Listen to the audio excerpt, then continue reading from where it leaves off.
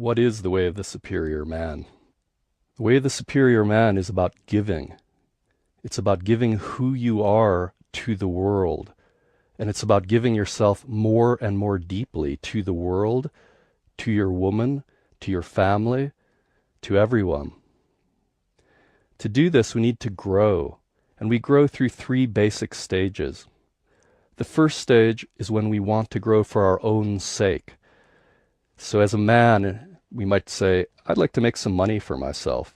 And if we are in the first stage, that's as far as we go. We choose to make money for our own sake. Over time, we grow to what I call the second stage, which is when we want to share and cooperate with other people. So as a man, we may feel, I would like to make money not only for my sake, but to take care of my family, to invest in the community, and to better the world.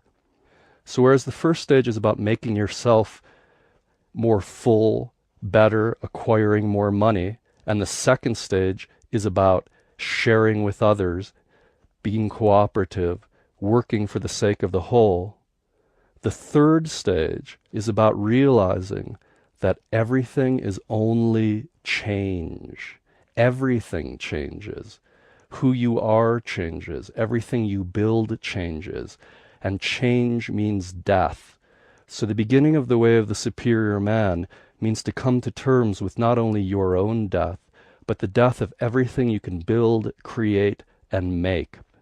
In the third stage of our life, when we're here to give, we are coming from the depths of our heart, feeling our deepest purpose, offering our love outward, and we realize nobody may accept what we have to give. Our art that we create may not be received. Our love that we have to give may not be received. A superior man does not stop giving merely because he's not received. He may never be acknowledged. He may never receive what he feels he deserves for what he gives. But the superior man is the giving. He lives as a gift. To do so, he needs to feel deep within himself and deeply into the world at the same time. So the superior man feels deeply in himself, who am I? Who am I most deeply? To give your deepest gift, one must know, who am I? So to feel who am I at my most deepest place is the beginning of relaxing as a superior man. To feel who am I leads you to feel that you are the witness of everything. You're not just your name. You're clearly not your body, the cells of which change all the time. When you were 10 years old, every cell of your body was probably pretty much different than it is today. So you're not your body. Likewise, your mind has changed since you were a child, and yet you still feel like you are the same person. So there is a continuity of a sense of self, even though everything changes. So that continuity, or that unchanging sense of self amidst constant change, is what I call the masculine. The consciousness that you are conscious of everything. That consciousness that you are is your masculine. The more you are identified with your deep consciousness, that which never changes, that which has no specific form, that which is eternal, the more you are identified with that, the more you are identified with what I call your masculine.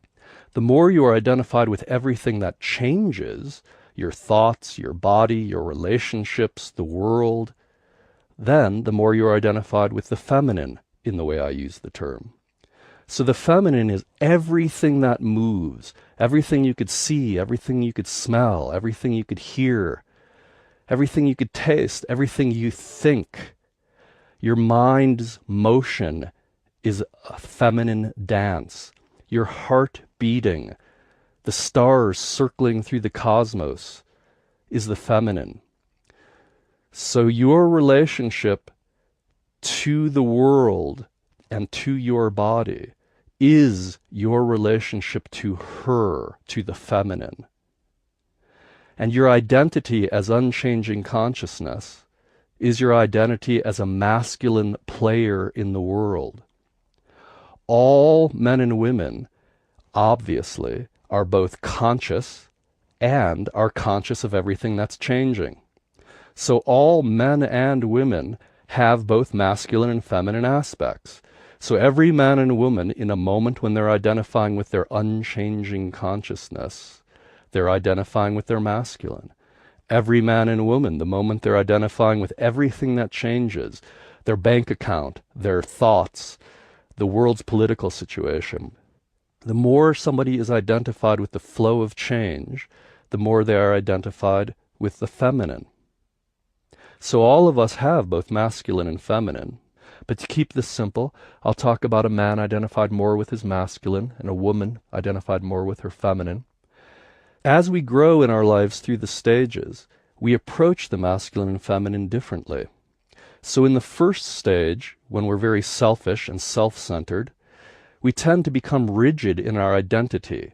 A good way to feel into this first stage approach is to think of perhaps the 1950s in the United States, where men were men and women were women, where men were identified with only the masculine, that which doesn't change, no emotion, kind of stolid. And the women, again, this is the old style, first stage, 1950s, you can imagine. The women were identified with change, with the beauty of the house, with their children. And we've grown out of these roles, thankfully. So now both men and women can exercise their masculine and feminine freely. But what that has resulted in is a kind of neutralization. Because if every human being expresses equal amounts of masculine and feminine expression, then there is no polarity. Sexual polarity is the arc of energy, either attractive energy or sometimes even repulsive energy. Sexual polarity is this arc of energy between masculine and feminine poles.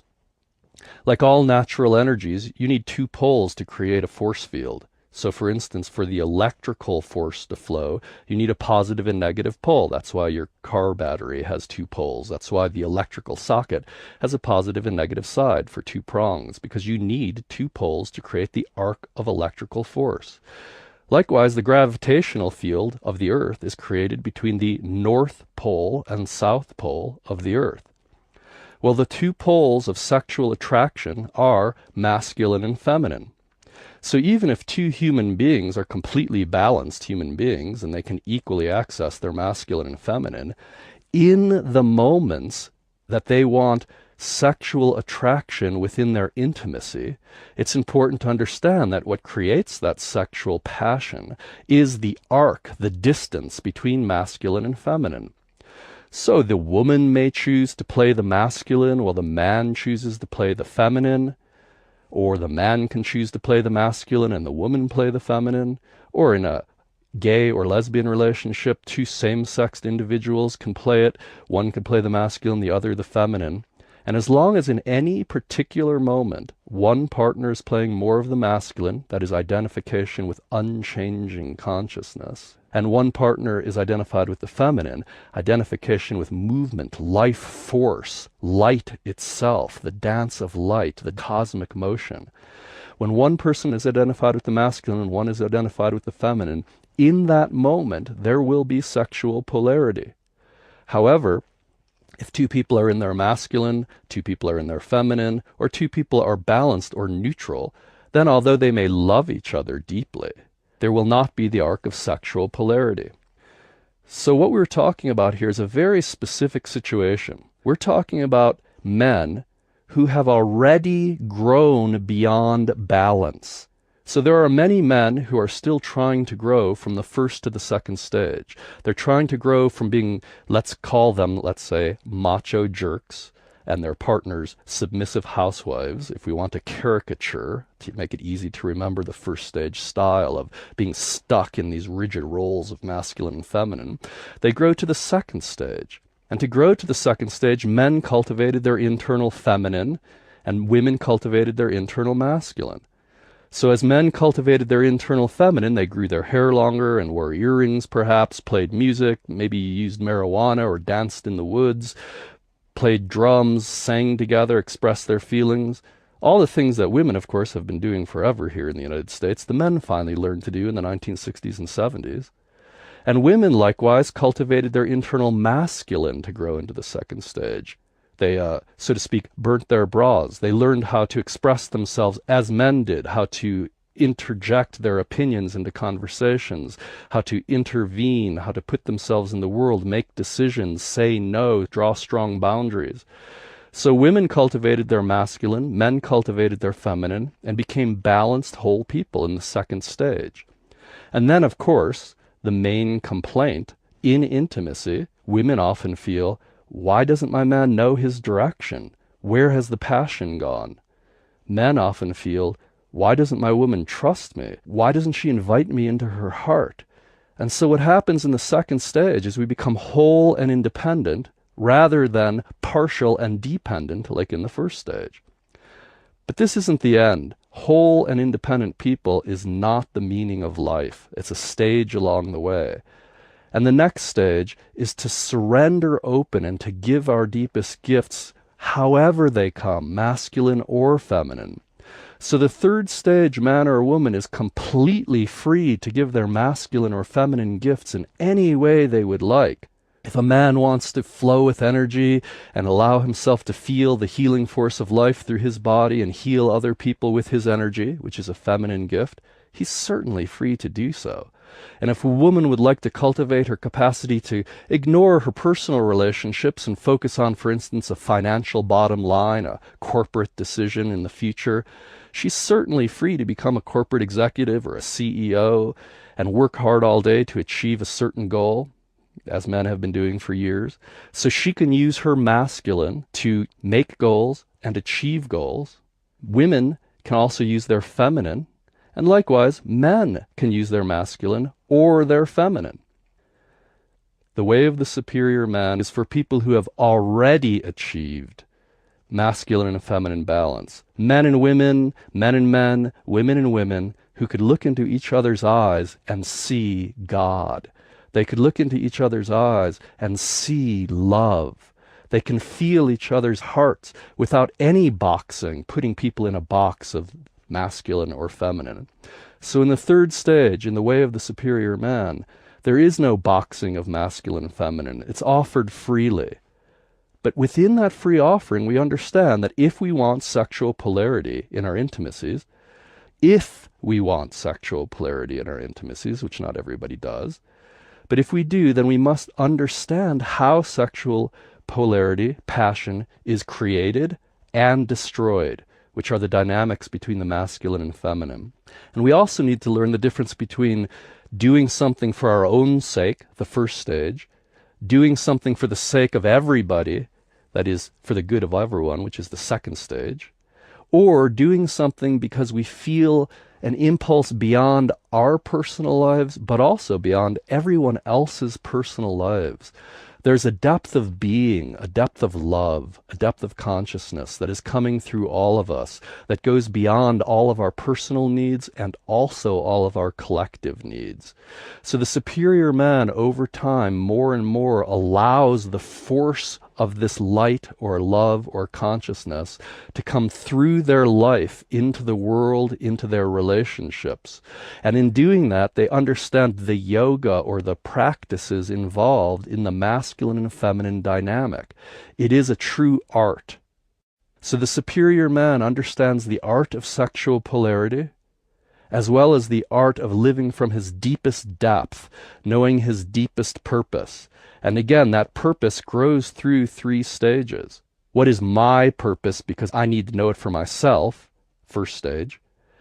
How does my purpose integrate with everyone else's purpose so we could create heaven on earth, so we could make this world, this community of ours, this human community, a better place to live? So there's your purpose for making this place a better world to live in. And then the third stage purpose is grounded in something beyond your own sense of personal need, and it's also grounded in something beyond the collective need. It's grounded in something that actually transcends this lifetime. So for the superior man to find his true purpose and live it fully through his body, with his women, with his life, with his family, with the world, for him to live that deepest purpose, he must find a way of sourcing himself in that deep purpose. For most men, this requires a kind of meditative practice, or at least substantial time in solitude, so that the motions of life, the feminine aspects of life, everything that changes, the attention to those changes is relaxed, and so the man can simply feel and be awareness, feel and be love itself. And through this practice of relaxing and breathing and feeling at the most fundamental level, who am I? You can begin to relax. And as you relax, the separation between inside and out begins to dissolve. So there simply is light alive as the world, she, the feminine. And there is consciousness, conscious of her dance, he, the masculine. Now, when we identify with that deep consciousness, we are, man or woman, feeling and therefore expressing our masculine principle. When we are identified with the light of the world, the life force of the world itself, then we are identified with the feminine. We need to understand these differences to play the masculine and feminine game in this human domain with love and joy and freedom and artistry. So we will look at the masculine and feminine play. We will look at the 3 stages. We will look at how to source our sense of purpose in not our first stage selfishness and not our second stage sense of sharing, but most profoundly into our 3rd stage divinity. What is our divine purpose? How is that expressed uniquely through the body you were born with? How is that expressed uniquely through the mind you were born with? How is that expressed uniquely through the specific relationships that you have? The relationship with your love partner, the relationship perhaps with your children, your parents, your family. So one beginning step for the superior man is to relax into that which came before his birth, which is here now, and which will also be here after his death. So the superior man engages in whatever unique meditative or contemplative process whereby he begins to feel on a moment-by-moment basis who he is beyond this life. And it is only when one is sourced in that which is alive, which is livingness itself, with or without your personal birth. It's only when we're sourced in something that can never end and has never started, that our gestures are full and spontaneous and communicate a kind of living conscious light because we are speaking, moving, touching, acting, earning our money from, creating our family from, our deepest source. In our culture today, we have very little practices for men to feel into their deepest purpose. Therefore, most men, as they grow from childhood into adolescence and young adulthood, begin to function from more superficial desires. So we can talk about desires that are more surface or superficial, and desires that are more deep or sourced in divinity, in God, in our deepest heart. If we begin living from the basis of our superficial desires, for instance, our fears, rather than what we love, then our life begins to become structured around our fears. One of the main fears that many men have is fear of not enough money. And so frequently, one of the first major mistakes men make in their life is choosing ways of making money that have nothing to do with their sense of deep purpose, because they've lost touch with their sense of deep purpose. So in their late teenage years and then into their 20s, when they finish high school, maybe go to college or get a job or develop their profession, the decisions most men make are not sourced in the feeling of, I am consciousness, I love the world. How can I give this love to the world so that the world becomes brighter rather than darker? How can I bring light into the world, into my relationships, into my own body? Instead of that, most men feel, I'm afraid I won't have enough money. Here's an opportunity, some random opportunity comes up, and they begin working. Years can go by. They can even have children on this basis without it being a deep aspect of an expression of their purpose. They might get married on the basis of their fears. And soon a man finds himself perhaps in a relationship that he built because he was afraid, perhaps even in a family situation that is riddled with fear, perhaps working at a job that, although it's doable, it doesn't express his deepest heart's yearning. And so it's easy in the middle of your life to find yourself living a life that feels apart from who you are. You may not even have a sense of who you are anymore. You may have lost touch with how you would express that in the world. And here today, you might find yourself surrounded by all the artifacts, the acquisitions, the relationships that you've created or acquired based on your neediness or your fear, rather than based on your deepest love and what you would love to give, what you're here to give. So what most men need to reestablish the source of their purpose is a formal period of solitude, isolation, and non-distraction. This formal period could be a kind of meditative or contemplative time done every day for perhaps a half an hour, say, or an hour every day, or for a more intense delving into your purpose. You might want to set aside a whole day of silence and no distractions, or even a week, or perhaps every 10 years. You might take a month or 3 months if you can arrange it in your life. But whatever you are ready for, the best way to feel into your deepest purpose, the best way to regain contact with your true source, is to stop doing and start feeling now. So you could sit in silence, close your eyes, and relax. Don't pick up the newspaper, don't pick up a magazine, don't turn on the TV. Thoughts may come and thoughts may go, and just feel the source of every thought coming and going. As you practice feeling the source of every thought coming and going, and as you deeply relax as that source, over time, hours, weeks, months, that source will begin to speak quietly.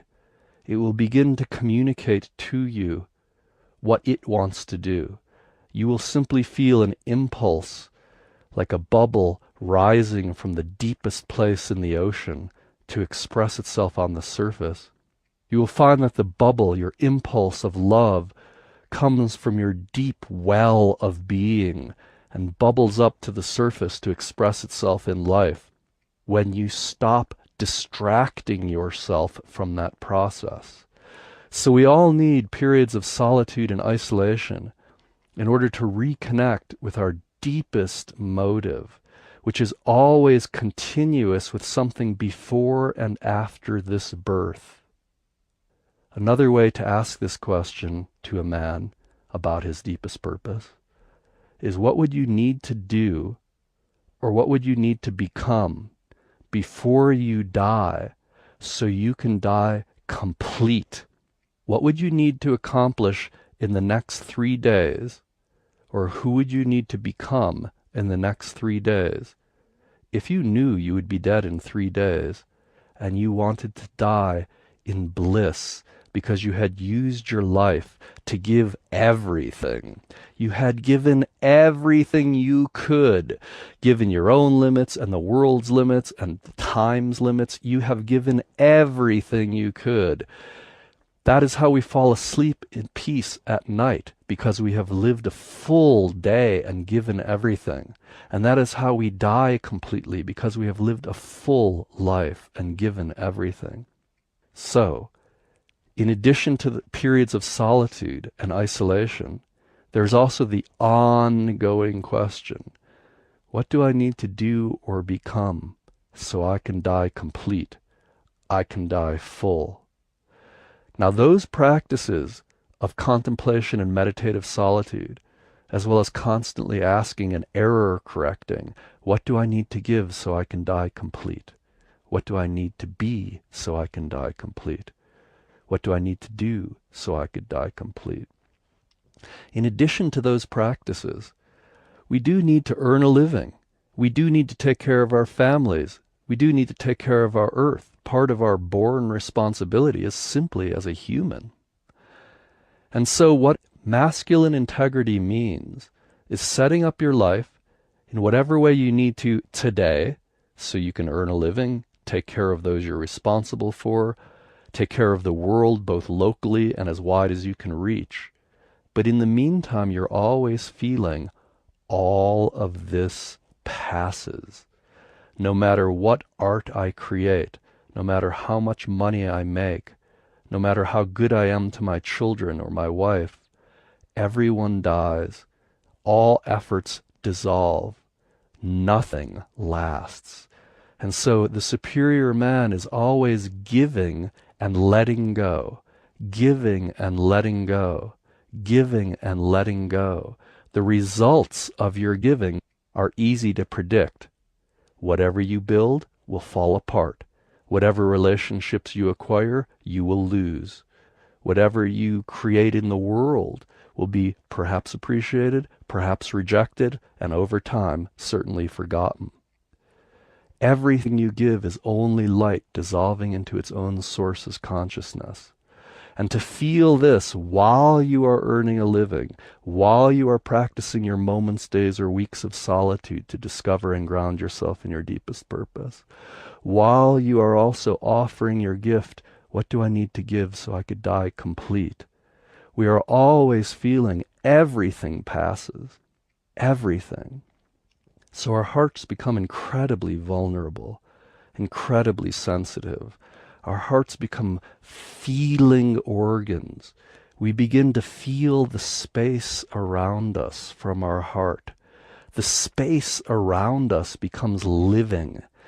Over time, we no longer feel as if we are a separate body, separate from other people, separate from the space around us. Of course, at one level, we are a separate body. But as our feeling becomes deeper, we realize that all of this is happening together. It's a huge mystery. We have no idea why we ended up the way we are. We have no idea what's going to happen the next moment to us or to anyone else. We live in an unknowable, magical display of love. And the superior man sources himself in the deepest consciousness to give his gift over time, while taking care of the practical events necessary in life. So the first thing to remember is do not postpone the giving of your deepest gift because you don't know what your deepest gift is yet, or because you have to earn money doing something else in the meantime. Whatever you have to do to earn money, at least set aside some period of time every day, perhaps a half an hour a day, where today you are giving your deepest gift, the gift you feel you were born to give. Over time, that may change. Tomorrow you may find a deeper way to give that gift. But for now, what is the deepest way to offer yourself? And can you do it as a discipline for half an hour today, even though you have to make a living? Even though the house may need taking care of, even though you may have responsibilities for most of the day, do not postpone one more day living your deepest gift. So the superior man always makes time now, today, to live how they need to live, to give what you need to give, so you could die complete if today was your last day. How do you know your deepest purpose when your mind is constantly changing? Yesterday you might have felt one thing, but today when you wake up you feel something else. How do you stay on track? Your relationship to your own changing mind and your relationship to your own changing body is your relationship to the feminine. Your changing mind, that is the flow of your thoughts and the flow of your body, those are the feminine. They are change, they are motion, they are life expressing itself. So for you to discover your deepest masculine purpose requires that you develop the capacity basically to simply love your mind and body as they change without believing what your mind and body are telling you too much. To do this, you must understand that everything in your mind is sourced in consciousness. Your mind is just a display of conditioning of your past, of thoughts, of things people have told you, things you have read, your own ideas, things you've watched on TV, all of which changes. Think back 10 years and you'll probably think, well, I thought I knew what was going on then, but now I'm 10 years older and now I really know what's going on. But of course, in another 10 years, you'll feel like what you knew now was very immature. We are constantly growing. Therefore, to trust your own mind is a mistake. To trust your own body is a mistake. Of course, to grow from the first to the second stage, to grow from dependence to independence, we learn to trust our own mind and body so we could make our own decisions and we're not dependent on others. Again, as always, I'm speaking of moving from the second to the third stage. And to do that, we realize that our mind and body are worthy of love.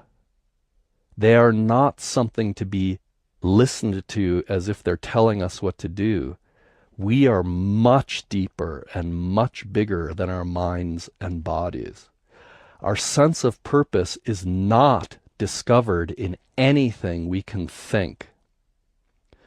So however long it takes a man to realize that as thoughts come and go, his sense of purpose stays the same.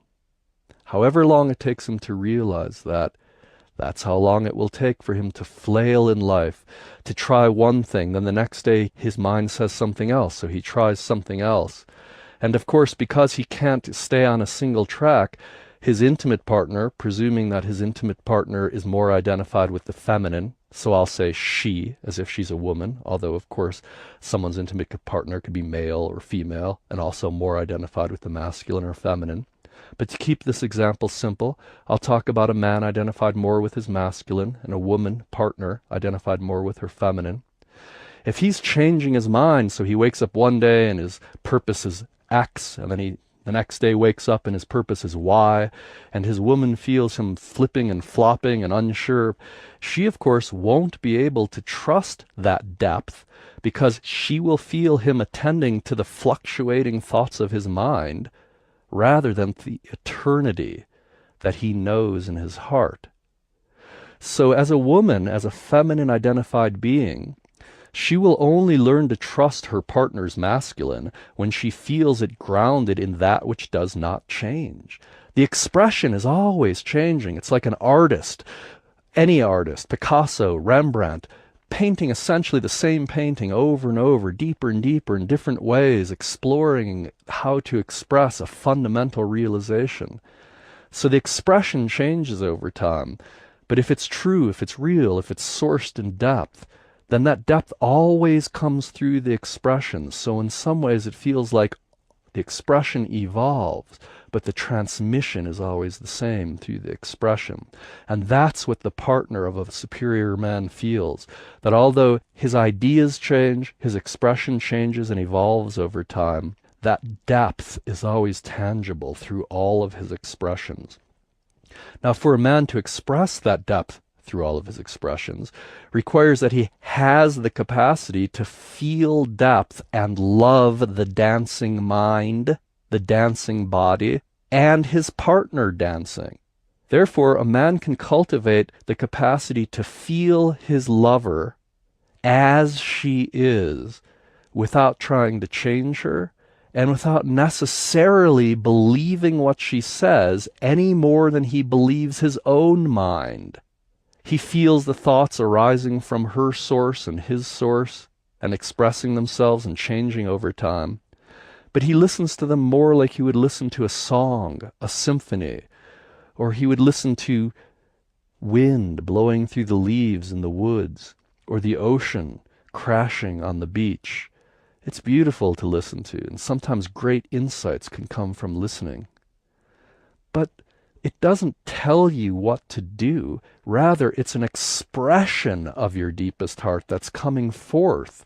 Instead of tending to your expression, tend to the source in order for your expression to stay continuous with your source. How do we do that? A lot of it is emotional. A lot of it is simply our emotional relationship to the feminine. Are we willing to feel the constantly changing feminine without hoping that one day the feminine will make sense? One of the masculine mistakes is to attempt to resolve the ever-changing feminine into a singular resolution. So in an argument between a masculine partner and a feminine partner, the masculine partner is always saying, well, make up your mind, or what's the point? What are you trying to say? Because he's trying to resolve the discussion to a point, to an understanding that can end the discussion. But the feminine doesn't want to bring anything to the end. The feminine is constant change, constant motion, constant life, always changing. So if a man thinks that his mind will ever resolve itself into a single purpose, he simply has got the wrong assumption. The mind always dances. She is always dancing. The feminine, the divine feminine, as well as the feminine form in the shape of your woman, is motion itself. She has a masculine aspect. She can certainly source her expression in the masculine just like you. But when she's sourcing her expression in her feminine, it is very much like the expression of feminine on earth, the weather, the ocean, storms, hurricanes, tsunamis, sunny days, rainy days. That's the feminine. That is your mind. Some days your mind feels like a storm. Sometimes your mind feels like sun. Sometimes your mind feels clear. Sometimes it's cloudy. And the same thing with your woman. Sometimes she feels happy, sometimes sad. Sometimes she sounds like she hates you. Sometimes she sounds like she loves you. All of that is her dance. If you are practicing the way of the superior man, it means to embrace that dance in love. It means to feel every nuance of her dance, every nuance of her expression, every nuance of your own mind, to pay complete attention with utter feeling, heart sensitivity, and vulnerability, and at the same time to source yourself in depth. That is, what lies beneath this moment? What is deeper than everything that appears? What was before you were born and will be after you die? Not as a theoretical exercise, not as a philosophical exercise, but as an in-the-moment realization, a feeling realization, so that as your mind keeps changing, so that one day you wake up and you feel your purpose is to open a new business, and the next day you wake up and you feel like your purpose is to write a novel, and the next day you wake up and you feel your purpose is to have a family. And as you express these purposes to your woman, she gets upset. Why can't you make up your mind? What's happening? Who's going to pay the rent? Don't you have a plan? As all of this is happening, you continually feel into the deepest part of your being, which is the deepest part of all being. And from that depth, you learn to embrace and dance with the feminine. Dancing itself is simple motion. It has no depth to it. But if you're sourced in your masculine consciousness and dancing, then the dance is life, and your masculine consciousness brings the depth dimension, or death. Life and death as one, depth and motion as one. The unchanging eternity is the source for all that is only changing, including your mind. You will never know your purpose in mind, ever. Your mind is only change. Your purpose is sourced in where you go when you fall asleep and deeper. Your purpose is sourced in where you were born from and where you are being born moment by moment. From that unchanging depth of being, you dance with her That is, you dance with your mind and your body. You dance with your lover. You dance with the world. You dance with your children. You dance with the political situation of the earth. You dance with the weather. You wear a raincoat when it rains. You do what you need to do to dance, to love, to live. And you do not lose continuity with that which never changes, with that which we die into, moment by moment, and then are reborn from, giving birth from moment by moment. So if you're waiting to know your purpose in your mind, you will literally be waiting your entire life. But if you stop waiting for your mind to reflect your purpose, if you stop waiting for your woman to reflect your purpose, if you stop waiting for the world to reflect your purpose, and instead feel your motivation from your deepest consciousness, and then express it into the world of woman, of purpose, of mind and body, that is the beginning of living as a superior man in the world.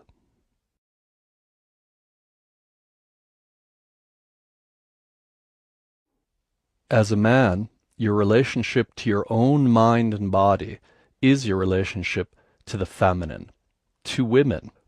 Again, in all of these discussions, we could be talking about gay relationships, straight relationships, bisexual relationships. We could be talking about women more identified with their masculine or men more identified with their feminine. But to keep it simple, I'll just speak about men identified with their masculine, women identified with their feminine, just to make it easy to talk about. Again, a man's relationship to his own body and mind is his relationship to women, and to his woman in specific. So for instance, do you believe what your mind says? Well, hopefully you listen to your mind. There is some wisdom inherent in your mental fluctuations, but also there's just movement. You probably have been in bad moods and thought about all kinds of dark things, only next day to be in a good mood and think all kinds of good things. The mind is like that. The feminine is like that. The weather is like that. The world is like that, and women are like that.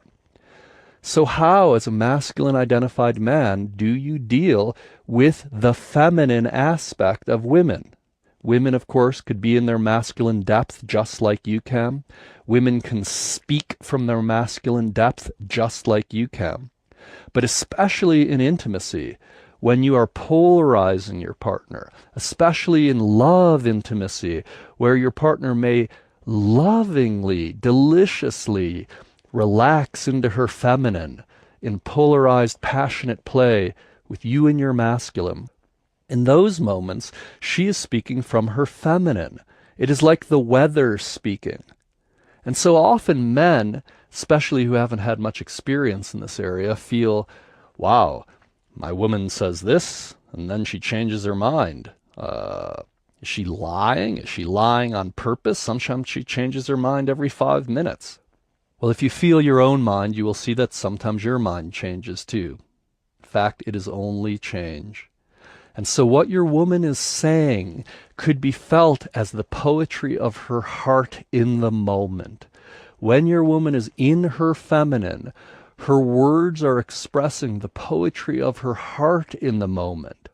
When she says, I don't want to go to the movies tonight, she may actually be saying something's off in our relationship and we need to talk about it.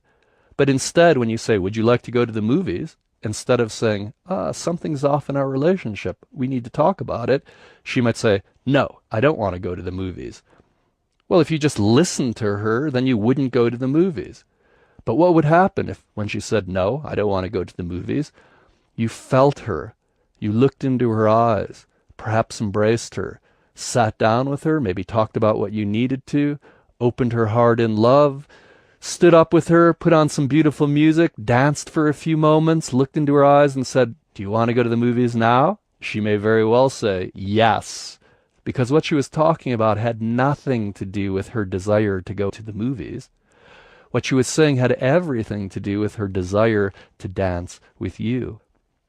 And so women are not liars. The feminine is not lying. Weather does not lie.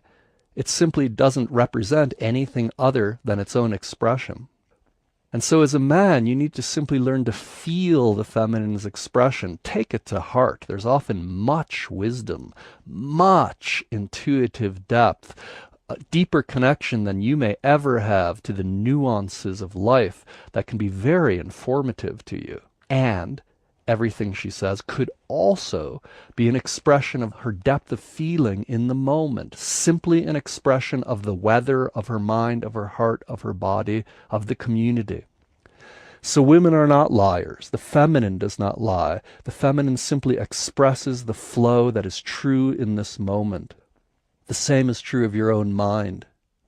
And so in learning to relate to your own mind, loving your own mind, embracing your own mind, trusting that your own mind is sourced in depth, and also knowing that the way your mind is expressing is simply a shimmer, simply a momentary bubble on the surface, a wave on the surface of the ocean.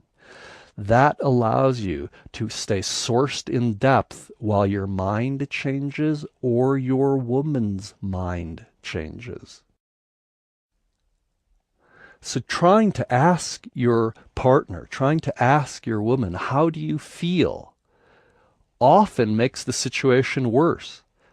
Why? Because how she feels isn't necessarily able to be put into words. Words, especially the way masculine people use them, a linear sequence of words that add up to an expression that can be more or less true compared to other expressions, that way of using words doesn't necessarily mean what we think it means. Asking your woman, how do you feel, is sometimes like taking the ocean and putting it into a little box. The ocean is huge. How your woman feels probably has to do with the color of shoes she chose to wear today, how the weather is outside, whether you kissed her long and deep or short and sharp, the tone of your voice, the way her children related to her, the dreams she had, the food she ate. All of this is, of course, contributing to how she feels. So to ask a woman how she feels when she's in her feminine is very much like asking a windstorm, why are you windy? The windstorm is related to so many things. Hot air currents in South America, cold water currents in Antarctica. All of that contributes to all local weather. Similarly, the reasons your woman feels what she feels are huge, immense, and unknowable. Sometimes, of course, there's a practical reason just to ask, why are you feeling what you're feeling? But more often, the actual answer is so complex, so related to so much, that just to ask that question changes how she's feeling. So as she begins to answer, well, how am I feeling? I'm feeling happy. But as soon as she says happy, she realizes that just you asking her made her feel a little angry. So I'm feeling happy, angry, but good you asked. But why did you ask? Just asking the question shifts the feminine flow.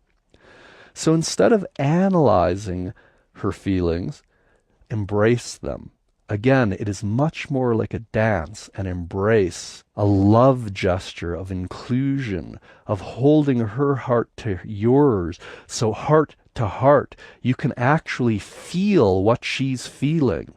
By cultivating your capacity to feel into her heart, you don't need to ask her how she feels. You can feel how she feels. In a third stage relationship, in fact, you realize that quite often you can feel your lover's heart much more deeply than she can. And she can feel your heart more deeply than you can. And so it is through the eyes and hearts of our lover that we come to know ourselves even more fully than we could on our own. And this is the way of the superior man, to realize that what she shows you is often deeper than you can feel and see. And what you can show her is often deeper than what she can feel or see about herself. So in a third stage relationship, we come to trust the heart and vision of our chosen partner, and perhaps as well our chosen friends and teachers, more than our own ever-dancing mind and image of ourself. So it is this depth of growing trust and vulnerability that allows you to stay in heart continuity with your lover, even as she says one thing and does something else. Even when your mind says one thing and does something else, you could sustain that heart continuity with your lover. And it's the sustaining of that heart continuity with your lover, breathing with her, feeling her heart, that allows her to come to trust you. She'll know then when your changing expressions are just neurotic and all over the place, or when your changing expressions are deeply sourced in your heart and are truly evolving over time, not randomly, but because the deeper and deeper sourcing is occurring. She will learn when to trust you because you are really coming from your heart, from your depth, and when not to trust you because you're coming from a more superficial motive. It is this deepening of trust between you and your partner that leads into the third stage relationship, the relationship between a superior man and his chosen partner, a relationship in which our deepest heart values are expressed in our life and our partnership, rather than our minds and bodies merely being expressed. Our minds and bodies become expressions of our heart's depth. Therefore, to use your mind to analyze your partner's feelings, or to think your partner's lying because she says something and then changes her mind or does something entirely different, those kind of behaviors are based on a wrong assumption. You are still assuming that the sound of the wind means something deeper than the sound of the wind. Whereas in fact, all of it is an expression of love. All of it is an expression of light. But to analyze what she means is almost by definition to reduce her to the limits of your own mind. And she is much deeper, much more complex, much more mysterious, much more full than your own verbal mind will ever be able to grasp. And so are you. Because the masculine is identified with unchanging consciousness, discussions between a masculine character and a more feminine identified character always go something like this. Da-da-da-da-da, da-da-da-da-da, da-da-da-da-da, da-da-da-da-da. And then the masculine character is trying to bring it to da-da-da-da-da, da, a final resolution. And he hopes that his partner likewise da-da-da-da-da, and the agreement is reached, end of conversation. Because the masculine is always trying to reduce everything to the simplest possible rules and always trying to bring the fullness of life to the emptiness of consciousness. So the masculine motive is always to bring things to an end, to allow the mind to become silent, to have sex which is filled with desires and then ejaculate and I'm free of desire, the blissful peace of nothingness. When masculine people drink alcohol, they like to drink alcohol and feel the nothingness of numbness, even drinking to the point of obliteration. Whereas the feminine way to use alcohol is drinking for more fullness, to dance and sing and talk with your friends in a less inhibited way. So anytime we are moved towards emptying ourselves, which means becoming more free, no constraints, being empty of constraints, empty of boundaries, being free, we are exercising our masculine. And whenever we are moving towards fullness, more life, more fullness, we're moving towards greater love, we are exercising our feminine. In a conversation, therefore, the feminine partner is going to want the energy to continue. Life force is the feminine. Therefore, anger is an example of life force. Crying or sorrow is an example of life force. Those flows of anger and crying and sorrow, that is life. That is the feminine. There's no motive in the feminine to bring that to an end.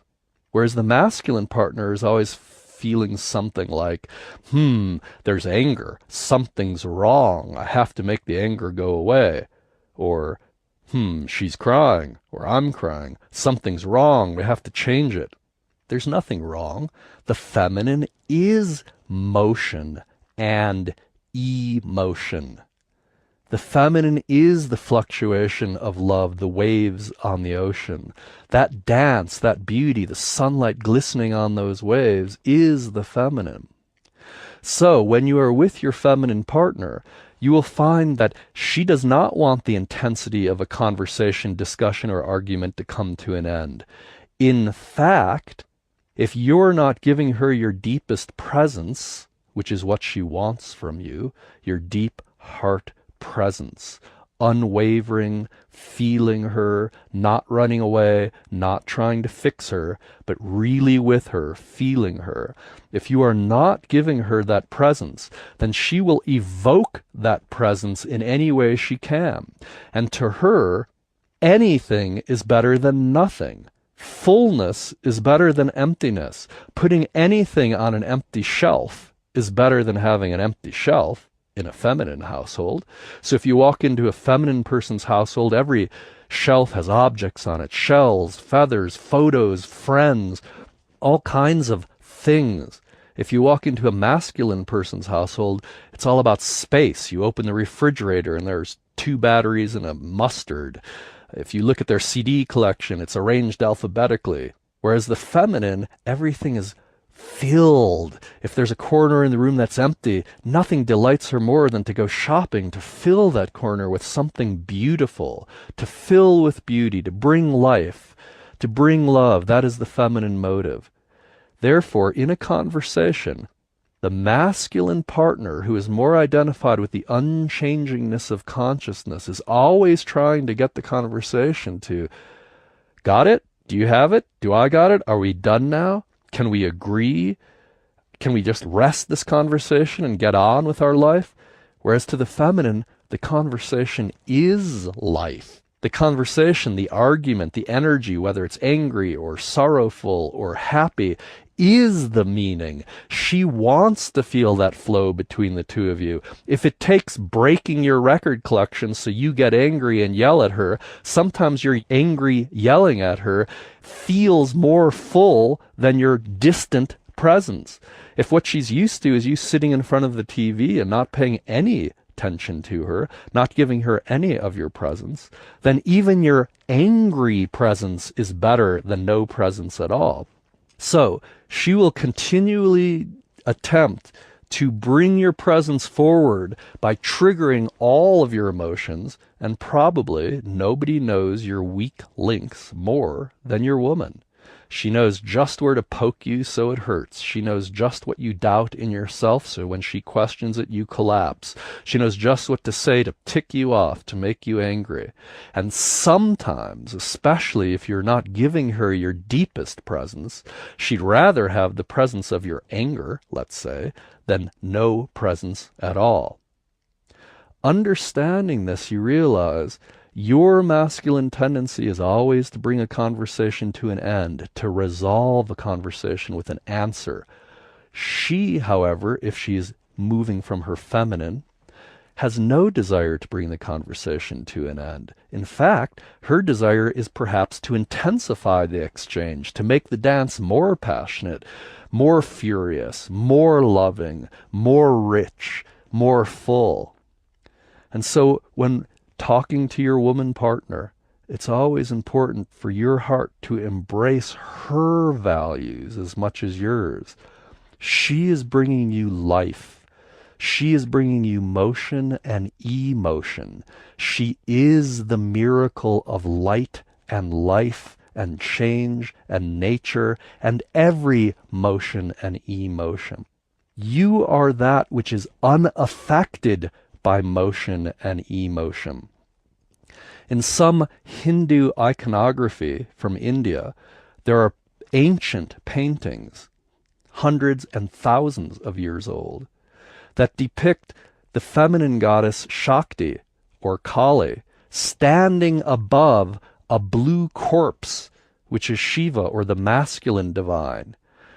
So there's a blue corpse, a man laying naked on his back on the ground. He is dead, although his face has a look of bliss, and he's often depicted as having an erection. And standing above him, often holding a sword or sometimes holding men's heads that she's just chopped off, is this wild, dancing, feminine divine, Shakti, or perhaps a Kali image. And that depicts the kind of conversation, if you will, between the superior man and his chosen woman. She will chop off his head if he is less than conscious. She will also make love with him to the end of time.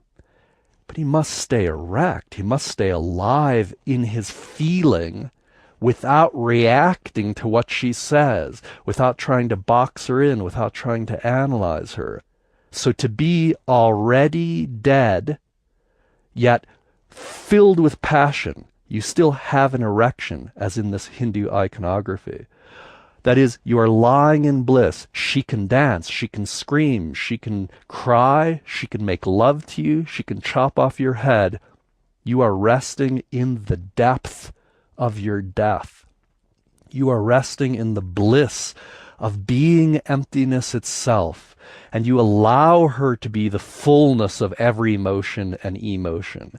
And more than allow her, you have no fear because you are already dead. You are already relaxed in the source of consciousness, and yet feeling her entirely, feeling every motion she makes, feeling how her eyes blink, feeling how her tongue moves, feeling the angle of her head, feeling the texture of her breath, feeling everything about her, and still free of her while feeling her and ready to enter her.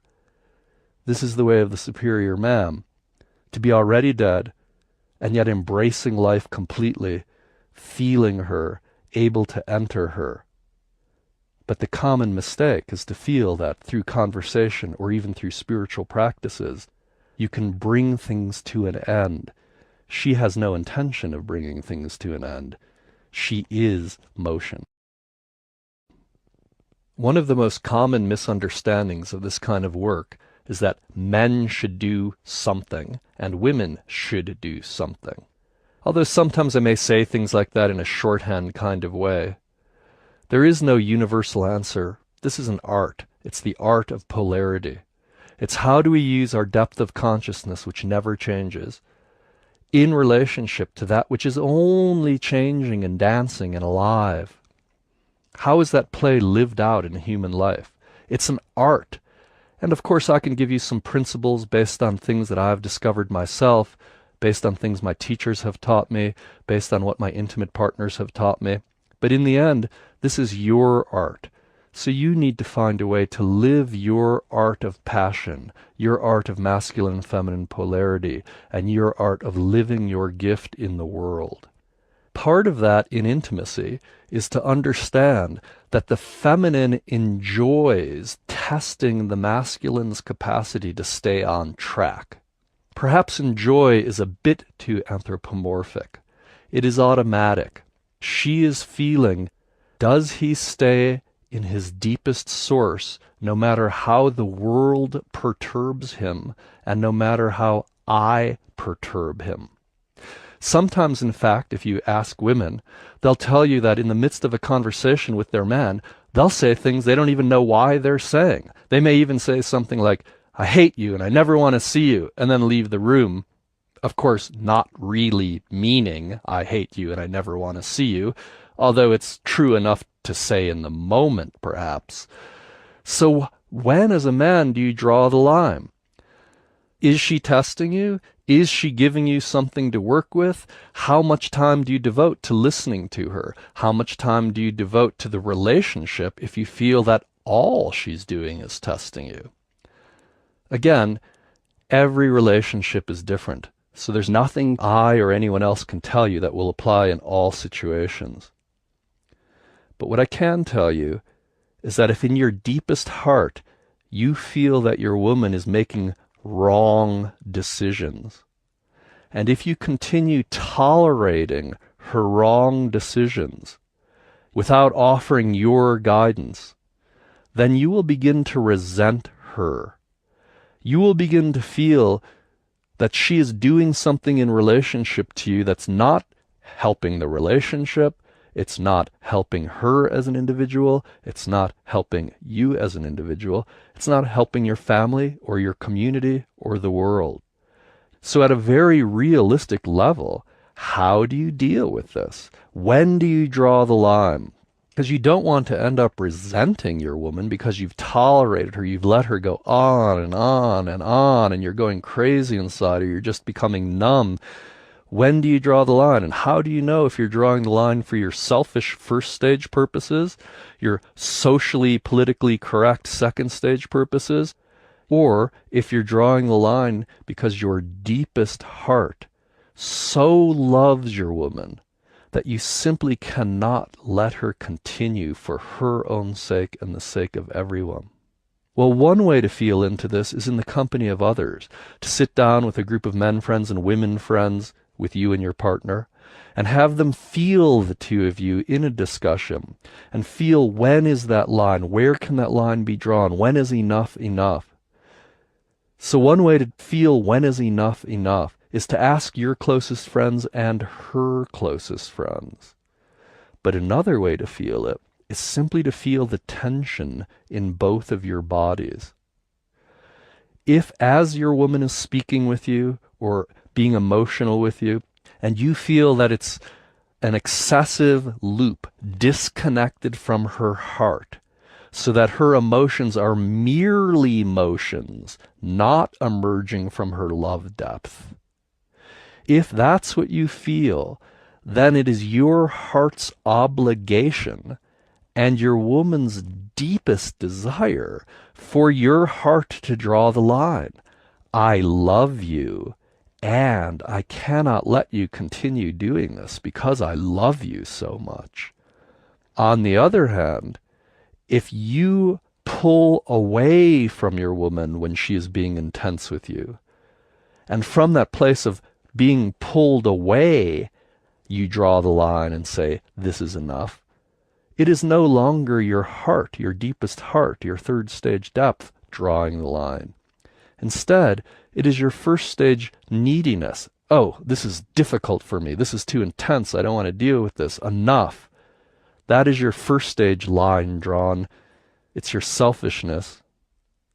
Some men have moved into the second stage, so instead of being macho jerks and just drawing a line and saying, hey, shut up, bitch, this is my way, you do what I say, the old style first stage masculine, he's grown into the second stage masculine, which is a balanced masculine, balanced by his own internal feminine. So he might say, well, I hear what you're saying, and I want to give you space and tell you that I do appreciate that you've expressed yourself to me. I don't agree with you, and you can do what you do. I can't control your life, and I'll do what I need to do. So you're a whole independent person who I appreciate and am giving space to. And I'm a whole and independent person that I want you to give space to. And you do what you need to do, and I'll do what I need to do. And if we could come together in that, then it's beautiful. So that's the second stage. So a second stage man may say, hey, wait a second, you're being too intense. Go pound on a pillow and get out your anger, and then come back to me, because you sound pretty crazy right now, and I just don't want you in my space. I need my own space, and you need to work this out yourself. That's the second stage. In the third stage, though, even though your woman might be being emotionally intense or seemingly testing you, perhaps, again, in your reality, unnecessarily or excessively, in those moments you feel into her deepest heart. So let's say she's lost touch with her deepest heart and she's just blabbing on about something. Da-da-da-da-da, this happened today. Mary said this. Joe did this. I'm feeling this. And you're realizing she's just tense and it's her tension speaking. Well, you may intervene in her tension and maybe embrace her so her body relaxes, or you may be humorous with her for a few moments so she relaxes and has a larger perspective on the situation. You can breathe with her, because breath is often an excellent way to communicate depth from body to body. But at some point, if you continue tolerating what she's giving you, and she is not deepening. Her heart is not coming into play.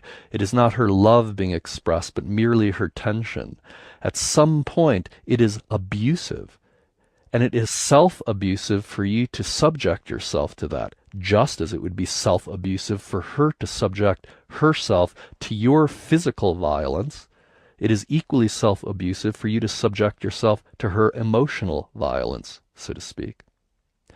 So we must learn to draw the line for our own needs in the first stage, for social needs in the second stage. Hey, I need my own space. You need your own space. Take care of it.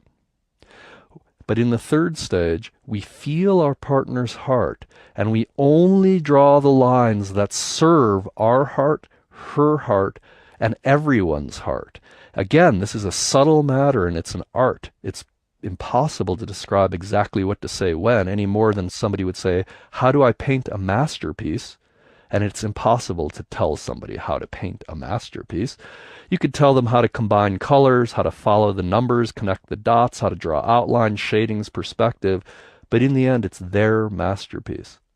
Well, your relationship is your masterpiece, and you're co-creating it with your woman.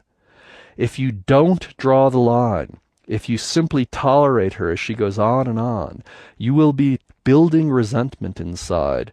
Your painting will be covered in darkness and tension. But there are ways of saying enough is enough, and your heart remains connected to her.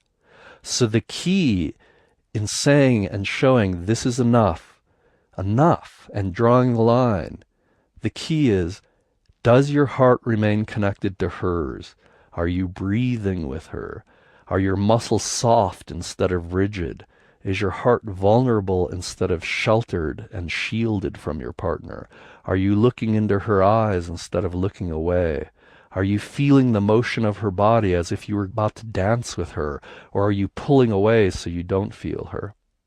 If you're pulling away, if your eyes are closed or looking away, if your breath is not full, if your stomach is tense, if you feel upset and disgusted, that is not the time to draw the line.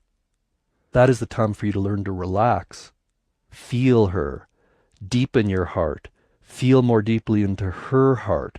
Breathe with her. Feel her agitation. Embrace her. Feel her deepest heart's desires.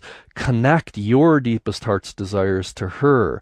And in that moment of your two hearts deeply connected, in that moment, if it's clear that a boundary needs to be established, I cannot tolerate this anymore, then you are drawing that line as an act of love. However, if you draw that line from tension and pulling away from her, then you are drawing that line from your own selfish need. You're not even feeling her. It has nothing to do with her. So tolerating her leads to resenting her. And when to draw the line is an art based on the depth of your heart connection with her. As we've said before, all men and all women have both masculine and feminine forces moving through them. The masculine in all of us grows through critical assessment and error correction. The fastest way for the masculine to grow is to be told what it's doing wrong, so that the masculine can correct its error and do it right. So if you were in boot camp in the military, or you're on a team, a sporting team, the coach or the captain might say, "You dog, give me 5 push-ups. That was wrong. Do it better next time. You suck. Better, better, better. Man, I want to see your best. You're all little girls." So that kind of critical assessment inspires the masculine. It's a challenge. It puts it on its edge. So the masculine grows through challenge and criticism so they can error correct. But the feminine in all of us grows through praise. If you see a woman exercising and you want her to continue exercising, you would praise her exercising. You would say, "You're beautiful when you exercise. You look fantastic with sweat dripping down from you. I love to see you in your workout clothes." Rather than saying, "You're too fat, exercise more." Again, the masculine grows through criticism. "You're too fat, exercise." but the feminine grows through praise. I love when you exercise. You're so radiant. Jogging, running, swimming. I love to see the glistening sweat flowing down your skin. The feminine grows through praise, whereas the masculine grows through challenge and criticism. By understanding these differences, we can serve our partner's growth, our friends' growth, our children's growth, and our own.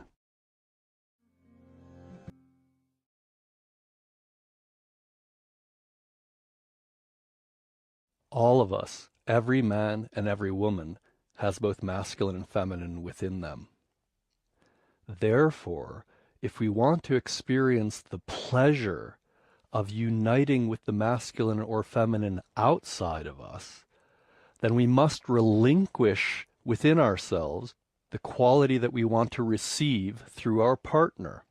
These are magnetic, polarized qualities, as we've already discussed in an earlier session.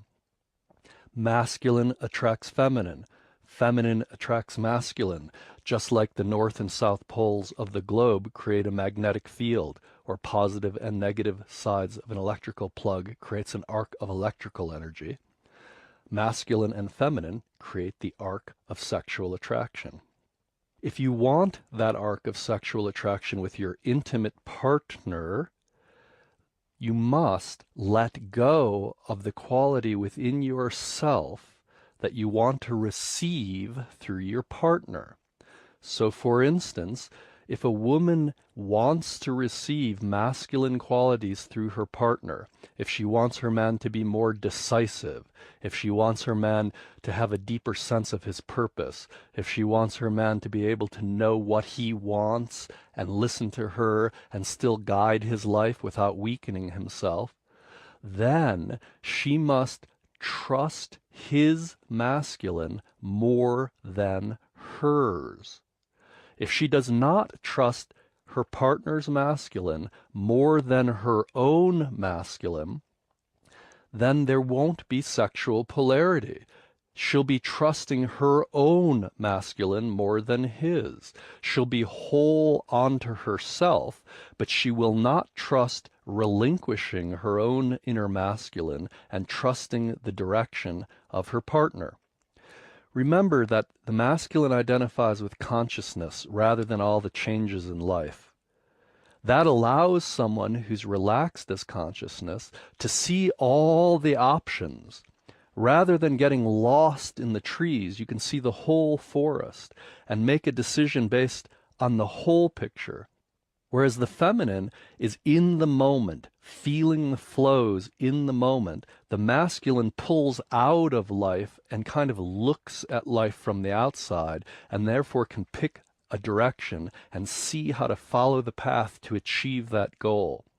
Another way of saying this is if a woman wants her man to offer his direction and to know his direction and to be clear about his direction, then in moments of intimacy, she can relinquish her own sense of direction, however highly developed it may be, in order to allow her partner the opportunity to exercise and cultivate and deepen his capacity to know his direction and to guide and direct a relationship to ever deeper and more amazing openings. Likewise, the masculine character relinquishes his own feminine and receives the feminine through his partner. Again, he must trust the feminine of his partner more than his own feminine. For instance, if he looks at himself in a mirror and his own radiance, his own life force, makes him happier than his woman's, she will be upset. If he spends more time combing his hair, more time looking into the mirror, more time making himself be a goddess, more time showing his own radiance than he does receiving and appreciating with deep gratitude the radiance of his chosen woman, then there won't be polarity. So the masculine partner then relieves himself of the need of animating his own feminine temporarily and in moments of intimacy then becomes whole through receiving his partner's feminine. So to move into this third stage as we've described it requires trusting parts of your partner more than yourself. In specific, it means as a man who's playing the masculine side in intimate moments, it means trusting the feminine of your woman partner. Trusting that feminine is the light of love. And when you trust that and you feel that, you also know that nothing on earth is more beautiful and more attractive than the feminine. And the human feminine form and expression is the most attractive to the human masculine.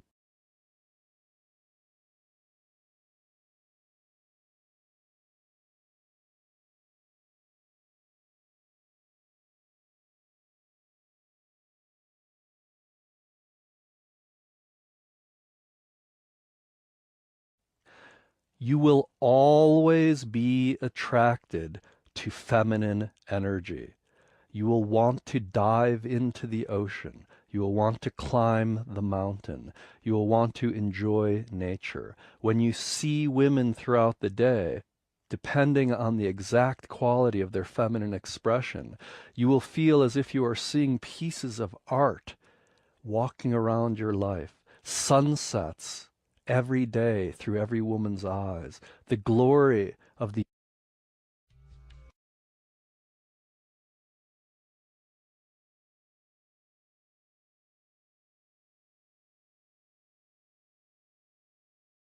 This concludes Session 1.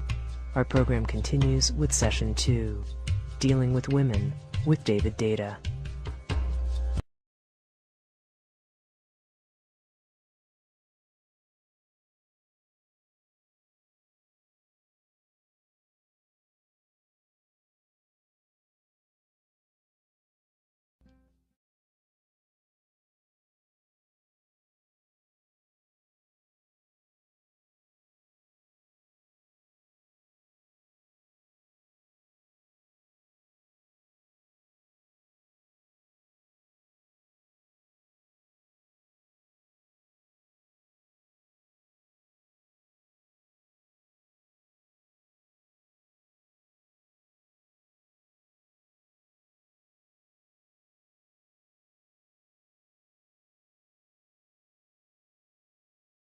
and south poles of magnetic flow.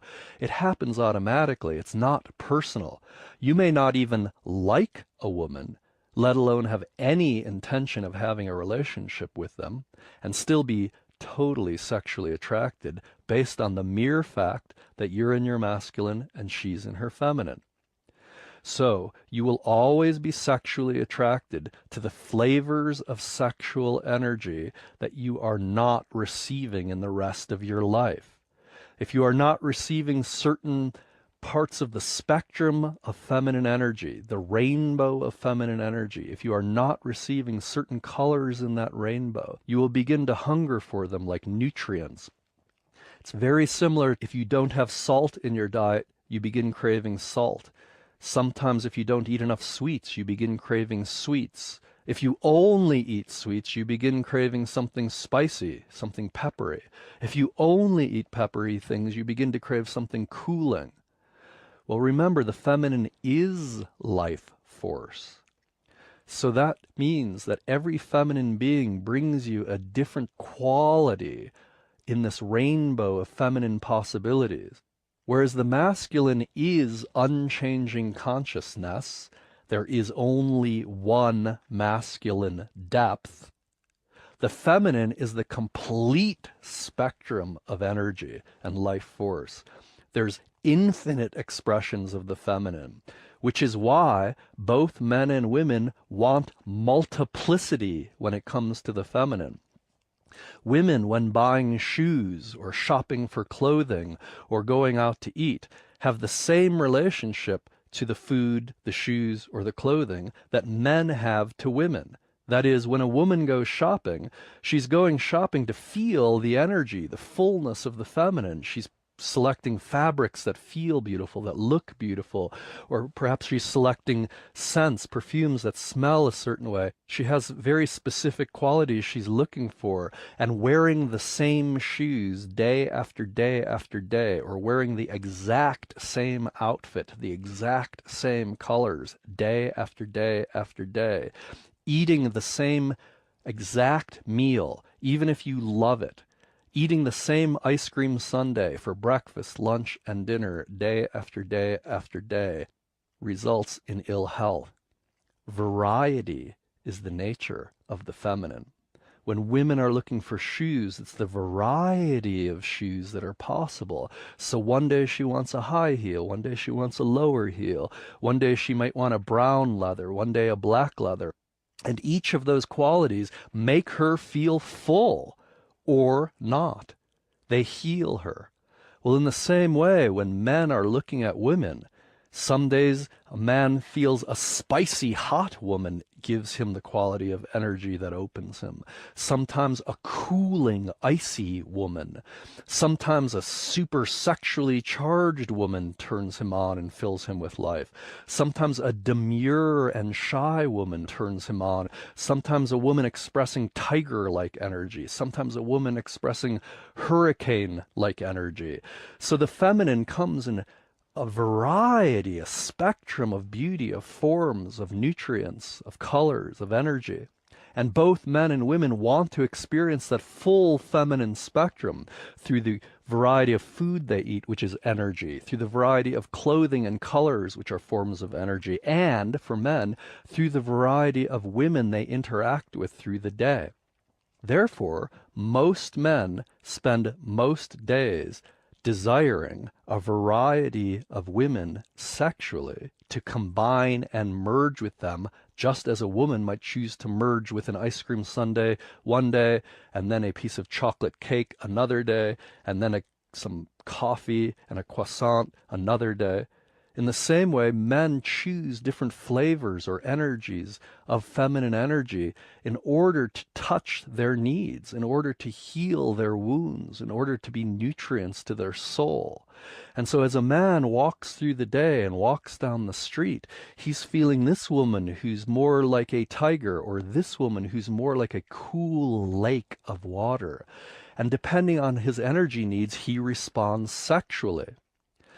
These sexual responses to various forms of feminine energy is natural, it's universal, it's innocent, it happens to everyone. It's very much like a woman walking by a restaurant and smelling some delicious meal as she walks by and going, mmm. Well, that quality of doesn't end her relationship with her man any more than the man's quality of towards different qualities of feminine energy ends his relationship with his chosen woman. That is, your commitment in relationship is very different than your sexual attraction. You will feel sexual attraction to any woman who is your reciprocal. You will also feel sexual attraction to places that are your reciprocal energies. If you have a lot of masculine energy flowing through you, then going to a place like Hawaii feels almost sexually alive because of the polar dynamic between the masculine in your body and the feminine life force of the island. So you will be sexually attracted to all kinds of things, places, objects, and women. There is a yogic art of breathing and feeling and allowing all of the feminine energy around you to be part of your healing, part of your inspiration, and therefore part of serving you so you can offer your deepest gifts.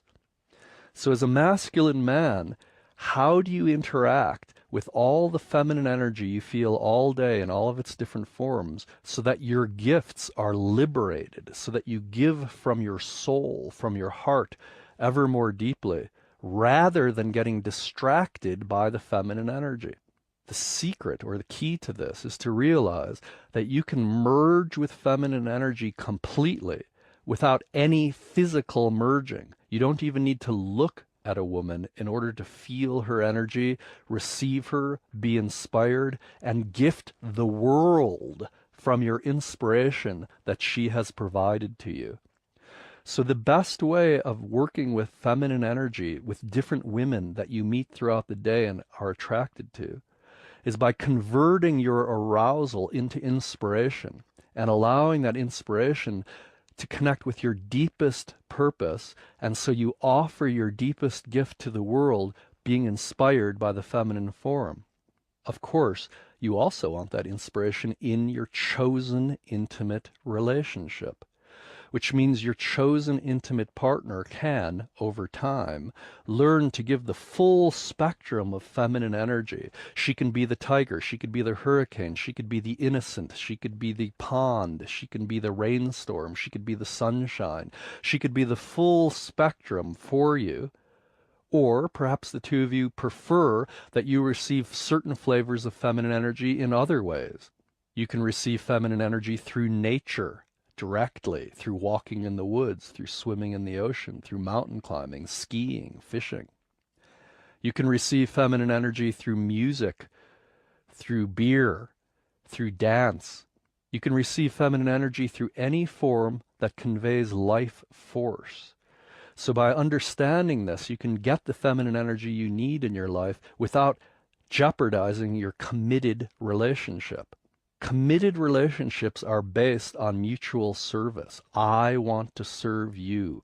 Your partner wants to serve you back. That mutual service, that commitment to serve each other's openness, depth, to bring each other's gifts, to help each other's lives bloom fully, is the basis of a committed intimacy.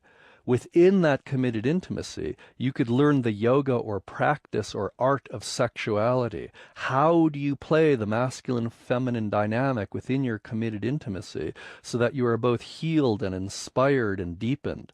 And then you realize outside of that intimacy, you're sexually attracted all day to various forms of feminine energy. By learning how to combine yourself with various forms of feminine energy without doing anything that jeopardizes your relationship, without doing anything that nullifies your commitment, enables you to both heal and grow and remain in a committed relationship.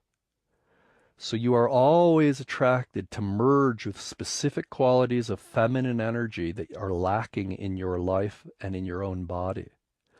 That desire to merge fuels your sexual desire.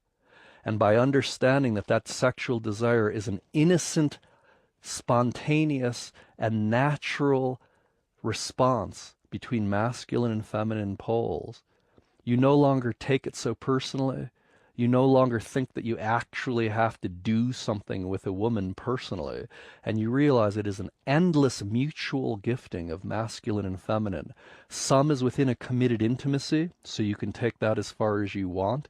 Some is outside of a committed intimacy, and you need to decide how responsible are you willing to be for the outcomes of your behaviors. Every man is free to choose how he wants to play this, how he will find his range and spectrum of feminine energy that he needs to be inspired to give his deepest gift. By understanding this, we can give our deepest gift. We can keep our committed relationships sacred. We can exchange the energies we need to outside of that committed relationship in clean ways that only inspire all the participants to give of their hearts most deeply, and we could minimize confusion.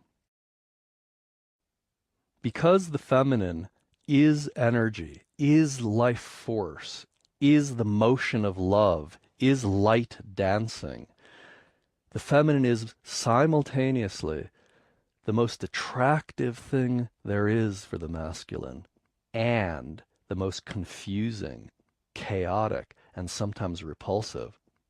When you want the refrigerator to have just one picture on it, the feminine partner of yours may want hundreds of photos on the refrigerator.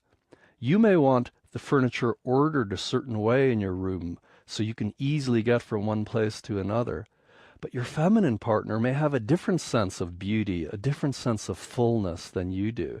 She may furnish the home very different than you would choose. So what do? Here you've chosen this woman for her fullness, for her spontaneity, for her qualities of energy, for her light, for the way her love shines through her eyes and her body. And at the same time, when she wants to shine that light through her furniture or the way she wants to fill your space, you say no. It's very important to feel, what is your deepest purpose? How do you need to live so you can die complete? What are you willing to be responsible for? And outside of that domain of responsibility, outside of your deepest purpose, if you allow your chosen woman to manifest beauty, to manifest light in her way, you'll probably learn a lot. There may be areas in your life where the two of you disagree and you need to talk about these areas, maybe have a third person help you mediate the process so you could come up with something you can both agree with as partners. But much more often than that, the little things don't make a whole lot of difference. And it's better to let her deal with the things that are very important to her, and you deal with what is very important to you, and get feedback from each other. But realize that the exact same woman who turns you on most sexually will be the same woman who most turns you off in the rest of your life. Because when you're in your masculine and you're trying to get something done, you're not doing the lovemaking, you're not uniting with your woman in depth and merger, but you're trying to complete a task, then her feminine energy might seem like an obstruction to you completing a task. She might want to talk about something when you don't, or she may want to arrange the house in ways that don't serve your task. What do? Why is it that the women you find most sexually attractive are the most difficult to live with? The woman who you most want to merge with, heart to heart and sexually, is also the woman who frustrates you the most, who doesn't speak with you in ways you could understand, or what you do understand doesn't seem to be what she means. And this is the way it always is. I've been told that in Chinese that the characters for sex stand for something like flowery combat. We can look at the relationship between the masculine and feminine in intimacy as a kind of playful opposition, a pleasurable opposition, something like dancing together, where you're cooperating with each other, but you're also adding a little that you have to keep up with. That kind of play, that kind of flowery combat or pleasurable opposition is the nature of the masculine and feminine in relationship. If you lose connection to your deepest heart's purpose, then you are easily swayed by the feminine. You're drawn into her domain of all kinds of options and possibilities. But if you stay connected to your heart, everything your partner says and does is felt from the place of your deepest source. If she's talking about something that happened to her during the day, and that doesn't deepen you or deepen her or allow your love to be given to the world more fully or bring more light into your intimacy, into your household and into the world, then why would you want to listen to her talk about what she's talking about? There are times to say, this is what we need to do right now because my deepest heart feels this, and I need you to trust my deepest heart. That's why we're together. There are also times when it's good to put aside your own feelings and feel what she's saying, what she's indicating. But always remember that the same qualities you find most attractive sexually are the qualities that will make you not trust your partner outside of the sexual domain. Her spontaneousness during sex will become her lack of ability to carry through during the day. The way that she just surprises you with ever-fresh expressions of love and devotion during sex will be the way she surprises you during the day by not showing up an appointment that she committed to, or by doing something she expressly told you she wouldn't. The flow of the feminine that is most attractive to merge with in sexual moments becomes, for many men, a real pain in the ass outside of the sexual domain. Now, some men simply separate the two. They no longer are sexually attracted to their intimate partner. They treat their intimate partner as more of a life partner. They take care of the kids together, they take care of the house together, they might earn a living and combine themselves financially. But if in addition to that they want a sexual polarity between them, then they need to understand the laws of polarity. And in specific, you as a man need to understand that the qualities that turn you on sexually are not necessarily the same qualities that lead to trust in your daily life together. So you need to decide, why are you together with your woman? There are, of course, many reasons, because we're multidimensional beings. You may have chosen your woman to be with her sexually. You may have chosen your woman in order to raise children. You may have chosen your woman to combine your finances together. But unless you decide on what your priority is, the relationship becomes mushy. All of these various reasons to be together become blended together and neutralized and made bland and homogeneous. So the sexual domain is never fully expressed, and the creative domain is never fully expressed. What your children need is often not what the two of you need sexually, which is often not what the two of you need financially. So it's very important to decide on your single most important reason for being together with your partner. For instance, you may choose your children, that you're together for the sake of your children. In that case, you subordinate your sexual desires to the needs of your children. You subordinate your financial plans to the needs of your children. You do whatever you need to because your priority is your children. So it's very important to choose your priority in intimacy and then organize all your other aspects of intimacy, and there are of course many, around that priority. Now once you do that, how do you deal with your sexual desire? How do you deal with the fact that to be sexually attracted to your woman, you want her to be one way, and then outside of the bed, in order to trust that she could balance the checkbook, you need her to be another way? Well, to sort all of that out, you need to decide, one, what is your deepest purpose in life that includes your relationship? Two, what is the purpose of the relationship itself? Again, there are many different reasons for being together, but what's the most single important reason for being together? So you can prioritize that and organize and align the rest of the relationship around that.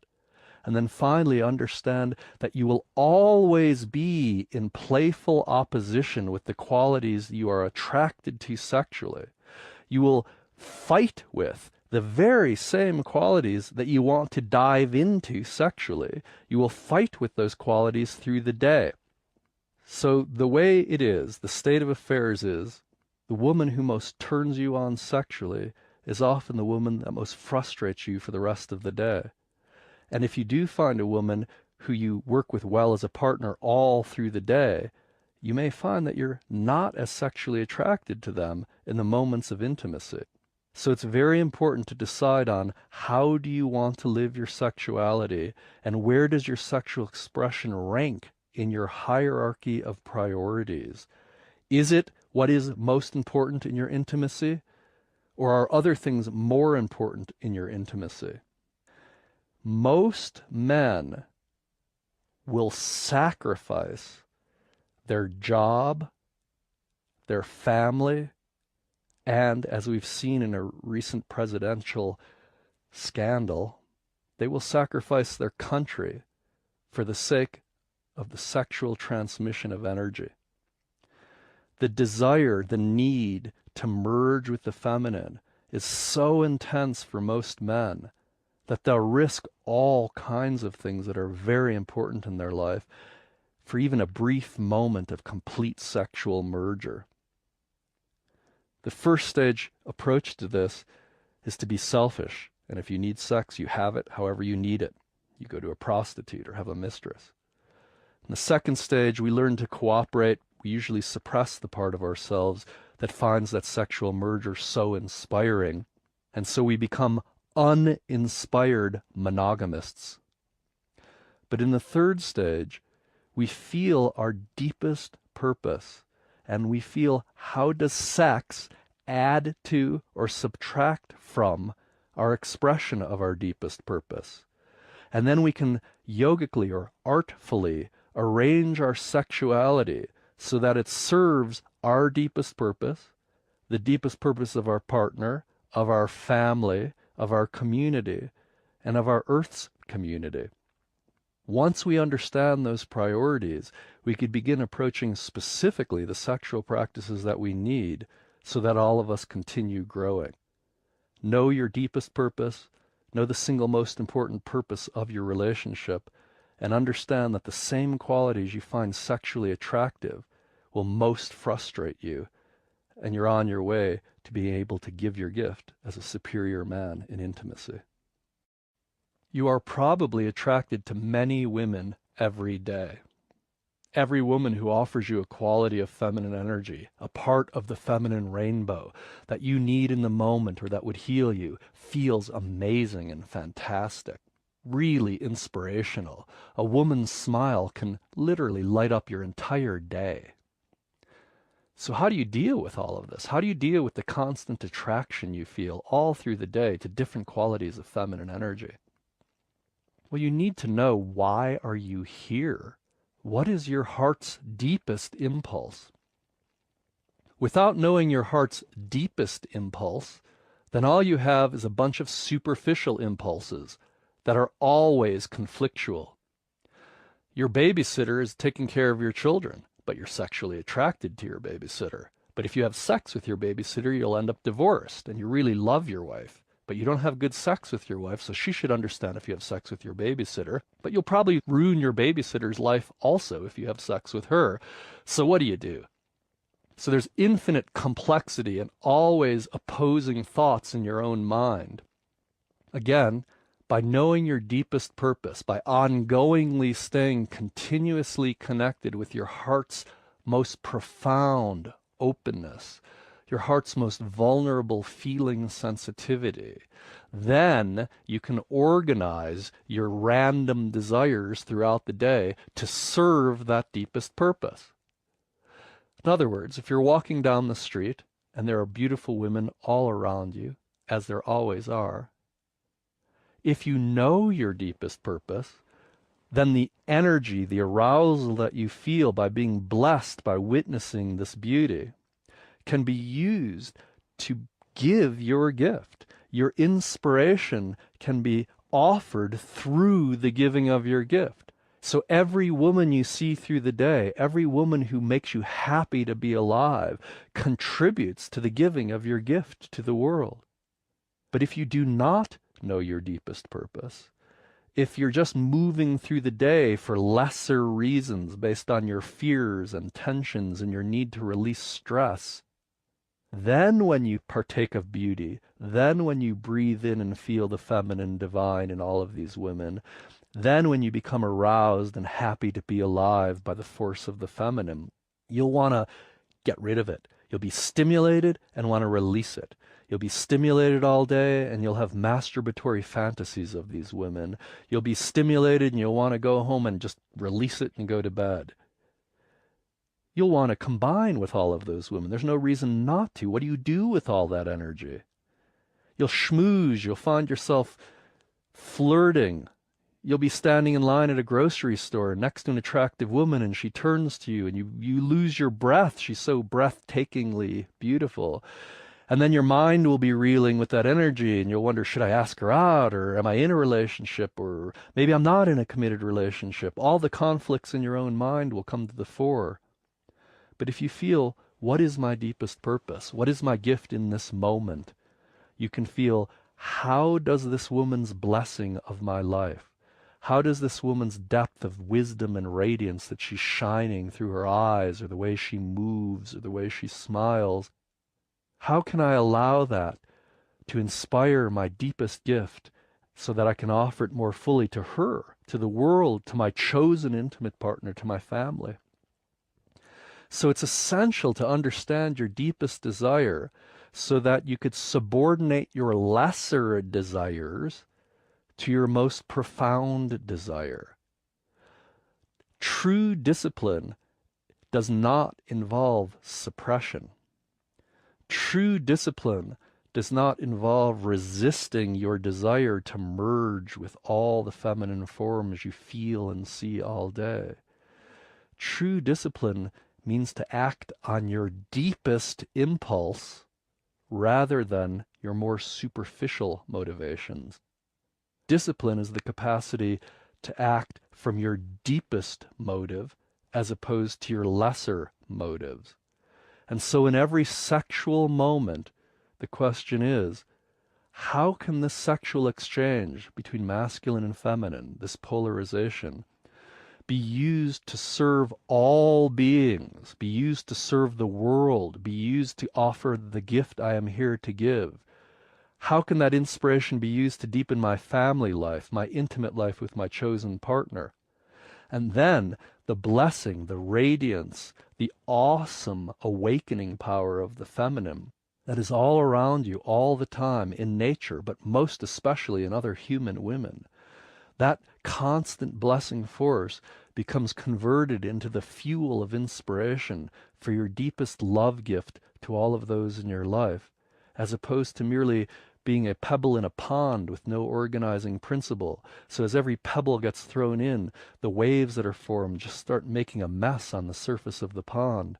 Instead of that, if you know your purpose, all of those waves are navigated like a ship on the ocean, and you reach your destination being moved by the currents of the ocean and the wind, because you know where you're going and you know how to harness that energy. Whereas if you don't, that energy, that desire is just motion, and you will begin to leak your energy to these women in subtle flirting ways. And by doing that, you are training your body to exchange sexual energy, but not all the way. Well, my coworker is very attractive at the office, but I'm not going to have sex with her, but I'll flirt with her a little bit. So you spend all day kind of having sex with her, flirting, energetic exchange of masculine and feminine energy, but you're not going to go all the way. You're not in a committed relationship. You're not even going to kiss. So you're training your body to shut down even while you exchange sexual energies. And frequently in our workplace, especially where there are second stage men and women, they're constantly shutting down their body's sexual response in order to work with their coworkers they're highly attracted to.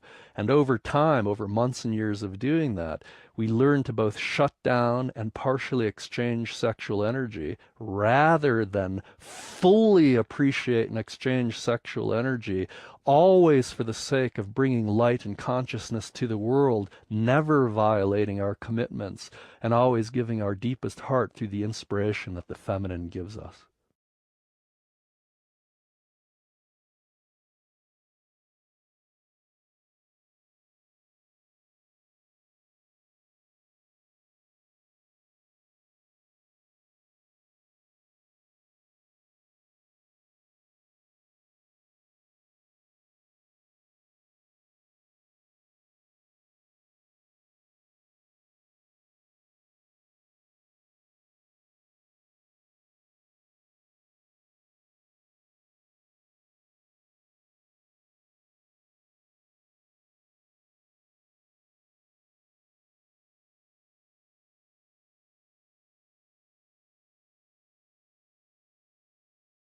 Because the masculine identifies with consciousness, the masculine is always seeking perfection. Consciousness is perfection. It is as it is, always. Nothing needs to be done. Nothing needs to be changed. Consciousness is. Because of that, anyone identified with their masculine is always attempting in some subtle way to make perfect the feminine, to make perfect the world, the relationship, sex, money, career. Perfection is never reached, because the only thing that is perfect, in the sense of unchanging and unneeding to be changed, is consciousness itself. So it's a misplaced identification with consciousness onto the forms of consciousness, the dancing light of consciousness, which is always changing and never perfect. Never perfect. because of this, the masculine is always wondering, is there a better relationship for me around the corner? Am I better off with a different woman? Am I better off with no committed relationship, but instead playing the field, having different girlfriends? Should I have a wife and a mistress? Or should I keep all of my sexual desires within a committed intimacy? Do I even love her? Am I willing to not have sex with anyone else ever, even though I love her? So men ask themselves these kinds of questions. And because the mind is always fractured and in opposition with itself, with one inner voice conflicting with another inner voice, one of your inner voices, for instance, wanting deep and long-term intimacy, another inner voice wanting the freedom to have sex with new people over time. Because we have these conflicting inner voices, the only way to resolve our inner conflicts is to find our most singular, deepest desire. That is, once again, our deepest purpose, our most profound heart motive. Through our meditative process or our contemplative process, through our discussions with our friends and our partners, we could become more and more attuned to that deep purpose, the expression of which changes over time, but the source of which never changes. If and when, in the present moment, we can rest in our deepest heart source, our deepest motive, it becomes quite easy to make decisions about commitment and sex. Would a committed intimacy serve your capacity to bring light to the world? Or would a committed intimacy detract and distract you from bringing light into the world? Would having sex with a number of partners more serve your capacity to offer your deepest purpose to the world? Or would having sex with only one person most serve your capacity to offer your deepest gift to the world? So in any moment where you are continuous with your depth, in any moment that you can feel your heart's deepest yearning to give your love to the world through your loving, your art, your relationships, through everything you create, in those moments of continuousness with your heart depth, you can always decide, should I have sex now or not? Should I have sex with her or not with her? Should I choose to be in a committed intimacy that is monogamous? Should I choose to be in a different kind of intimacy? Those questions can now be answered because the test is easy. Does being promiscuous serve the offering of my gift? Does being monogamous serve the offering of my gift? What serves your deepest offering? And that is the answer to the question of who and how many you should choose as sexual partners or as partners in committed intimacy. It is not true that everything works for everybody. For some people, committed intimacy is the only way to get into their deep heart so that their deepest gifts can spring forward. For other people, they need several intimacies simultaneously in order to create a kind of dynamic in their life from which their gifts spring. And of course, feeling into your partner's lives also informs your choices, because you only want to serve your partner's heart. So you can also ask, does being with multiple partners serve their hearts? Or does being with one partner serve her heart more? So in order to make a decision, as always, you pick your priority, what is most fundamental, most important to you, and make your choices organized around that. Who to be with, how to be with them, how many to be with.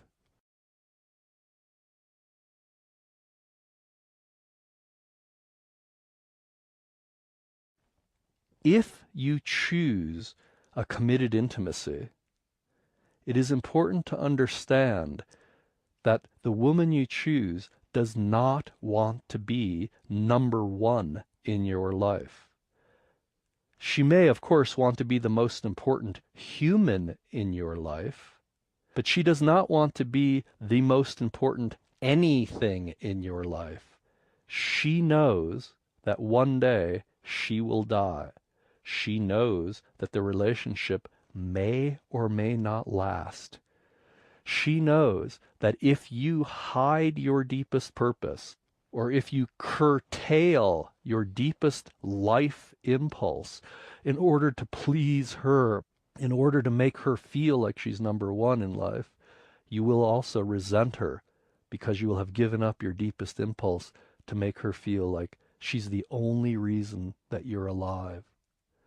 There's a big difference between her being the light of your life, the inspiration of your heart, the source of your heart arousal, the way your soul connects to the world and is attracted into the world.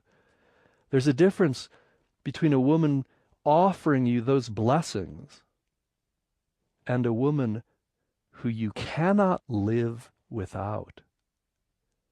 If you cannot live without her, if you are dependent on her, if you can only continue when she's giving you love and you collapse when she does not, if you could only continue giving your gift while she's in your life and you will cease giving your gift if she is not in your life, she can feel that weakness in you.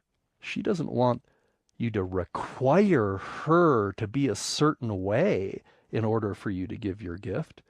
She doesn't want you to require her to be in your life or else you can't go on. She doesn't want a little baby that's dependent on her. She wants a man who is fully giving his gift to the world and to her, and embraces her in his giving, embraces her completely in his chosen purpose. She is part of his purpose, but she is not all of it. She doesn't want to be smothered by his need for her to be there and for her to be a certain way. In fact, she doesn't want him to depend on her at all. She wants to feel a free man, a man who loves her, a man who chooses her above all other feminine sources, a man who chooses her as the treasure of his life that brings light to his entire life, but who would continue giving his gift completely, even if she disappeared tomorrow. A man who is happy with her and happy without her, but chooses her forcefully, passionately, but equally forcefully and passionately can continue giving their gift to the world with or without her. Such a man she can trust.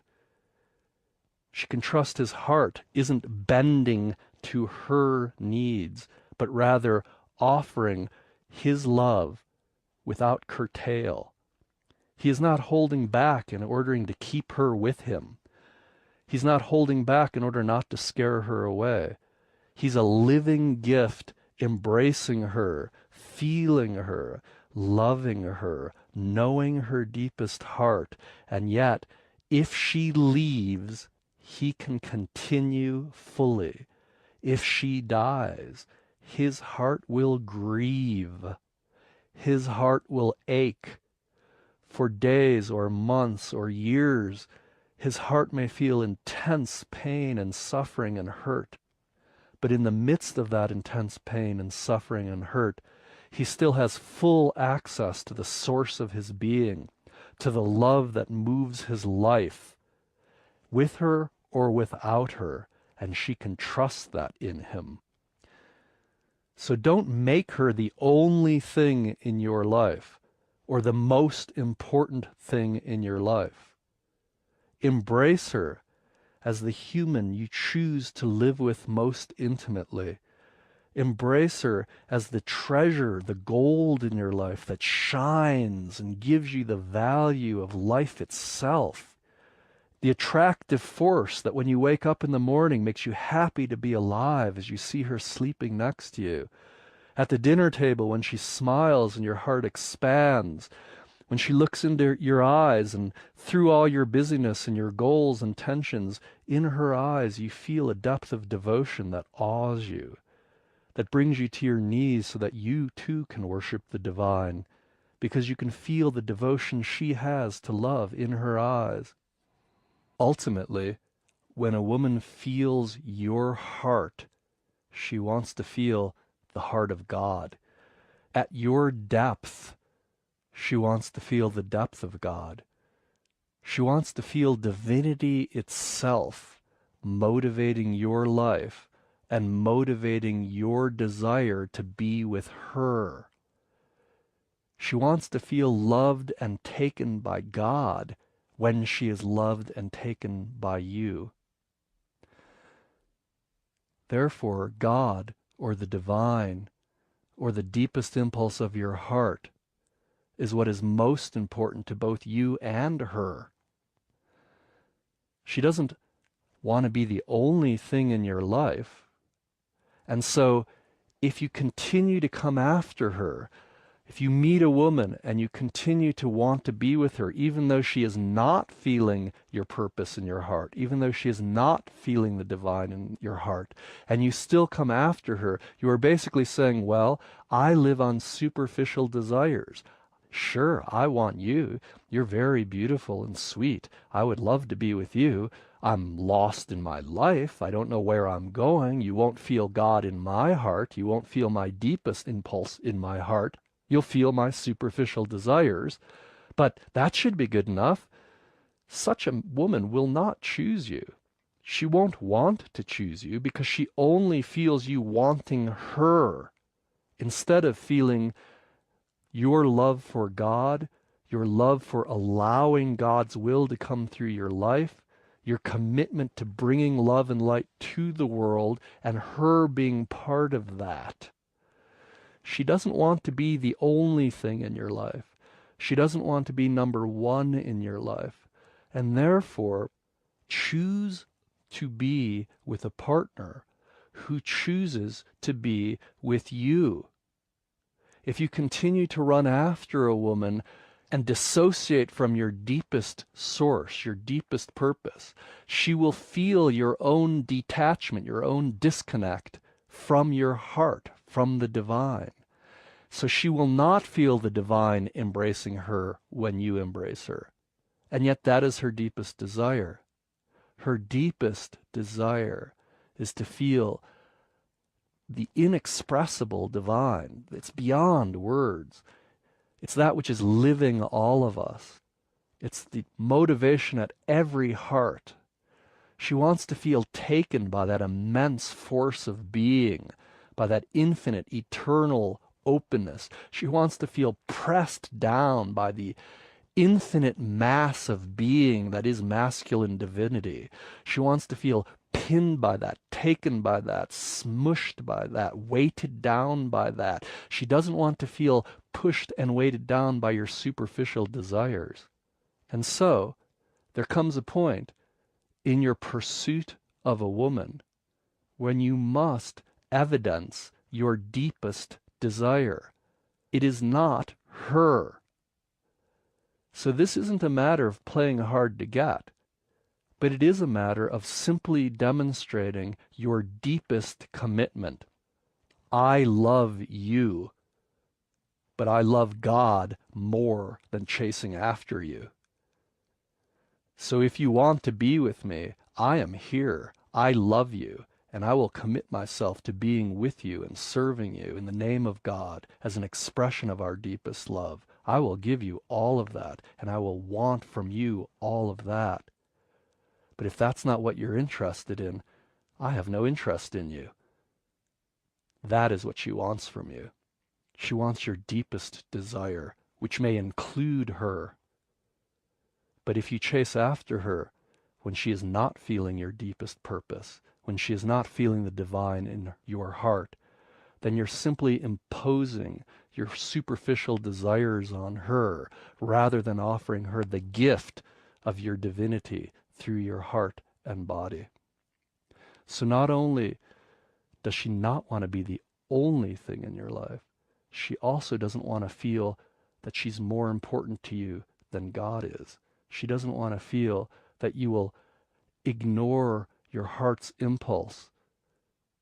She doesn't want to feel that you will stop searching for your deepest expression of love because you've become so infatuated with chasing after her. She wants to know you love her. She wants to know you deeply desire her. She wants to know you want to ravish her, take her, open her, reach into the deepest caverns of her heart and bloom them open in ways she's never even felt before. But you can only do that if she trusts you enough to open with you. And she'll only trust you enough to open with you if she feels that you love God and you love her as part of your divine love. Most of us make the same mistake. We think everybody else is just like we are. One of the ways that the masculine is very different from the feminine is that the masculine lives in a kind of grid of space and time.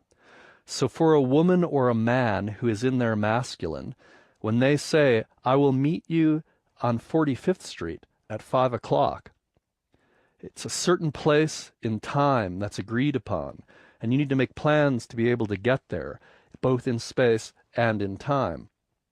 So the masculine is always holding a kind of grid of reality in his mind of what people said and what they've committed to and what they've done and how that stretches out in space and time. But the feminine in men and women is simply the flow of what is happening for real right now. It does not matter if it's been sunny for 30 days, if on the 31st day there's a tsunami or a hurricane or a rainstorm. The previous 30 days of sunshine mean nothing. Suddenly, everything is soaked. All that matters is that it's raining now.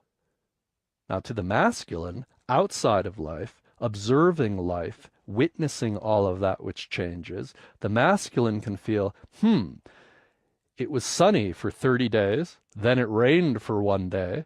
My guess is it will be sunny for another 30 days. So the masculine can abstract itself out and make generalizations, and therefore the masculine can forgive mistakes. The masculine can say, that person has been on time for 20 years. They have never missed a meeting. And they just missed a meeting. Must have been an accident, because that's a trustable person. They've never missed a meeting until now. That, however, is not how the feminine works. The feminine is that 31st day when it's raining. If you, as a man in a committed intimacy, have made a promise to your woman, and you break that promise, she is not trusting you now. She feels in her body now that you said one thing and did another, and right now in her body she cannot find trust for you. It does not matter that if in the previous year or 10 years you had always done what you said you would do. Your track record is meaningless to her if she is in her feminine. Now, if you are asking your intimate partner to move into her masculine, then she can, of course, like you, reside back in consciousness and feel out there in life and say, like you, well, I am hurt and in the moment I can't trust you, but thinking about this rationally, you've always been on time. You've always said you would do what you did and followed through with it.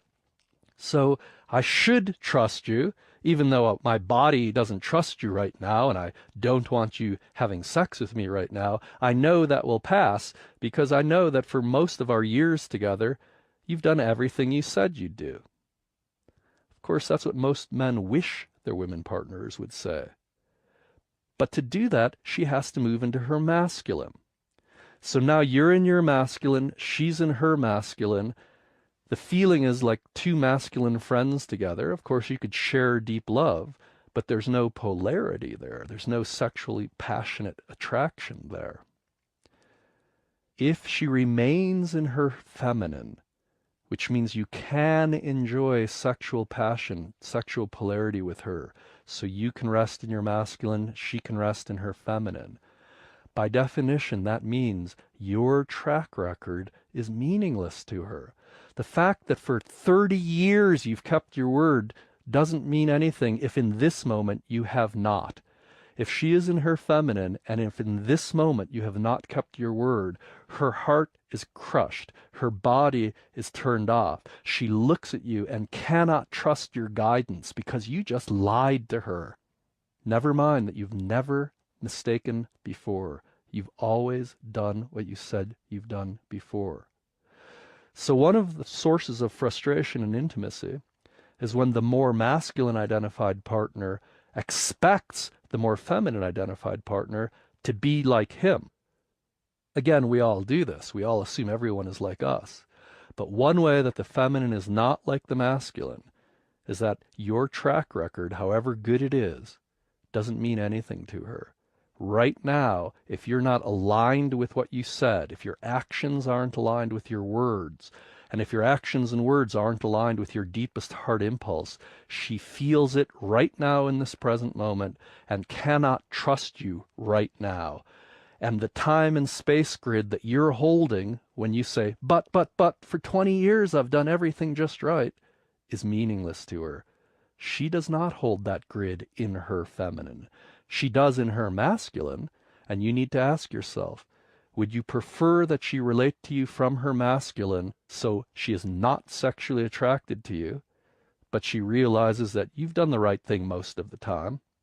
Or would you rather experience a deep passion of polarity between the two of you and just know that moment by moment she is always reflecting your integrity to you in the moment? You could be perfectly right on for year after year, and then you suddenly lose integrity and she reflects it to you in that moment. She doesn't trust you as much. Yes, it's a pain in the butt, but it is what you want. In the way of the superior man, you want a woman who instantaneously reflects to you your depth of integrity so that you can then error correct. You can feel deeper into your heart when it looks like she's not trusting you. And then she can respond to that depth in your being expressed through your life. And when she shows you she trusts you, you know you're more aligned. Of course, there'll be times, as we've discussed, when she might just be testing how clear you are in your purpose. She might be testing you by pushing you a little bit, by teasing you a little bit, by seeing if she could knock you off purpose or distract you. And then she finds pleasure in the fact that she cannot distract you from your depth.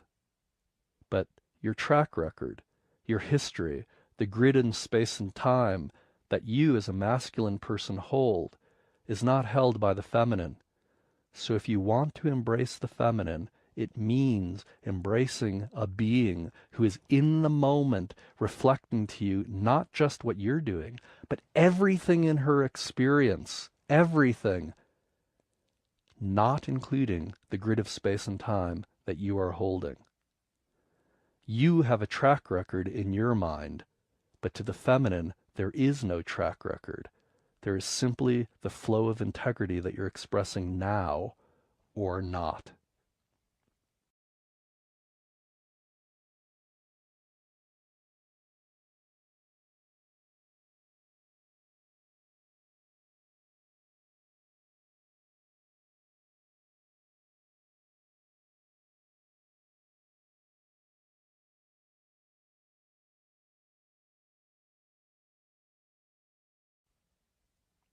If your woman is relaxed in her feminine, she is responding to you spontaneously in the moment. Right now, in this moment, she's showing you her feelings in this moment in response to you. It doesn't have anything to do with your track record of the last 20 years. It's only this moment.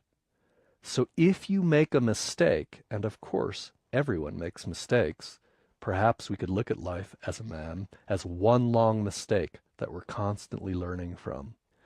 But since we're always making mistakes, We're always seeing that look in our partner's face when we're hurting her, because she can feel when we're not living from our deepest source. She can feel when we're lying to ourselves. She can feel when we're bending our true heart's impulse for the sake of our own fear or even for her fear. But because her response is spontaneous and not based on a grid of space and time, it means that in the very next moment, after making a mistake, she just wants to feel you deep, present, feeling her, offering your deepest heart to her deepest heart. She doesn't need to hear you go on and on about how you're going to fix yourself. That space and time grid doesn't really matter to her feminine. She doesn't need to feel you collapsed into your own weakness and endlessly apologizing for how you'll do better next time and how you're sorry for hurting her. If you know you've hurt her, if you've made a mistake, you may simply acknowledge that you've made a mistake. I've messed up. But then the very next moment, show that you have error corrected. Show that now you've fallen down, you've stood up, dusted yourself off, and you're taking the next step, taking into account what you have learned from your mistake. Every mistake is a learning. So your woman can feel your constant learning parallel with what seems to you to be your constant mistakes. One of the secrets for offering your depth to a woman is not to linger in time, but in the moment, present moment, to simply offer your deepest love to her so her heart opens. If she is closed down and concerned because you've done something stupid, you've seen what you've done, you've corrected what you've done, but she's still concerned, perhaps it's more important to embrace her or to give her a loving spanking with a smile, or to tickle her, or to stand up and put on some music and dance for 2 minutes with her. Sometimes you can open her body through touch. Sometimes you can open her heart through humor. Sometimes you can access her soul through your gaze in this present moment, no matter how bad your error was a few minutes ago. So one of the things that women really want from you as a man in intimate partnership is your capacity to simply recognize you've made a mistake, and without collapsing, you might offer a brief apology or not. But what's most important is that you've taken into account the error that you've made, you've corrected it, you've embraced her, and you're moving on. You simply show her your depth now. You embrace her in love now. You don't take your own psychological process and make her deal with it. She is not your therapist. She is not your men's group leader trying to help you man to man or masculine to masculine. She is the water, and you have touched the water, and the water ripples. She is responding with intense sensitivity and deep wisdom to your subtle errors that you may not even notice. But she responds just as deeply to your sudden offerings of depth and love. In every present moment, you have an opportunity to open your woman's heart or to close it. In a first stage moment, you need to take care of your own needs first. In a second stage moment, you're trying to be nice and create a kind of sharing mutual respect and cooperation. But in a third stage moment, you are feeling her heart and doing what you can to serve her heart's bloom, for her heart to open, to receive your presence deeply into her heart and body. What would you need to do right now to help your woman feel the divinity in her heart, her deepest devotion to God, her deepest devotion, her commitment to love? How can you help your woman feel that so she too, like you, can give love and her life from her deepest heart? It is not very often that talking about your problems helps her heart deepen and offer her gift. Sometimes, of course, it's fine to discuss your problems with your intimate partner, But for a regular rule, always feel that this moment is an opportunity to learn from the response of your feminine partner, and in the very next present now moment, to offer your deepest love and gift through touch, through movement, through humor, through connection. The feminine lives in the domain of energy, whereas the masculine lives in the domain of attention. So the masculine is often wondering, where do we put our attention? Toward what goal do we orient ourselves? So man to man, perhaps me speaking to you, I often would suggest feel your deepest purpose and align your actions with that deepest purpose. But that is not what the feminine is feeling. The feminine is love. The feminine wants to receive love, and the feminine wants to give love. The feminine is the movement of love itself. Your service of the feminine is always to liberate any traps around the feminine so that she can bloom freely in her loving. And that requires your loving in the moment. One of the masculine's weaknesses is to dissociate from relationship in the pursuit of a goal.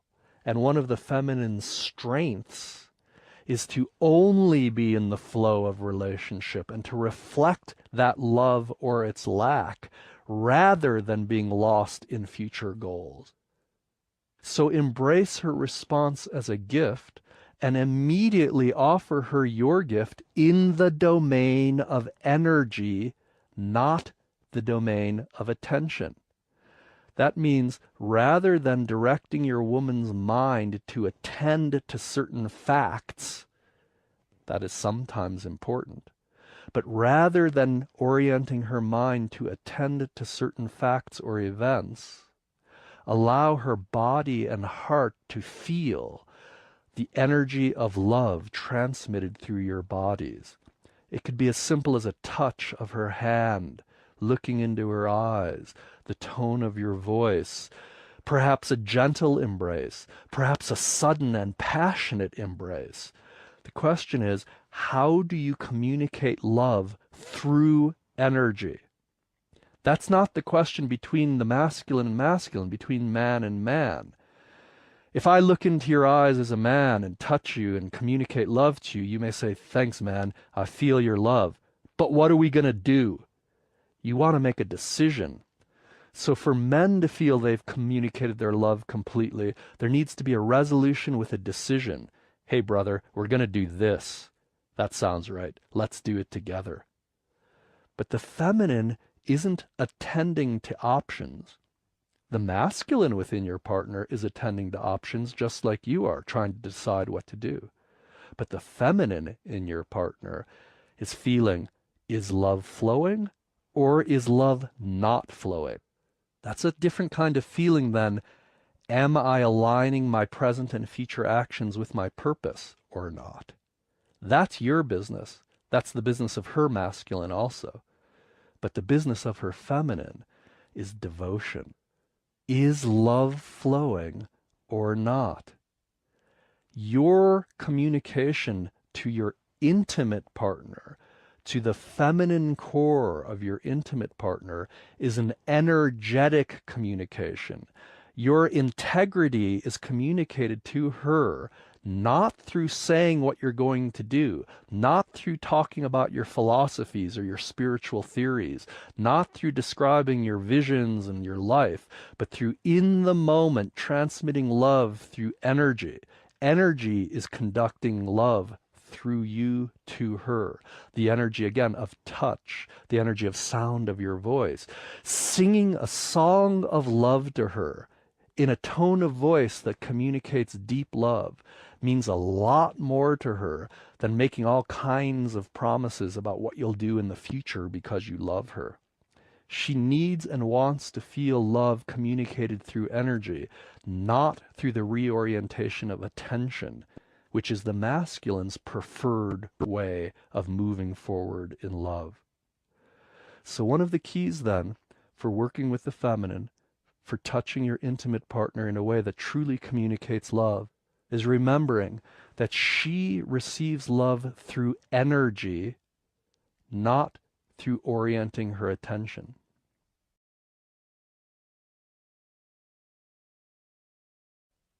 Once you have developed a capacity for the present moment, feeling connection to your deep heart, then you can error correct. Then you can feel, my deepest purpose is served in this moment by spending time with my chosen woman. Or you can feel, no, my deepest purpose is not served. It's inhibited. I'm distracted. So in this moment, I need to discipline myself, tell my partner I need another hour by myself to finish my project, and focus on that. So once you know your deepest purpose and can stay continuous to that, which is an always in the present moment rediscovery, fresh every moment, freshly sourced in every moment in your deepest heart. So you're guiding your life fresh every moment. Once you're doing that, you can error correct in your relationship. But what do you do if you really don't know what serves your deepest purpose? For instance, you may know that in this moment your deepest purpose is to finish writing a business plan, for instance. Well, how do you know if taking a break in this moment will serve you completing the business plan, or if continuing working will serve the business plan being completed? How do you know if making love with your woman for an hour tonight will enable you to give your deepest gifts, or if being celibate for a week will enable you to give your deepest gifts? Sometimes, even though you know your deepest purpose, you really don't know how the outcome of various actions will affect your purpose. That's why we have to be willing to make mistakes and learn from them. In some ways, the life of the superior man really does feel like one ongoing mistake and then one ongoing error correction. And what women want to feel, what your intimate partner wants to feel, is she wants to be able to trust that you have the courage to make mistakes, know you've made a mistake, and instantly correct your error. Of course, making a new mistake the next moment, correcting again, making a new mistake the next moment. So if we're afraid to make mistakes, our partners feel that fear and don't trust us. It's important that we're willing to risk making mistakes, because it's that way where we find our true purpose lived in the world. There is no way to know in advance how certain things will affect your capacity to give your gift to the world. Sometimes you just have to risk it and try it. But if you're sensitive, you can usually feel quite soon if your decision is good. Is my purpose being served or not being served by this action? Should I be with two women or one woman or celibate? Sometimes you have to try it to know the real answer, but you don't have to try it for long. The discovery is always in the present moment. So as soon as you realize you've made a mistake in the present moment, you simply change the decision with clarity, take care of any mistakes you've made, mend any hurts you've created, and continue giving your gift, living and loving.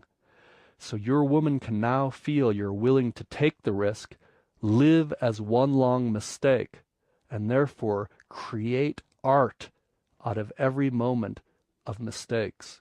Art is the spontaneous making of beauty out of an ongoing mistake. That is your life, and that is the way of the superior man.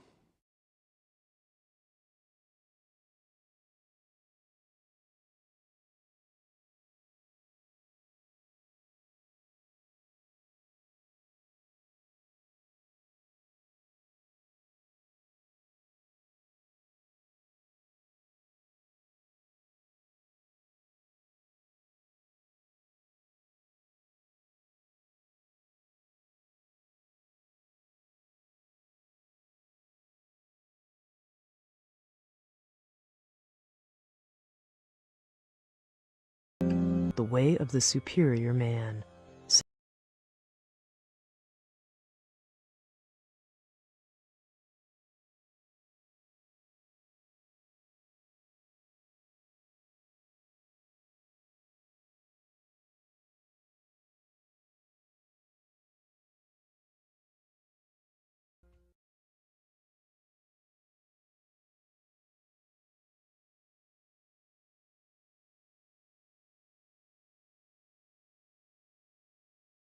Now, in the darker sides, in the way we all seek freedom, they become more violent, more aggressive. That's why I call them darker. They're certainly not worse. They're simply where a real root of energy lies.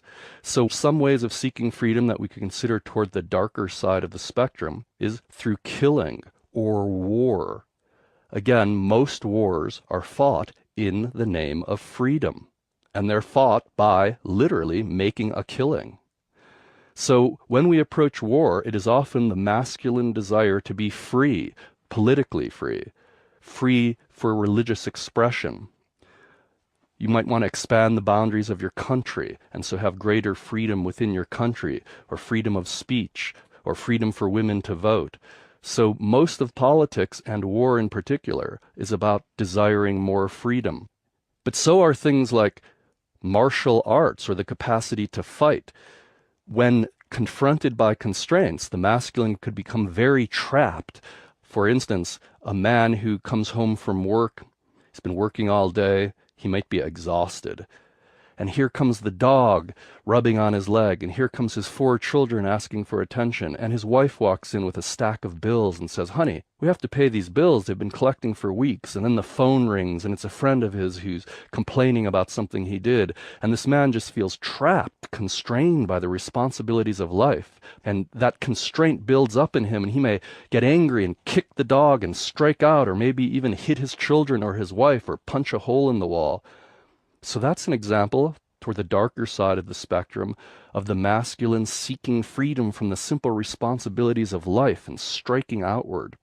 In this case, you're striking out and trying to be free of the demands put on you by your dog, by your children, by your partner. Now, martial arts are a way of using those same energies of fighting, the ability to combat yourself towards freedom, for the sake of love. So even the darker aspects of the masculine scale of seeking freedom can be converted as expressions of love. So when war is only fought for love, that becomes martial arts. When an abusive man is able to take that energy of his desire to break out of constraints into freedom and use it constructively, then he becomes somebody who can ravish his partner in love rather than attack her because he's angry. He becomes somebody who could make very clear demands from his true heart authority, of his children, of his coworkers, of his dog even, from a place of love, but strongly and with clarity. So it's important that we enter the dark side of our desire to seek freedom from a place of love, of openness. Our motive must be one of liberating light. So, for instance, again, at the darker side of the desire to seek freedom of the masculine is the rapist. Here's a man who feels so constrained, the only way he could feel freedom is by overpowering a victim.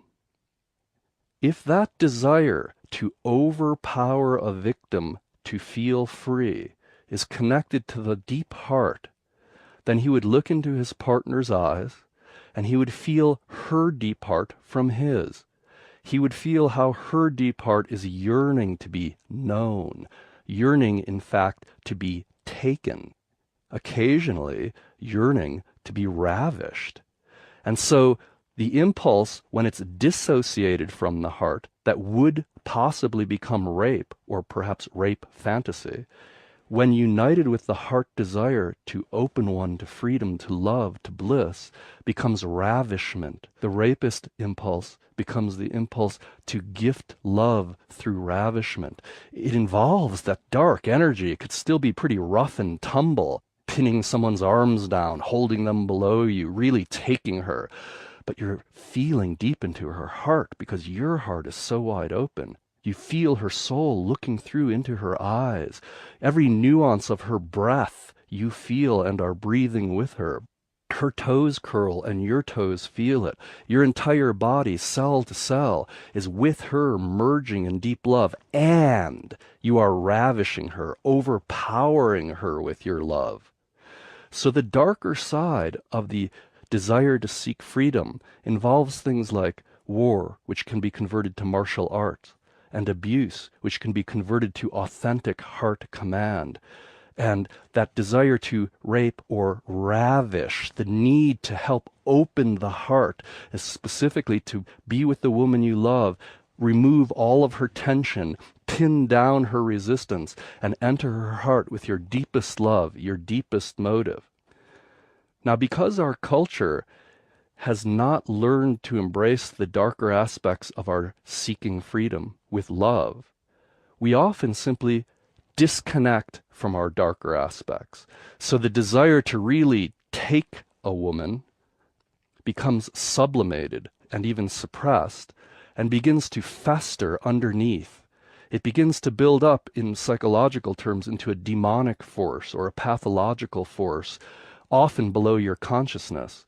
So when you're watching TV, and you see somebody being abused on TV, or you're listening to the news about a serial murderer or a serial rapist or somebody who's been severely tortured, there's a kind of fascination because the pathological or demonic energies within us that have not been connected to love are winding around, wanting to take a woman in this case. And so you see that on TV, you see it in movies, violence towards women, you see it in the news. And what happens is because we're unable to unite our love with our darker desires internally, we must face them externally. So we externalize our desire to ravish and we watch it on TV or in movies or in our gossip of one another. So we tend to externalize and necessitate our entertainment to give us the uniting with our own dark side that would be much better united in our own body and heart. Once we learn to connect with that dark energy within us, our darker desires to give freedom, these are really, truly desires to be free and give freedom. War, as misplaced as that desire is, it is often genuinely an expression to bring freedom to people or to give freedom through killing people. Ravishment is a way of giving freedom to the heart of your lover by pinning her down and taking her. These impulses are alive in us. They are a part of our heritage. They are part of the spectrum of freedom. To sit by while others are oppressed and not to fight for them. To allow your woman to be tense and closed down without taking her, opening her, and ravishing her heart hurts.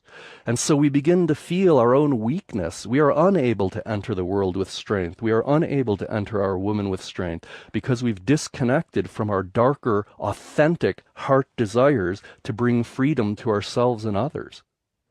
So it takes quite a bit of time for most men to reclaim their so-called dark side. That is, their darker desires to give love and freedom through their body, whether through their work, whether through martial arts, whether through their ravishment of their ladies, whether through their command and a heart authority. In addition, of course, to the way they earn a living, to the way they watch TV, to the way they have sex, to the way they meditate. All of these ways of seeking freedom, of enjoying freedom, are in the lighter side of the scale of the masculine search. What happens eventually, through practice, as we've talked about before, is we grow through 3 stages. So in the first stage, we attempt to gain freedom through all of these means. We feel, if I make enough money, then I will be free. If I have sex enough or the right way or with the right partner, then I'll be free. If I meditate enough or the right way, or if I get transmission from a teacher, then I'll be free. If I learn how to offer authentic heart command and authority, then I'll be free. So that is the first stage. In the second stage, we learn to cooperate with others. So we learn to diminish or withhold our real desires so we can fit into a kind of cooperative harmony with others. Somebody says, wow, I don't want you doing martial arts around here. And you say, okay, I hear you. I'll give you your space. And years of this kind of compromise often disconnects us from our darker desires. Now we're walking around, we're certainly not rapists, but we're also not ravishers. We're certainly not abusive, but we're also unable to offer our clear and strong heart command. So we've lost touch with the full strength of the search for freedom that is in our bodies, minds, and hearts. In the third stage, We re-own the entire spectrum of our search for freedom.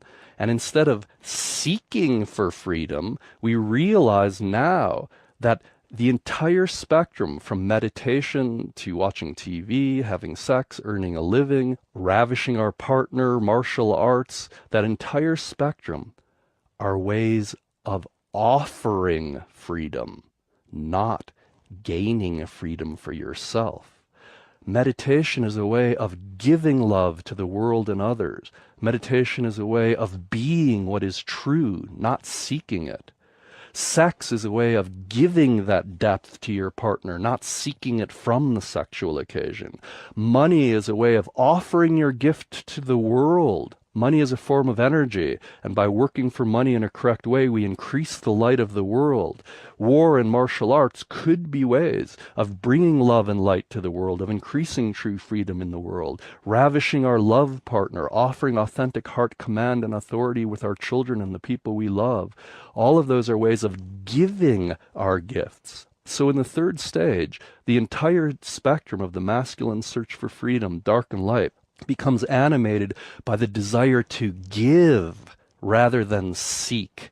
And when that happens, then it becomes incredibly important for men to re-own the darker aspects of their desire for freedom, to really allow them to feel, yeah, sometimes I really want to take my woman. I really want to open her. And she's resistant. And when she resists, I could feel that anger rise in me. Well, there's nothing wrong with that anger as long as that anger is completely connected to your heart. You are angry because you love her and she is self-imposing suffering on herself.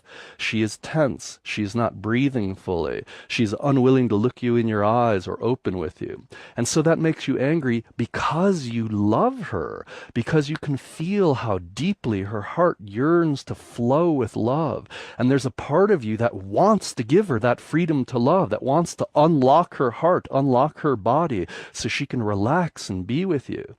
To allow yourself to live from that place, to offer your angry and even aggressive energy, but for the sake of love and from your deepest heart. And most importantly, not because you want anything from your woman, but simply because you love her exactly how she is. And love is motivating your impulse to open her, to serve her, to ravish her, to open the world, to open everyone, to open through money, to open through meditation. You offer your gifts through all of these means.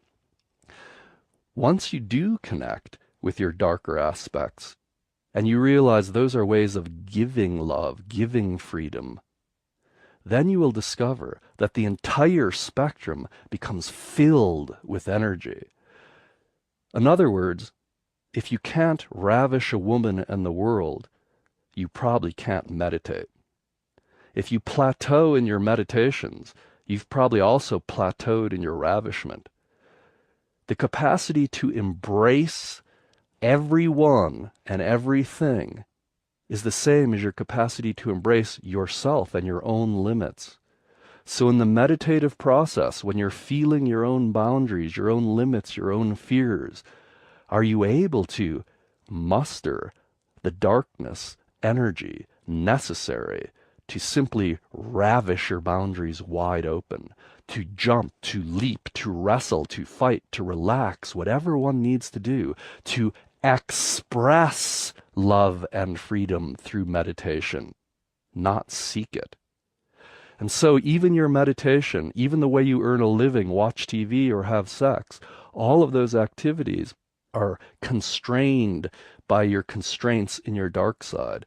If you close down your ravishment capacities, if you inhibit your martial art desires, if you hold back your desire to really create freedom in your woman and your world, then you'll hold back throughout the whole spectrum.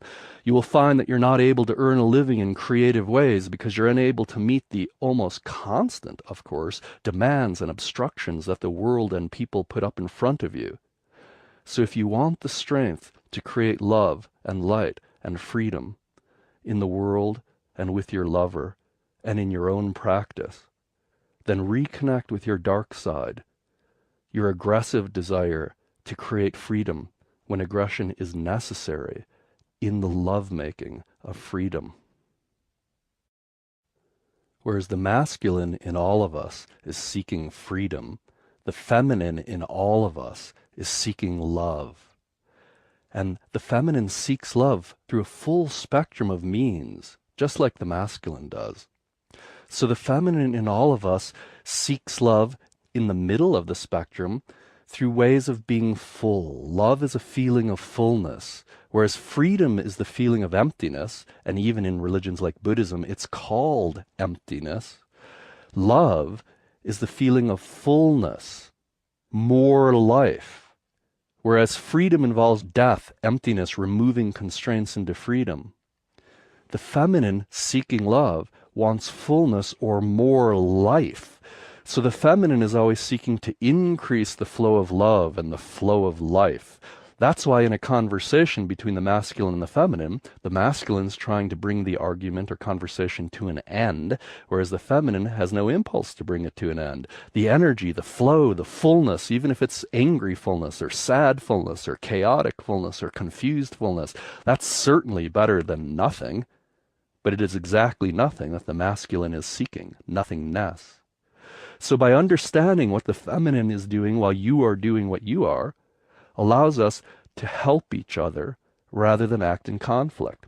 So let's take a moment and look at the feminine's search for love. In the middle of the spectrum, the feminine searches for love through fullness via, for instance, eating. Delicious meals allows the feminine to feel full. Sometimes some chocolate and coffee really does taste like love. And you put that chocolate in your mouth and it melts on your tongue and fills your body and it just feels so good. It is love. It's edible love. But there are also other ways that the feminine in all of us seek fullness. Shopping. You're feeling empty, alone perhaps. You go shopping, you go into a store, there are beautiful fabrics and colors, you're touching them, they're full, you try on this, you feel that. You come home with something beautiful you've purchased, you feel great, you feel more love. So shopping allows us to be full, to fill our closets, to fill our lives. If you look at the shoe collection of many people who are identified with the feminine, you'll see there's fullness through the variety of shoes that fill the closet, or fullness on their shelves. Sex is a form of being filled, having your body filled, having your heart filled with affection and emotion. Children, filling a household with children, the sounds of laughter, pets, animals, play, loving conversation. Getting on the phone and talking with your girlfriend is a way of experiencing love and fullness. So telephone conversation, shopping, eating, food, chocolate, those are what the feminine is doing when their masculine partner is masturbating, watching TV, and making money. That is, masculine people who are emphasizing the middle of the spectrum in their search for freedom tend to attract and reinforce the middle of the spectrum in the search of love for the feminine. We could say lighter in the spectrum of the feminine search for love are things like devotional practices, prayer, sacred dance, chanting, puja, meditation, all the forms of allowing your body and heart to be filled with song, communion, the divine through the body through sacred dance. Then in the darker side, just like the masculine, in the darker side of the feminine search for love, search for fullness, there are things like unwanted pregnancies, high school girls who feel alone and unloved, who purposely become pregnant just to feel the fullness of a baby. It is not the desire to live a full and loving life with a family. It's a kind of dark desire to get pregnant way before you should. It's not necessarily good for you or the baby to get pregnant that early, but still you're doing it so you have the sake of fullness. Or you might play the active victim and elicit abuse from your spouse or from your partner. Because sometimes when your life feels very empty, especially love-wise or relational-wise, if your partner is sitting in front of the TV all the time and is not offering you as a woman any presence at all, your desire for love can become so intense that you're yearning so hard for any kind of fullness that you would just assume have his angry fullness as nothing, and so you might break his stereo just out of your anger. And what do you expect? He's going to embrace you lovingly when you break his stereo? No, you know he's going to be angry, but at least he's going to relate to you. And his anger has more fullness to it than not giving you any energy at all. So at the darker side of the feminine spectrum are things like playing the victim, or it could also be sexual, to feel yourself, well, we could say the slut or whore, to the desire to be filled sexually, promiscuously, being filled over and over by many men, fantasies about being taken and ravished. The most common feminine sexual fantasy is to be forced to experience pleasure, to be controlled by the outside, again, to be ravished, taken by the masculine. But lovingly, however, when a woman hasn't been able to experience that lovingly, those desires to be ravished also become psychologically demonic or pathological, and she begins to crave even more violent ways of being taken, things she would never actually want to live out. But she finds herself fantasizing, and if not fantasizing, she's attracted to them again on TV or in movies or entertainment. Just like the masculine, the feminine grows through 3 stages. So in the first stage, the feminine feels that she can get love through chocolate and shopping and family and sacred dance and sex and being a victim and attracting abuse. And then she grows to the second stage. And in the second stage, she disconnects from those feminine desires. She feels that they're weak. She doesn't want to play the victim. But in doing so, she also gives up her true desires to be ravished by the divine in relationship through a man or through a partner. And so she disconnects from her true yearning to be taken by the divine, filled with light, obliterated in love. She gives up those desires and plays into the middle of the spectrum, maybe the higher ends of the spectrum. So she might do sacred dance while her partner sits in the room and meditates. And then she has some chocolate and talks to her good friends on the phone and maybe does some social events or social goodism, which is another form of fullness, to feel as if you're helping society and you're filled with your schedule of various meetings and services and your volunteer work. And your partner, meanwhile, is building co-ops and businesses to serve people. But both of your dark sides are laying dormant. He is not ravishing the woman, and the woman is not opening herself to invite that ravishment. But in the third stage, again, she realizes that sacred dance or prayer and devotion, conversation, family, eating, shopping, sex, playing the seductress, playing the victim, are not ways to get love. They are ways to give love. They are art forms, vehicles for creating love, not only in your body and life, but in the body and life of others. How do you prepare food? How do you eat so that everyone becomes more full of love? How do you, in fact, make shopping into a sacred art so that everybody becomes filled with love? The clerks at the store, the other shoppers, your friends you're shopping with. And, most important for our current discussion, how do we enter our darkest desires as desires to give love? How do we play the sacred whore, the sacred slut, sex for the sake of enlightening others, sex for the sake of opening our man's heart to its depth? How do we play the victim? That is, how do we draw from our man his desire to ravish us for the sake of him and us?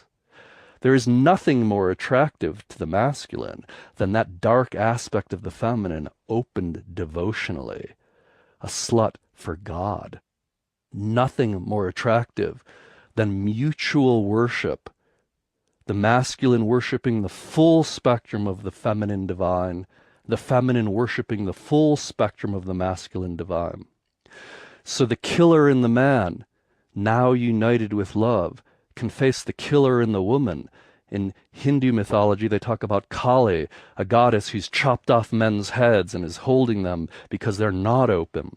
That desire in you as a woman, your feminine desire for your partner to access their dark side lovingly, arouses your inner Kali, your inner demoness. Sometimes you're looking at your man, you know he's not living his fullest, and you feel like chopping his head off. Well, how do you express that? Are you a second stage woman who makes her voice polite and says something like, well, right now I'm feeling some rage and I need to communicate that to you because my perception is that you're not living your life to its fullest and that makes me angry, but I'm responsible for my own anger and you're responsible for you living your life. All of that is true enough in the second stage. Or are you a first stage woman who you feel your man being weak and distant and unable to touch you, and so you just get angry and start yelling and screaming, breaking things. So from your first stage need, you just strike. Or maybe you hurt yourself. The first stage feminine often strikes inward, even though it's your man who's not being present with you. But the third stage woman feels her man not being present, perhaps hiding behind his fears. She feels her wrathful energy arise. She feels her desire to chop his head off because she loves him. And from that love, I love you. I want your best. I will not settle for anything less than your best because I love you so much. That Kali-like energy of anger because I love you can become completely expressed in intimacy.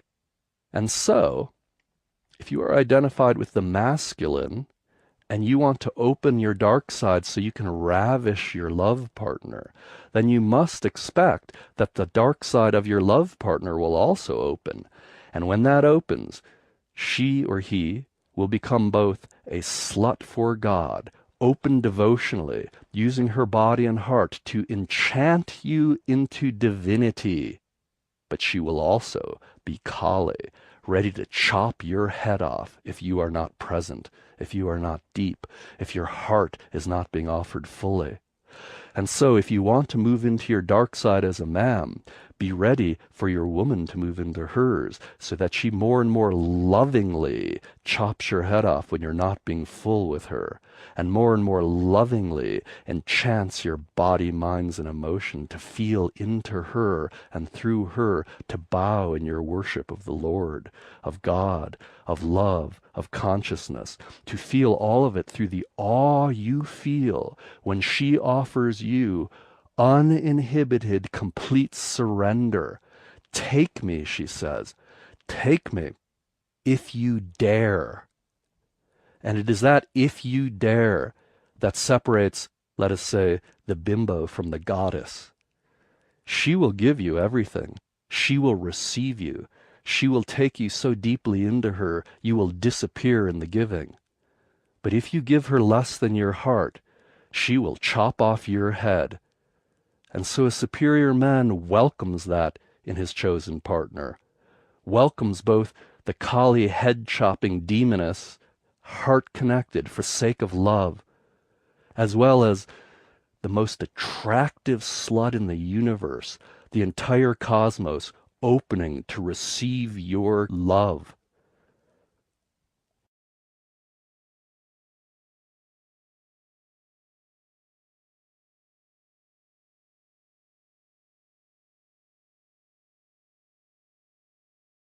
Conclude Session 5.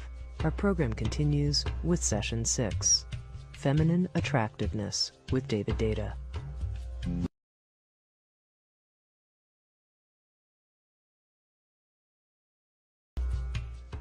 This concludes Session 5. Our program continues with Session 6, Feminine Attractiveness with Deida.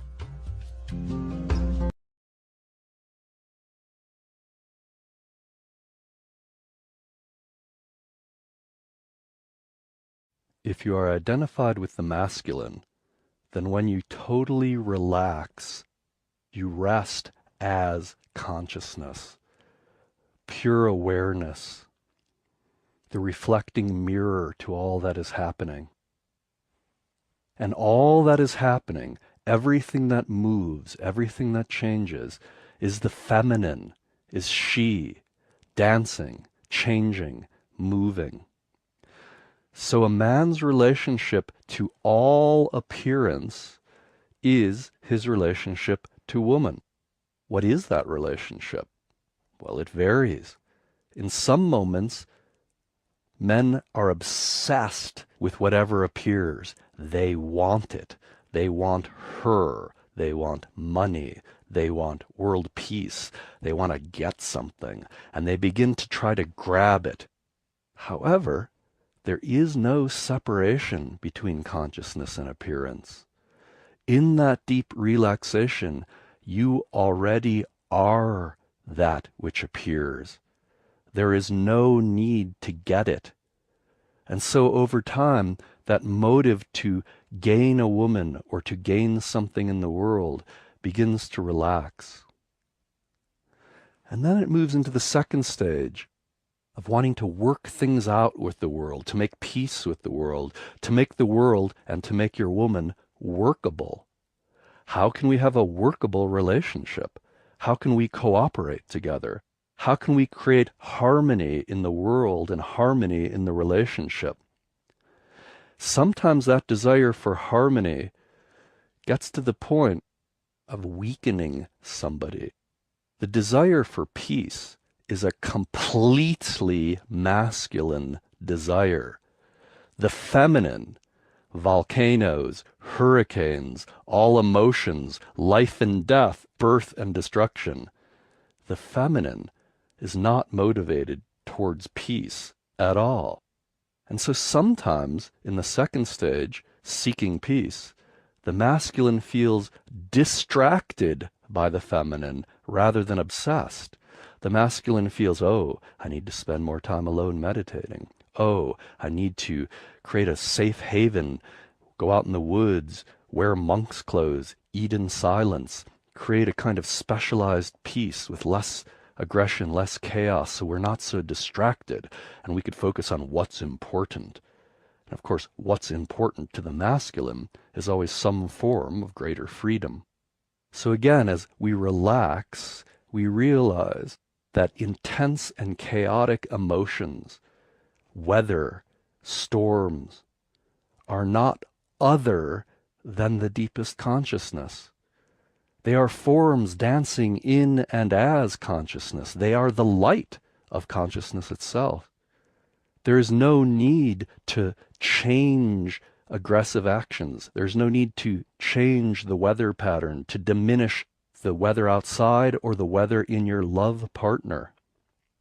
There's no need to have that new age kind of smile and hugginess and softness, because you're not anymore afraid of embracing and being everything. And so in the third stage, the superior man does not rest as consciousness separate from the feminine, but rests as consciousness appearing as the feminine, dancing as the world and woman. You already are feeling her from the inside out in the third stage. The feminine then becomes a revelation. In general then, the first stage man becomes obsessed with the feminine, wanting more and more. The second stage man feels somewhat distracted by the feminine, wants time alone to do their work and project and meditation.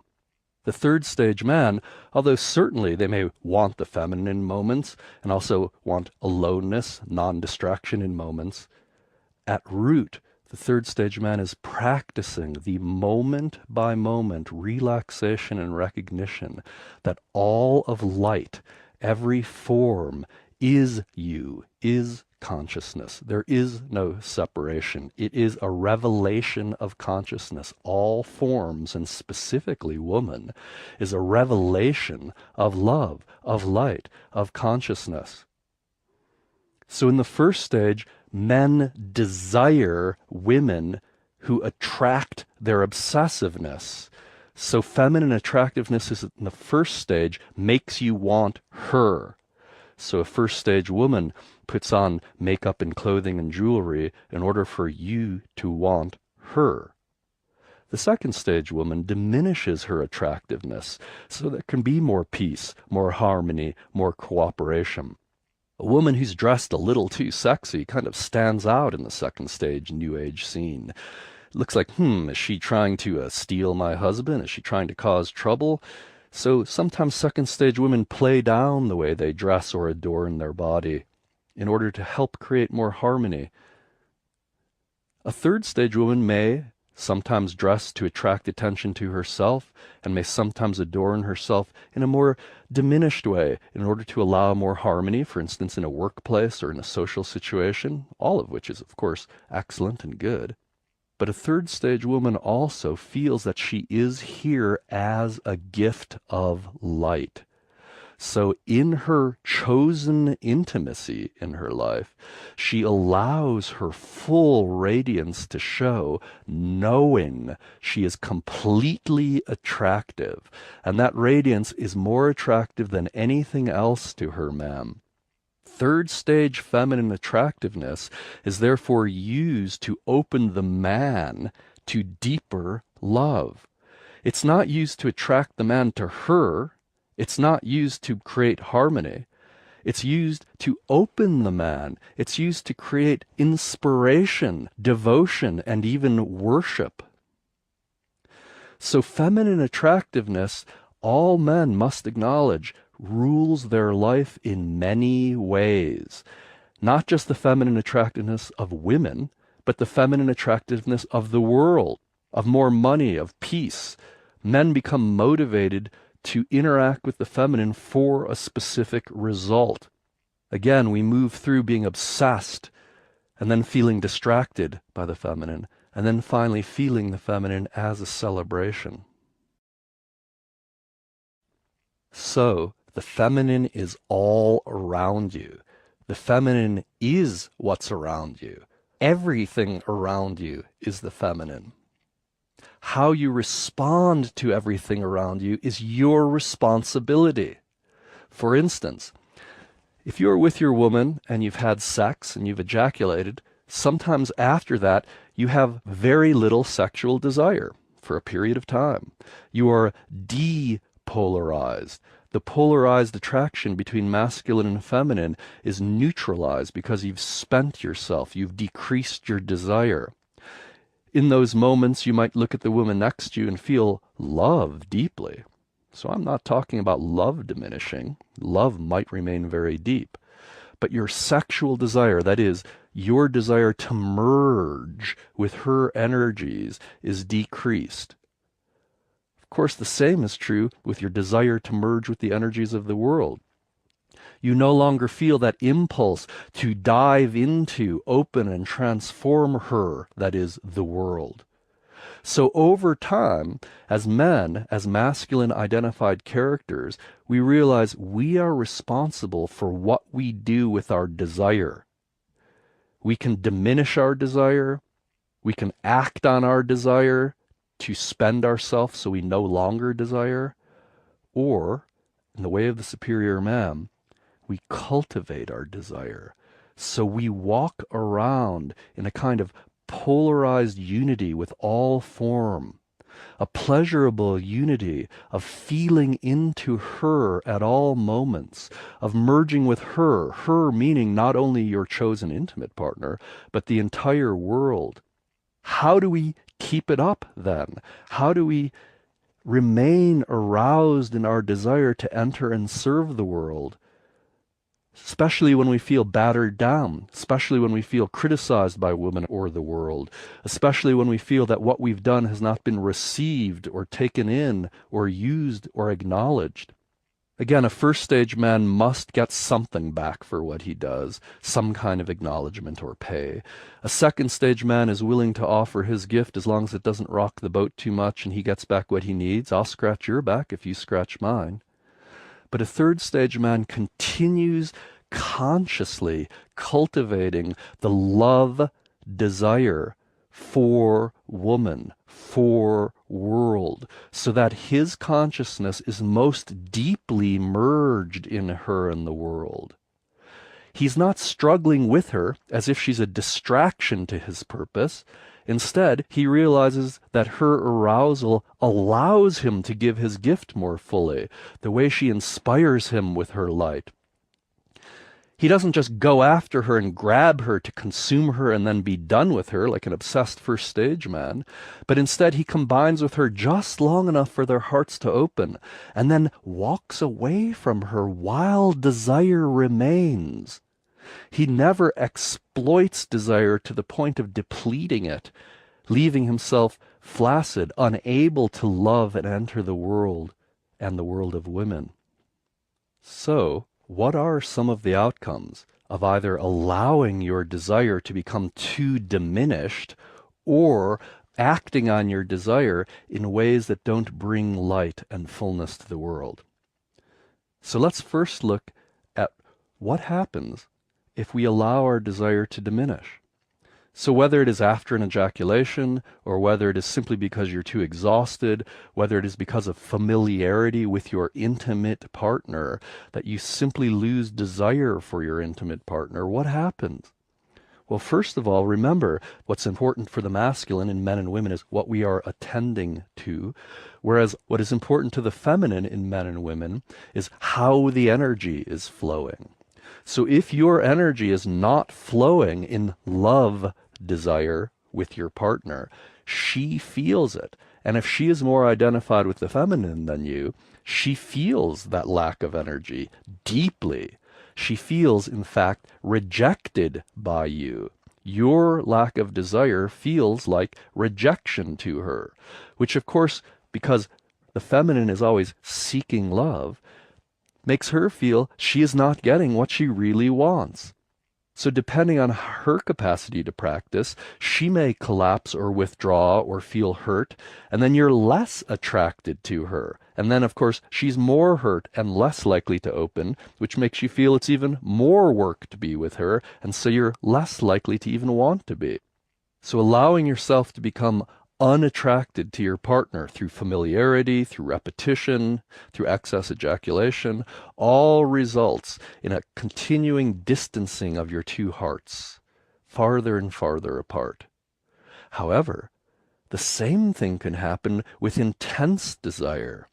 As your desire grows, you'll begin to look at all women with intense desire. You'll feel desire all day. What do you do with this desire? Is it best to act on it? Can you have sex with all the women you're attracted to, for instance, and still bring light to the world? Probably not.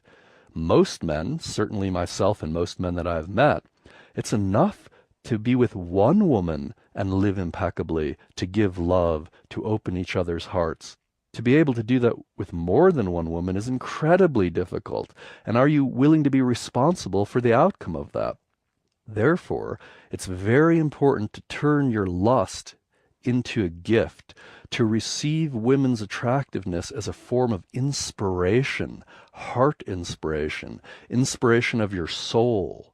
So you may be walking down the street, you see a woman who turns you on. Her radiance, her smile, the way she moves feels like the cosmos smiling at you.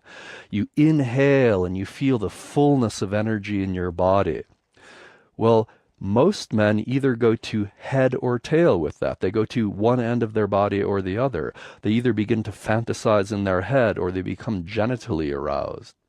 Therefore, it is important to breathe fully, circulating the energy of desire all through your body, from the top of your head down to your genitals, and then from your genitals up to the top of your head, feeling that your breath is filling and emptying your whole body with every inhalation and exhalation, allowing your energy to circulate. So the actual feeling of desire, rather than it becoming targeted in head or tail, becomes coordinated by your heart. You still may have sexual fantasies in your head, and you still may be sexually aroused in your genitals, but your heart is the center. And so your heart regulates that flow of lust, that flow of desire. And when your heart feels lust, it becomes inspiration. You want to give. You're dying to give. And so it's important to turn our lust into our gifts as we cultivate the capacity to sustain desire. To sustain desire through hours and hours of lovemaking. To sustain desire through seeing the beautiful feminine in all of her forms all through the day. As every man knows who has ever gotten the woman he has wanted, it's never as good as you thought it would be. After a few minutes or a few hours or a few days or a few years, it's just business as usual. Therefore, if you feel that by gaining the feminine because you're attracted to her, something fundamental will change, you are just wrong. Nothing changes. If you're not careful, you'll be 80 years old, still going around with the mind of a 17-year-old, thinking, I'll find that woman somewhere. I'll find the right woman. Or my present woman will someday become the kind of woman I really want. No. All of appearance is only change. All of appearance is motion, dance. As the masculine, you are back as consciousness. You tend to identify as that which never changes. And therefore, to commit yourself in relationship feels like a reduction of freedom. Infinite consciousness is limiting itself to one woman. So the masculine is inherently resistant to committing in relationship because the masculine wants to feel freedom. It's its deepest impulse. The first stage man interprets freedom to be the freedom to have sex with whoever I want. The second stage man interprets freedom perhaps as freedom to come and go from the relationship and live his life with purpose, with or without his woman. The third stage man feels that freedom means freedom from fear. It means relaxing so deeply that consciousness and its appearance are felt as one. This is not a theoretical discovery. It is as visceral as making love. It is, in fact, making love.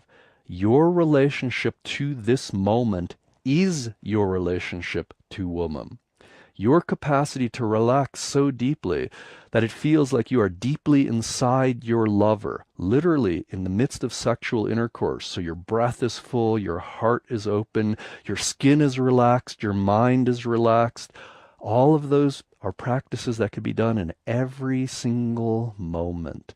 This moment can be embraced as a woman, loved as a woman. And when you feel turned off by this moment, it is the same practice as when you are turned off by your woman. Feel your deepest purpose. What are you here for? How do you give that deepest purpose to this woman who no longer turns you on? How do you give this purpose to this world which may no longer turn you on? As a masculine force in this world, how do we continue offering our gifts even when in the moment our lesser desires are repulsed by what appears, by our woman and by the world? The way of the superior man is about feeling what is always true, which is love or consciousness. They are the same. Love or consciousness is the nature of this moment, and it wants to be expressed through this moment. Your obligation as a masculine identified human character is to enter the moment and open it as consciousness or love, to enter your woman and open her as consciousness and love. She wants this from you. The reason she wants your dark side is not because she's attracted to murderers and killers.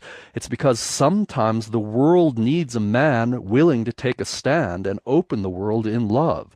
And sometimes she needs her man to take a stand and open her in love. She needs your dark, strong energy to open her, so she knows that without that killer for love within you, there'll be many days where she's sitting alone and you're off doing your thing and you're afraid to step into her storm and open her. She'll know that without that killer within you, you'll be afraid to enter the world and do battle for the sake of love in those moments when necessary. If you allow your desire to become so small, if you deplete yourself continuously through building up stress and releasing it, through masturbation, through watching TV, through throwing off your energy, through work, talking, reading, all the things we do to occupy our time that aren't really bringing light into the world and also aren't really recreational, regenerating light, but instead are simply distractions. If we allow ourselves to be distracted, then we begin to feel depleted, and we go through life in a mediocre way. We do have a sense of what we're here for in the world, but we also know it's very difficult. The world is motion. To enter that motion is a ride, and it ends in death. No one has succeeded in bringing into life the love they wanted to.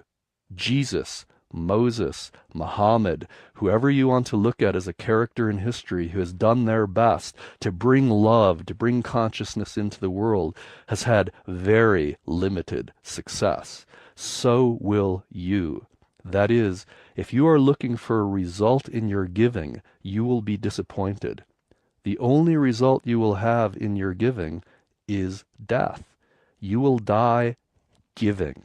Your choice is, do you want to die giving everything, giving your gifts, or do you want to die still holding back, flaccid, unable to give everything because you can't even get it up? That's your choice. And if you make the choice to die giving, then you make the choice to approach the feminine, to approach your woman, and approach the world as something to be embraced, something to be made love with, something that you in fact are. And when you relax enough to feel that you are her, that there is no separation, then all obsession and all distraction dissolve open in the revelation that she is your light, and you are her depth, and there is no difference.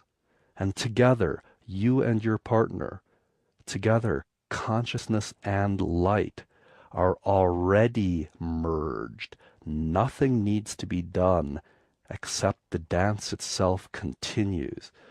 And as the superior man feels, it is our obligation to dance with as much artistry, relaxation, and humor as possible, because it all disappears, and our gift is in the giving. At our core is our heart. Our heart is a feeling organ. By feeling, I don't necessarily mean emotional feelings only. I mean the capacity to feel entirely, to feel nature, to feel the wind, to feel other people's sensations, to feel beauty, to feel space itself. The main practice of the superior man is the practice of feeling. For some men, they have difficulty grasping exactly what does feeling mean, if not simply emotions. The way I'm using the word feeling is very similar to the way a hunter or fisherman would use the word feeling in trying to feel where the animals are or feel where the fish are. It's very difficult to describe, but the difference between, say, an excellent fisherman and a beginning fisherman has to do with an ability to feel where the fish are. You cannot see them on the surface of the water, but with practice, over years of time, men can develop an uncanny ability to feel where the fish or animals that they seek are, even though they can't see them. Well, in the same way, we can cultivate the capacity to feel how energy is moving through our partners. We can cultivate our capacity to feel what other people are feeling emotionally and physically and even mentally.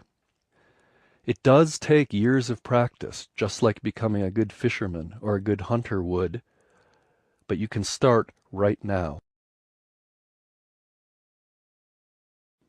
So if you're listening to this in a place where you can close your eyes, sit down, and relax, find a comfortable place, sit, allow your spine to remain elongated so your chest is not hunched over, and relax your whole body as much as you can, but not going limp.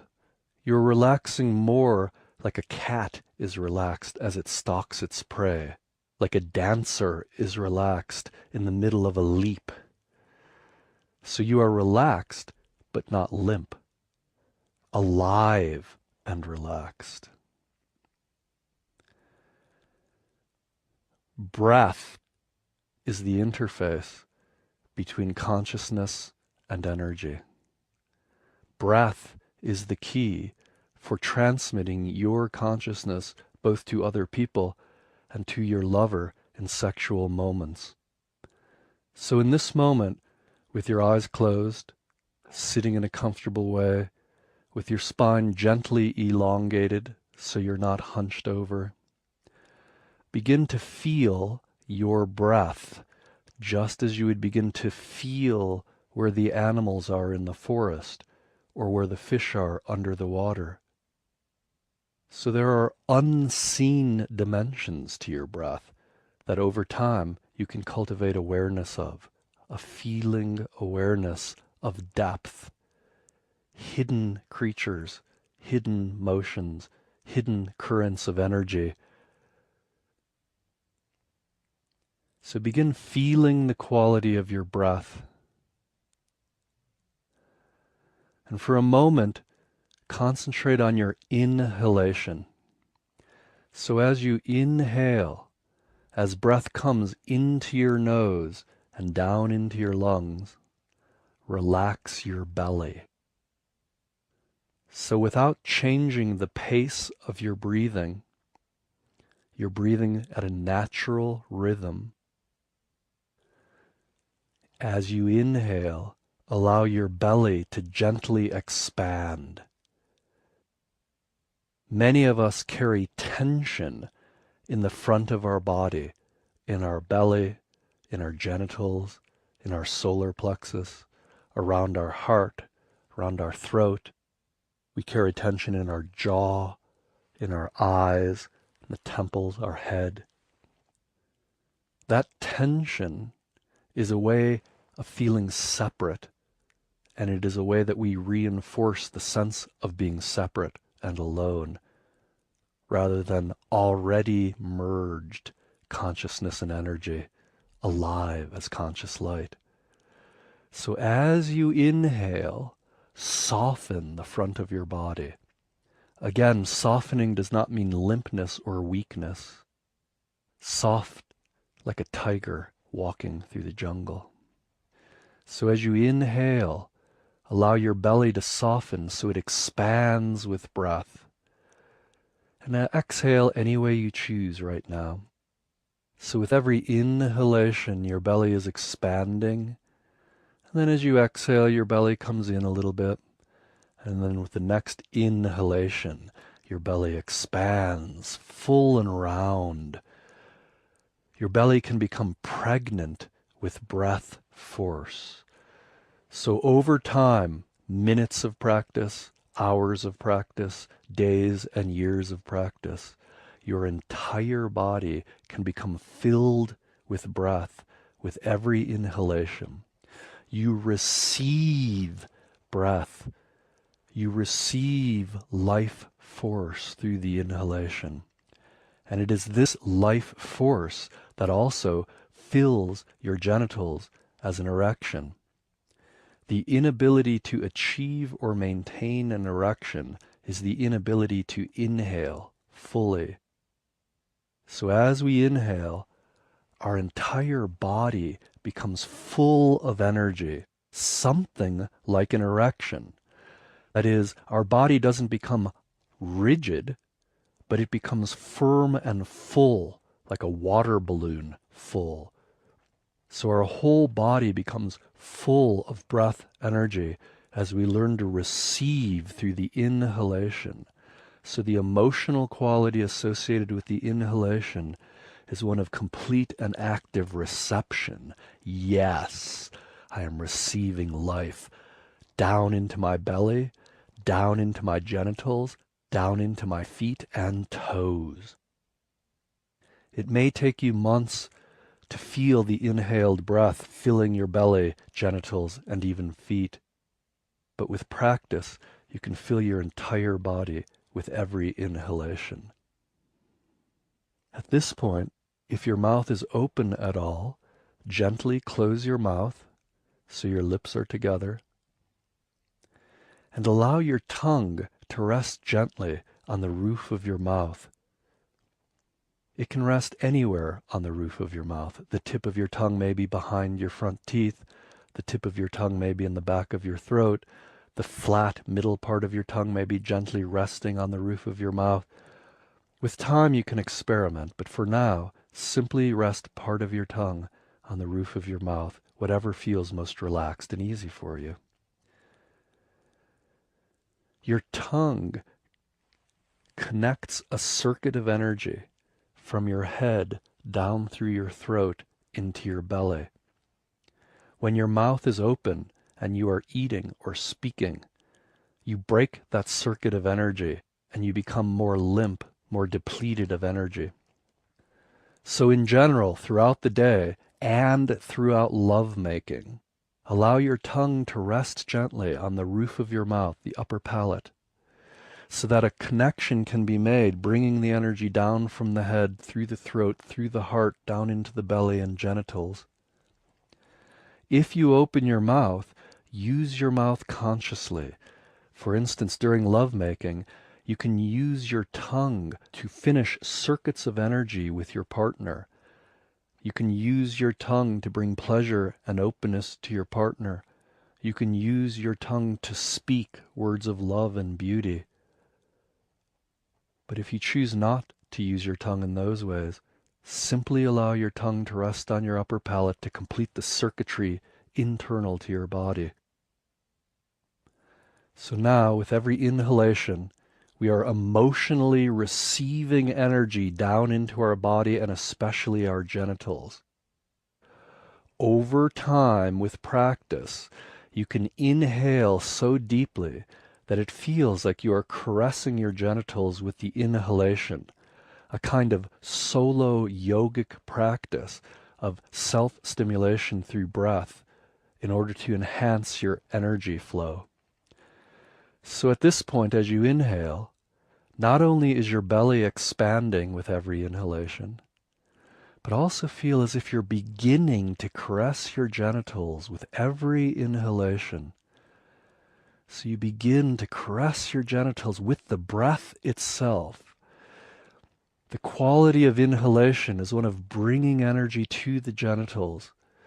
You may be feeling a little bit of arousal, some tingling, a little energy, or you may feel nothing at all.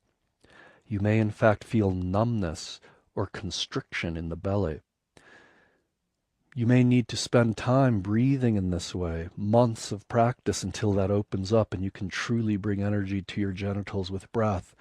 You may choose to get various forms of physical therapy, yogic work, and other forms of therapy to help your body and emotions open. At this point, we're inhaling, caressing our own genitals with every inhalation.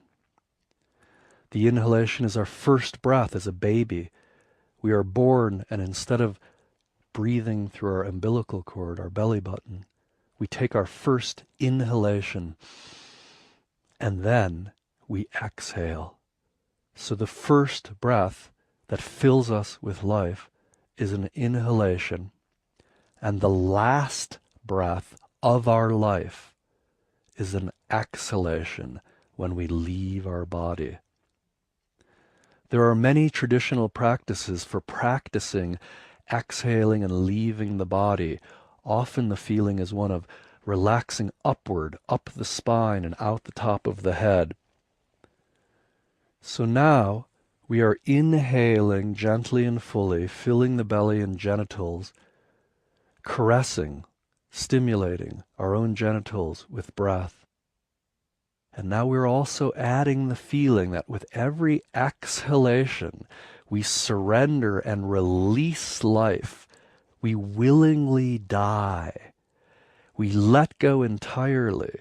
And as we exhale, we just feel our letting go up our spine, up, out the top of our head. So as a practice now, as you inhale, fill the belly and genitals. And as you exhale, Allow your attention to rise up to a few feet above your head. Allow your breath to rise up and out of your nose. You may even choose with your eyes closed to allow your eyes to turn up slightly as you exhale, so everything is going up as you exhale. Your attention is going upward to focus slightly above your head. Your energy is going upward, and you may feel that as a kind of tingling in your spine, or sensations, vibrations, current of energy, or simply like champagne bubbles rising up your spine, a kind of shiver up the spine. Our eyes can roll gently upwards as we exhale. So the two feelings and breath we are working with right now is the inhale through the nose, mouth closed, tongue on the upper palate, allowing our inhaled breath energy to fill our belly like charging a battery, because our belly contains and holds our life force. And then further, allowing arousal of our genitals through breath caress. And then once we have filled our body, maybe even down to our feet, once we can breathe into our genitals, when we have filled our body through inhaling and receiving the yes of life force, we surrender all hold on life. We surrender and let go of all hold on all relationships. And we even surrender our hold on our own body. And we exhale and surrender as if dying to this entire moment. We exhale and let go and allow ourselves to go up and out, up and out, up and out. And then we wait until the next inhalation comes, filling our body with life force, filling our genital with arousal, filling our feet even with living energy. So every life force inhalation is as if we are being born, filling our body. And every exhalation is a kind of surrender, an emotional release, our death. So every inhalation and exhalation, every cycle of breath replicates our complete life, being born, inhaling, incarnating, exhaling, and leaving the body with every breath. So we are breathing, inhaling, filling the body with breath, exhaling, releasing, letting the breath go up. And just continuing breathing in this way, well, we feel the core of our heart. So our heart is approximately midway between our genitals and the top of our head. So the breath is circling around our heart, with the heart at the center. If our hearts are tense, our breath energy implodes, and we focus on our own thoughts and feelings, our own sensations. We become riveted on ourself. In our practice of being a superior man, we learn to feel beyond our own thoughts. We learn to feel beyond our own bodily sensations. We learn to feel beyond our own emotions. We do not ignore them. We include them in what we feel, but we feel far beyond them. So in this moment, doing your best to continue breathing as we just did, inhaling, softening the front of the body, filling the belly and genitals, exhaling, feeling upward, rolling the eyes upward, surrendering all hold on life, until our inhalation comes in again and we are breathed by something larger than us in the circle of breath around our heart. As that breath practice continues, from your heart, feel the space around you. Feel the actual air, the space around you. Feel in front of you. Even though your eyes are still closed, feel the space in front of you. Feel the space behind you. Space is feeling. Space itself is alive as feeling. With practice, it feels as if you are in the water, underwater, in an ocean. Space becomes like liquid. So as people move through space, they ripple the liquid, and you feel those ripples moving through you. That's how you find the fish underwater. That's how you find the animals in the forest. That's how you feel where the people are on the basketball court or where your children are in the heart, in the house, by feeling space.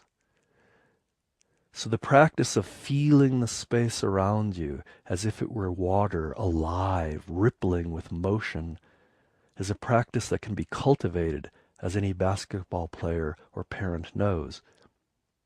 So in this moment, you're feeling the space in front of you. Without opening your eyes, can you feel where the wall is in front of you? If you are indoors, is the wall 6 feet away from you? 20 feet away from you? Feel behind you.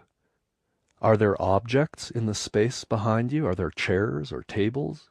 Are there people in the room? Feel to the left of you and the right of you. Feel upward toward the ceiling and into the sky. Feel downward into the earth. Again, at first, it may feel like nothing. You may go, well, I don't know what that means. Feel downward. There's nothing there. But again, with practice, just like a fisherman, a hunter, a parent, a basketball player, you can feel with nuance. It does take practice, and we are beginning now.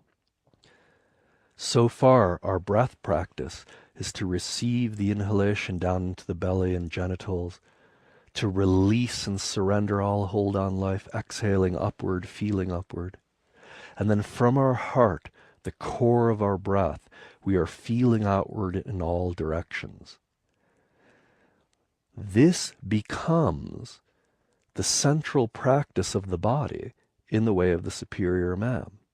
A wide open body, full of life force, also completely willing to let go of life force, and feeling in all directions completely, not shielding your heart, not getting lost in your head or genitals, but instead feeling from the heart into space. So for a moment, feel space all around you. Feel its texture, its thickness, its livingness. Imagine your lover approaching you in this water of space. As your lover approaches you, you feel the liquid between the two of you, the space becoming somewhat compressed, so there's a kind of pressure perhaps against the front of your body as your lover approaches you. Instead of targeting and focusing in on breasts or ears or something that is said, you are feeling all of space from the heart. You are feeling your partner's heart from your heart. You are feeling your partner's body from your heart. But you are also feeling all of space. Again, it may take months or years of practice to sustain that open, feeling nature of being that is space. So we're breathing fully, and now we're feeling fully. This kind of practice can be done throughout the day, 24 hours a day, 7 days a week. It can be done at night. It could be done in your dreams. It could be done in any body you find yourself in a dream. And it can be done sitting as you are right now, quietly by yourself. Relaxing open, feeling into space, breathing the inhale to fill the belly and genitals, exhaling and releasing all hold on life upward.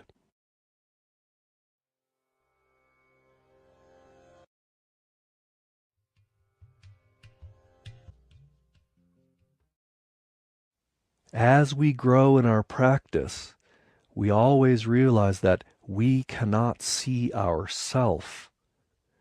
Just like an eyeball can never see itself, but it can only see its reflection in a mirror, you can never see yourself. You can only see your reflection in others. So, at this point, if you have a partner to practice with, a simple practice partner, not an intimate partner, but just another man, You can be two women practicing this, two men, a man and a woman, two friends, lovers, it does not matter who. Sit down with a partner and close your eyes. So you are now sitting down, facing your partner, but with your eyes closed. As you're sitting down facing your partner with your eyes closed, remember the previous practice. Inhaling, filling the belly and genitals, exhaling up the spine, out the top of the head, feeling upward, and most importantly, allowing your heart to be a sense organ, feeling the living space all around you, feeling with the keenness and sensitivity of a professional basketball player, a master hunter or fisherman, or a devoted parent. And now when you are ready, open your eyes and gaze into the eyes of the practice partner sitting in front of you. So you're gazing now into the eyes of your partner. Notice if you lost the breath when you opened your eyes. Did you constrict your breath? Did you forget to receive the breath down into your belly and genitals because you became distracted by your partner? Have you forgotten to release upward? And have you forgotten to feel the space all around you, even behind you, above you, and below you, as you gaze into the eyes of your partner? You are welcome to blink at any time. It's not a staring contest. You're simply gazing into the eyes of your partner so that we can expand this practice to include another human. So you are now relaxing, gazing into the eyes of your partner. It helps to make the exercise more simple if we focus on one eye of our partner instead of moving our focus back and forth from eye to eye. So at this point, if you would point to your own left eye, so take your own hand and point to your own left eye, and that's the eye you're looking into in your partner, the one they're pointing to. So look into the left eye of your partner, and your partner is looking into your left eye. In general, the left side of our body has more feminine qualities than the right side, and so looking into your partner's left eye allows the two feminine parts of you to come together, whereas if you looked into each other's right eye, there's a slightly more masculine flavor to that, which is appropriate to certain exercises. But for this exercise, we're just simply going to look into our partner's left eye. On your own, you can practice however you would like and experiment. So you're looking into your partner's left eye, breathing fully, which means inhaling, filling the belly and genitals, exhaling up the spine, up above the head. And now, from your heart, feel threads of connection to your partner's heart. So you're looking into your partner's eyes, but you're feeling your partner heart to heart. You're feeling your partner heart to heart. And again, the word feeling is used to mean the same thing that a fisherman would say when he's saying, "Oh, I feel there are fish here." And somebody less experienced might say, "What are you talking about? We're in the middle of the ocean, or in the middle of a lake. How can you tell?" And the fisherman may say, "I don't know, but I know I can feel the fish here." And a good fisherman is usually right. Well, in the same way, fish into your partner's heart. Feel into your partner's heart to find the deepest part of their heart, perhaps a place in their heart that they themselves might not have felt. So you're feeling deeply into your partner's heart, gazing into your partner's eyes. Your mouth is closed, your tongue is on your upper palate. Inhale, filling the belly and genitals, exhaling up the spine, out the top of the head, breathing fully, feeling your partner's heart, relaxing. And begin to feel now how present your partner feels with you. So now we are expanding our feeling. Now we're not simply feeling outside of ourself, but we're specifically feeling into somebody else.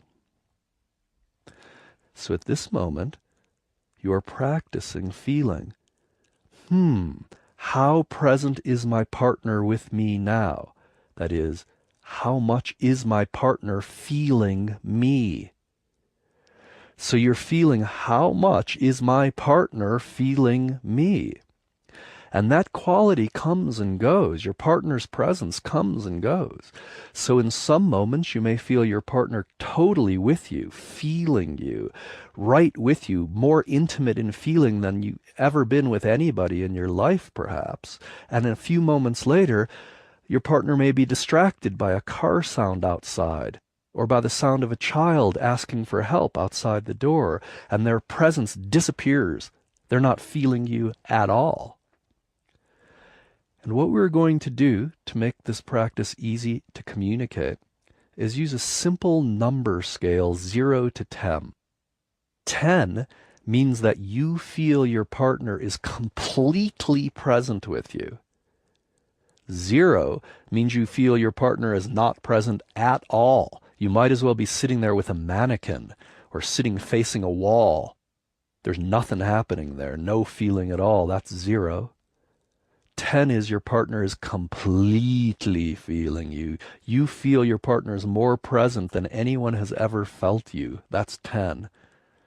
5 means, well, they're present with you in a kind of normal way, an average presence. They are feeling you, but not completely. 7 or 8 would be feeling you quite intimately, quite closely and fully. 2 or 3 would be less than average, less present than most people are with you. And it doesn't matter exactly what the numbers correspond to, as long as you know that 0 means your partner's not present with you at all. 10 means you feel your partner feeling you completely. No sense of separation. None. 5 means a kind of average presence. So for a few moments, you are silently going to narrate the numbers that say how present your partner is. So in your own heart, you are silently giving numbers to your partner's presence.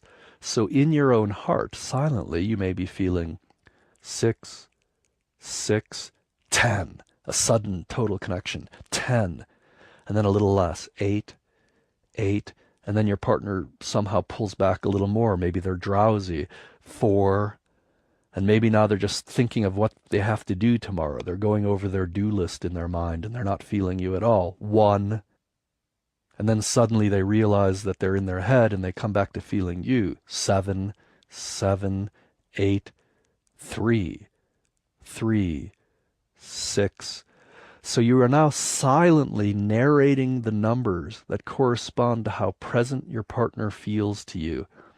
And I will give you a moment of silence here to practice assigning numbers in your heart silently to your partner's presence. And do that for about 1 minute, starting now. Simply feeling how present your partner is and training your heart to discriminate how present they are being by assigning numbers 0 to 10. Moment by moment, every few seconds you're giving another number silently.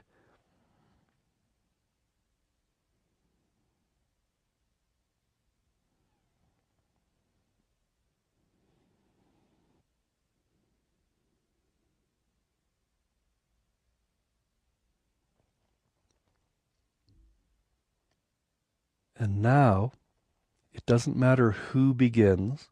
Perhaps you are the active partner first. If you are the active partner first, then now you will start saying your numbers out loud that correspond to your partner's presence. So we will say partner A, the first partner, begins speaking the numbers out loud.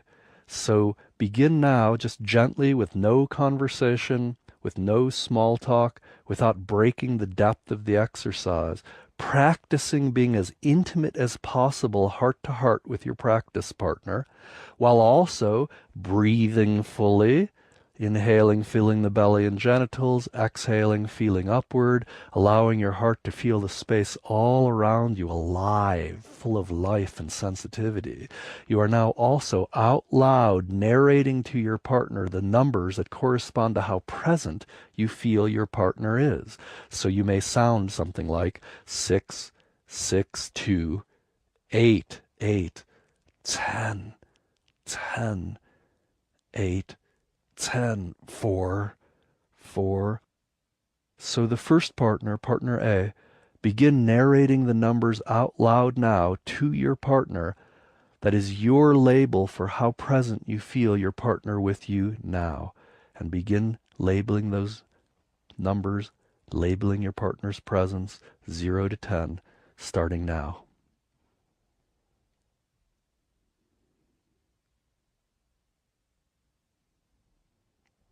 And partner B, you are just listening and feeling how sensitive your partner is to you.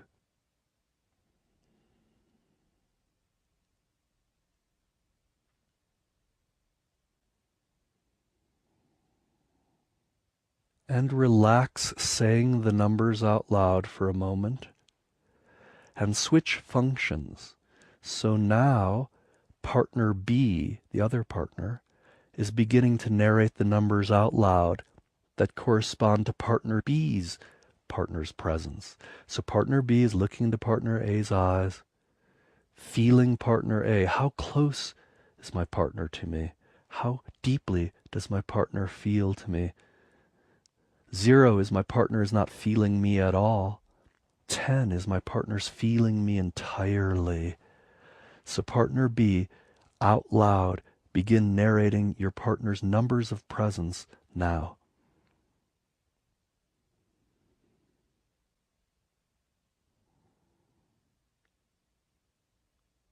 And now come to silence. So now both partners are in silence, but both partners are continuing in their heart to discriminate how present your partner feels. So your heart continues to assign numbers silently to how present your partner feels, how much they are feeling you. 10 means they're feeling you completely. There's no separation. 0 is there's a lot of separation. There's a wall between you and they're not feeling you at all. And now for the next part of this exercise, we will continue to breathe fully, inhaling down the front of our bodies, filling our belly and genitals, exhaling up the spine, feeling up above and releasing all hold on life, feeling space all around us, feeling as space, and feeling our partner's presence and assigning numbers to our partner's presence. To that practice, we now add this. When our partner's presence falls below 7, that is, if we are giving our partner a 0, 1, 2, 3, 4, 5, or 6, we simply raise our hand. And our raised hand means, come back to me. I need to feel you. So if we're feeling our partner below 7, you continue gazing into your partner's eyes and just raise your hand. And as you raise your hand simply is a silent call back to presence. Please come back to me. I need to feel you.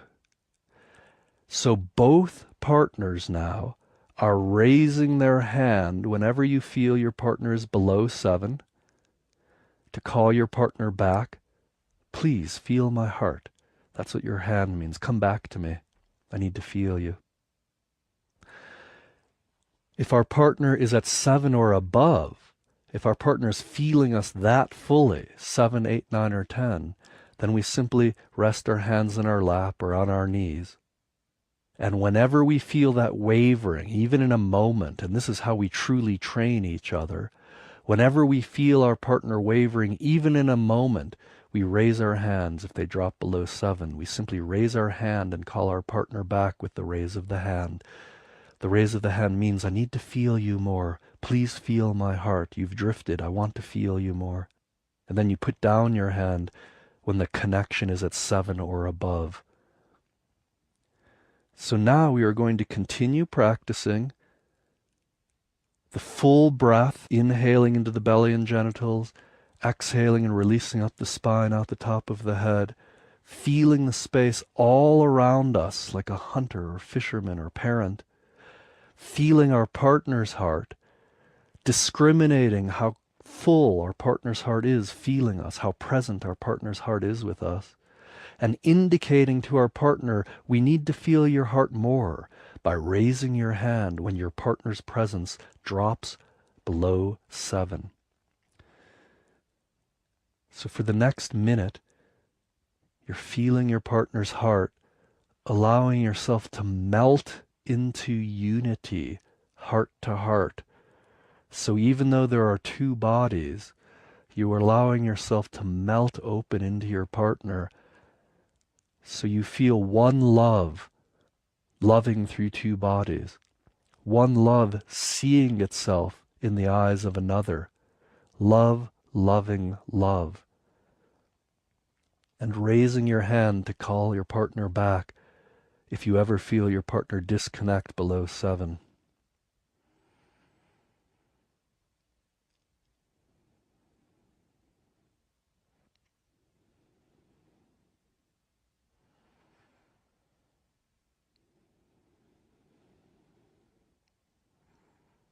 Because you always attract to you people who are as committed as you are to opening, to serving, it is very important to learn how to give this feedback. And in this kind of formal exercise, do not be shy or hesitant to raise your hand when you feel your partner becoming less present than 7, less present than you can truly trust. So in the way of the superior man, not only do we practice solo exercises to cultivate our sense of purpose, our depth, our capacity to relax and access consciousness, but we also cultivate our capacity to share our depth with others. And instead of relying on our own sense of how much we are sharing our depth, because our eye cannot see itself, because we cannot see ourselves, we use our partner's feedback to help train ourselves to be more present, more full, more alive, more able to feel and open in unity with others. This kind of practice can be done every day for 5 or 10 minutes, and over a few weeks of time, you will quickly learn to connect heart to heart with anyone you choose to. And amongst those you practice with, you will learn how to easily call your partner's heart back to presence, so that you and your friends can practice fully as superior men and superior women, awaken to loving and giving the gift of love to each other. And when you are ready to bring this exercise to a close, relax the effort of breath, relax the numbers, relax your arms so you're no longer raising your hands, and in our final moment of gazing into our partner's eyes and heart, in our final moment of allowing ourselves to merge heart to heart with our partner so there is no separation, so there's one love, loving love, the divine seeing the divine in another body, recognizing itself in the eyes and heart of another. Feeling that oneness, you can offer a simple bow to your partner or any other simple gesture that to you is your body's way of saying, thank you, I am grateful for you practicing with me. So a simple bow of gratitude to your partner now to end the exercise. And then coming back to a neutral sitting position, you can close your eyes, and with your eyes closed, feel all the moments you have withheld this depth of presence from your friends and lovers in your life.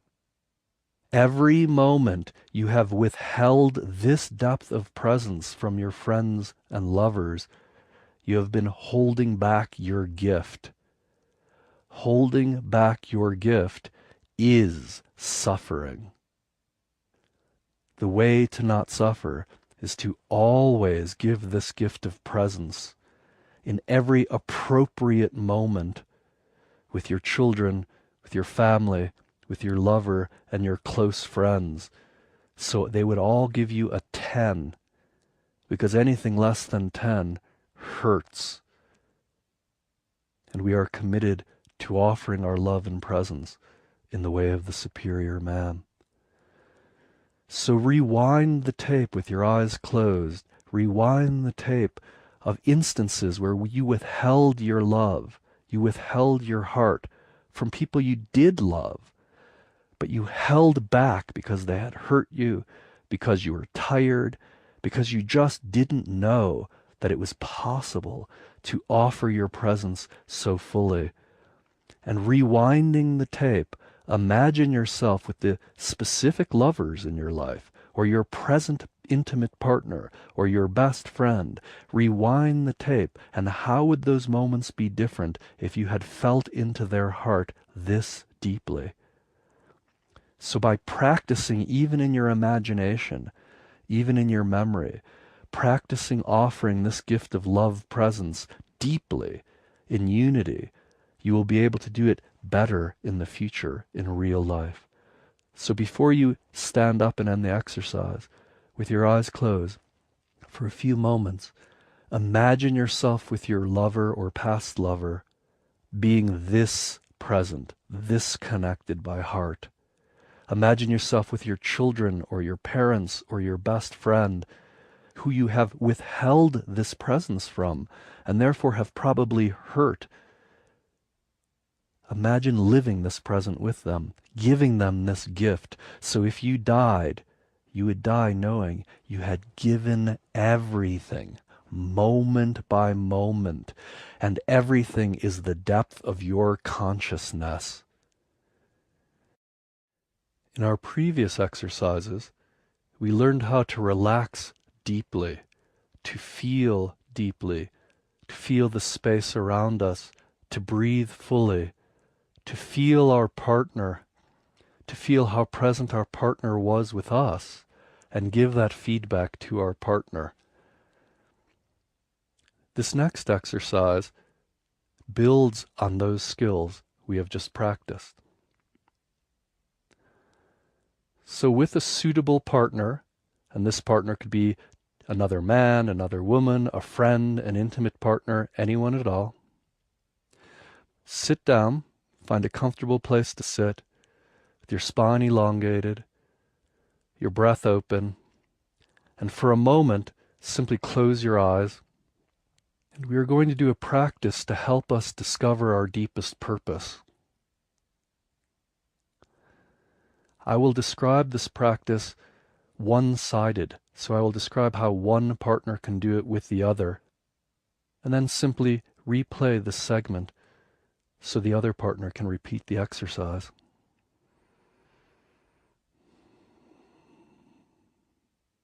And to briefly recapitulate some of our previous practices, our tongue is resting gently on our upper palate to complete the circuitry internal to our body so breath energy can flow freely. As we inhale, we receive life and breath force down into our belly and genitals, caressing our genitals, bringing arousal with every inhale.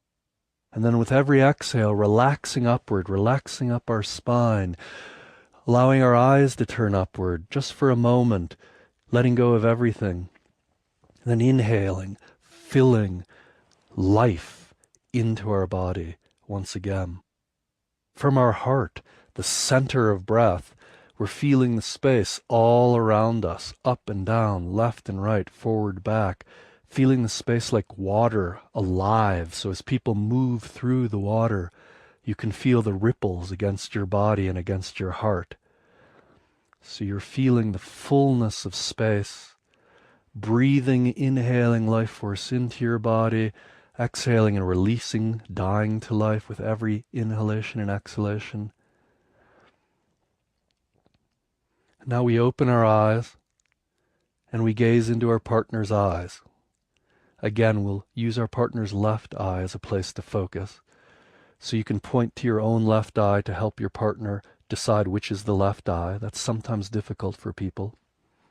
So just simply point to your own left eye, and then you can gaze into your partner's left eye, the one they just pointed at. Take a moment and relax with your partner. Notice if your breath has stopped or become shallow. So even though you're gazing into your partner's eyes and feeling into your partner's heart, you continue to inhale and fill your belly and genitals, and exhale and release upward.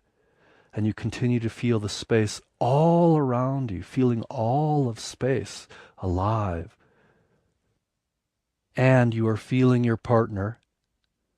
And as we practiced in a previous exercise, in your heart, you are silently assigning numbers to your partner's presence. So internally, you are feeling 7, 7, 10, 2. We are using a 0 to 10 scale, 10 being completely present, no separation. You are 1. 0 being total separation. Your partner's not feeling you at all. 5 means your partner's feeling you about average, whatever that means to you. So in this moment, you are silently giving numbers to your partner's presence.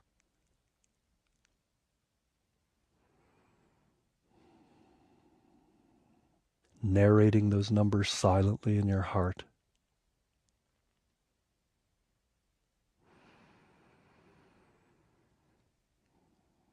So you're gazing into your partner's eyes, silently labeling their presence, breathing fully, and feeling the space all around you.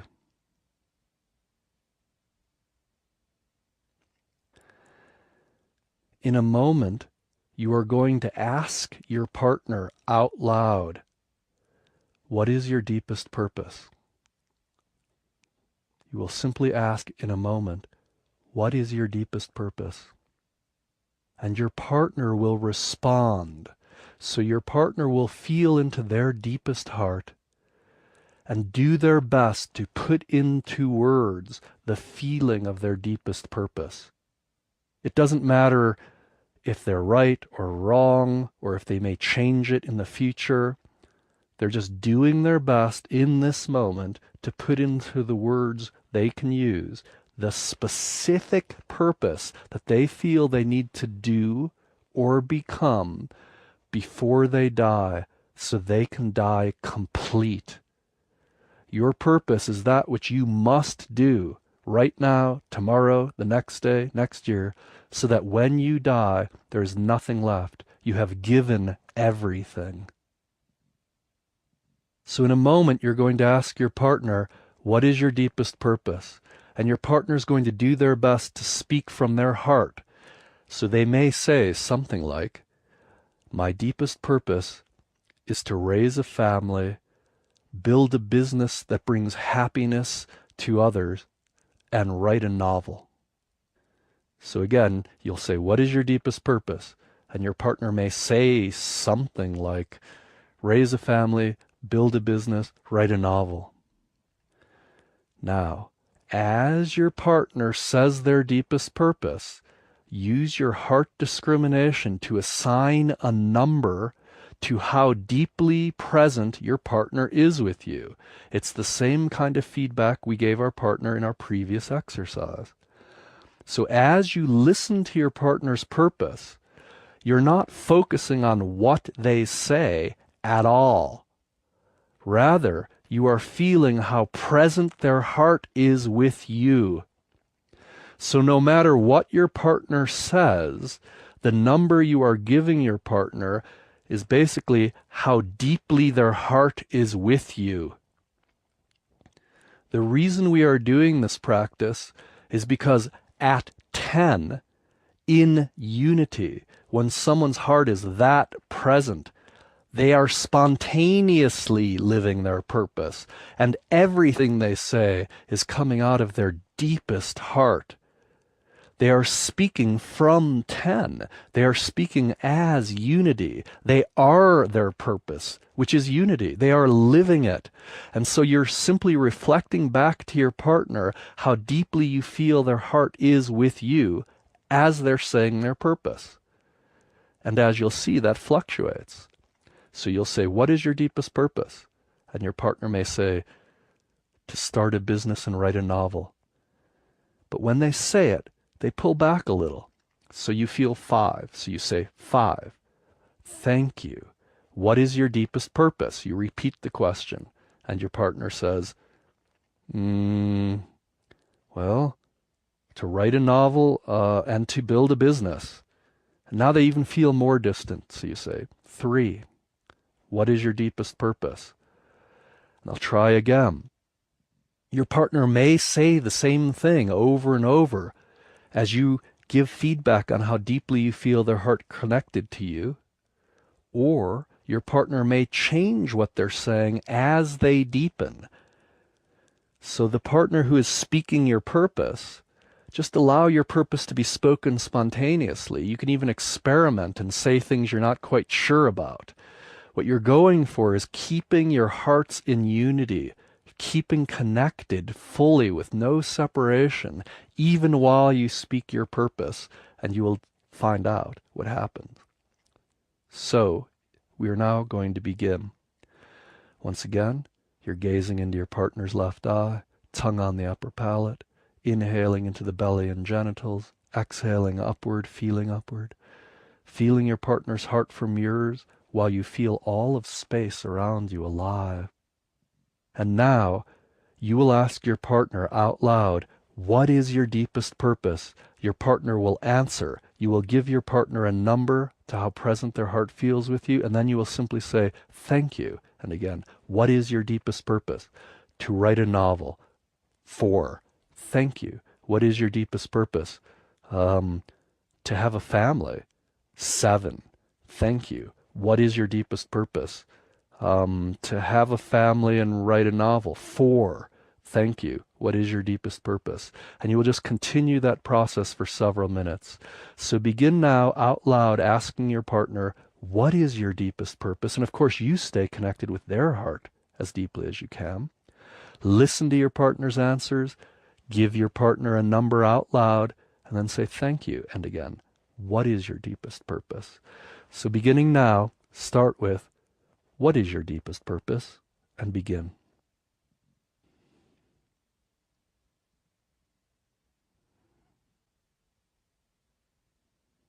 Try to get to the place where you're asking and speaking the purpose from 10.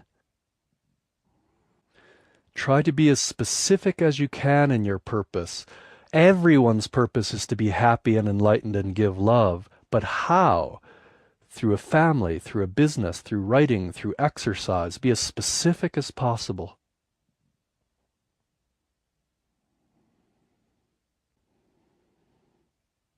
Once again, make sure you speak your purpose in practical terms, things you can do and accomplish and be checked on.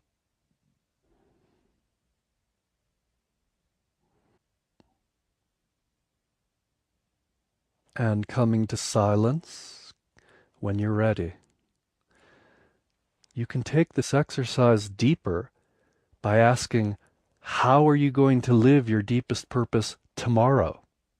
How are you going to live your deepest purpose tomorrow? And again, your partner says specifically how. I'm going to wake up, I'm going to do half an hour of exercises, then I'm going to make myself breakfast, then I'm going to go to the office and have a talk with my boss and change things the way they are there. So you can ask for the next several minutes, how will you live your deepest purpose tomorrow? And your partner answers, and again, you simply give the number of how present their heart feels to you and say, thank you. How will you live your deepest purpose tomorrow? And continue just for a few minutes. So begin with the question, how will you live your deepest purpose tomorrow? And coming to silence when you're ready. These kinds of practices, reflecting to our partner how present we feel, how in unity we feel them as they speak the details, the specifics of how they're going to work out their deepest purpose, allows them to begin offering their deepest purpose from their depth. Obviously, if you're giving them a 3, they can't possibly be speaking from their deepest purpose. They're hardly feeling you.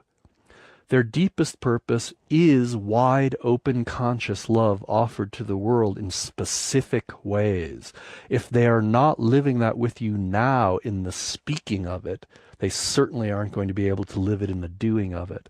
So this kind of exercise helps you and your partner not only refine what your deepest purpose is and how precisely you will live it tomorrow and in every day, but also help you practice remaining fully present and in unity as you speak and ultimately live your purpose moment by moment.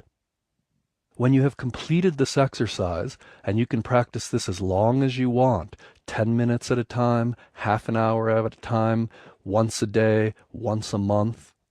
When you have completed this exercise, as always, feel how moments in your past you might not have lived your deepest purpose, or might not have offered your deepest purpose from your true depth, but instead we're trying to give your deepest purpose from 3 or 2, a closed and separate place, which is useless in terms of your deepest purpose.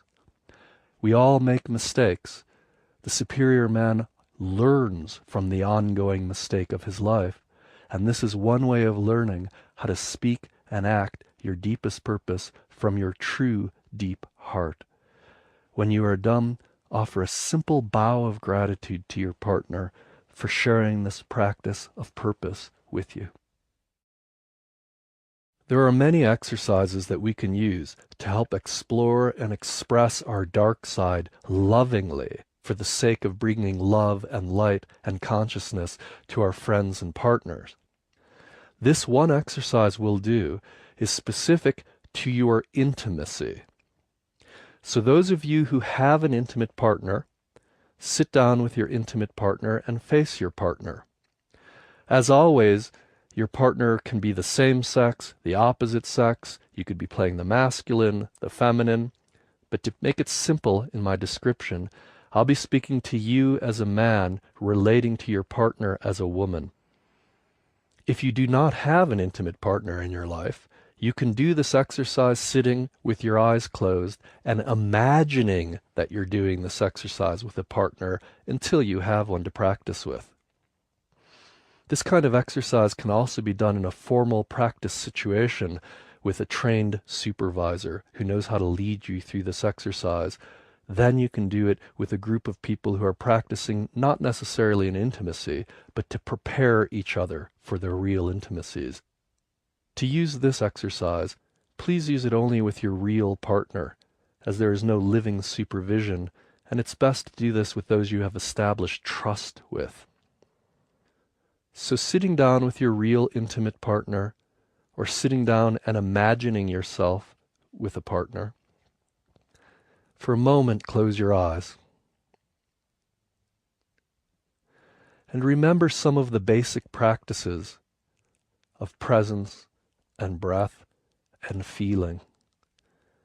And as a brief reminder, we are inhaling, filling our belly and genitals, almost caressing our genitals to bring energy to the base of our body, where we often hold our energy back due to fear.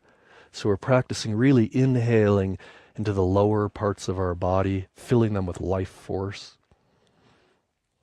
As we exhale, we surrender and release upward, feeling above. And from our heart, we feel space all around us, like a fisherman would find fish under the ocean, or a hunter would search for animals in the forest, or a parent might feel his or her children throughout the house. You are feeling all of space and cultivating the capacity to feel things you cannot even see. And now open your eyes and gaze into the eyes of your partner. As always, notice if you've holding your breath now. Have you started holding your breath? Or are you continuing to breathe fully, inhaling into the belly and genitals, exhaling upward, continuing to feel the space alive around you, rippling with whatever motion there is?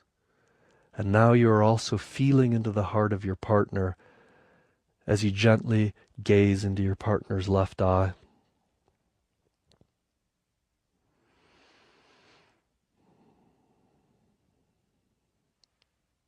Begin to feel into your partner's heart more deeply, so you can begin to feel that in her heart she is yearning to be known. She is yearning to be seen. She is yearning to feel you willing to enter her and feel her exactly how she is, to feel her heart, perhaps more deeply than she can. In the way of the superior man, one of the gifts you have to give to your lover is the capacity to feel her heart more deeply and in ways than she can. You're feeling it in ways that she cannot feel it. You're bringing her a reflection to her of her own heart so she can feel herself through you in ways she cannot even feel herself. She offers the same gift to you. She can feel your heart deeper than you can and reflect to you your own heart. So right now you're practicing feeling deeply into the hidden chambers of her heart, feeling into her yearning that she may even be shy, embarrassed to express. So you're feeling beneath any expressed desires into her true heart yearning that even she may be a little shy to feel.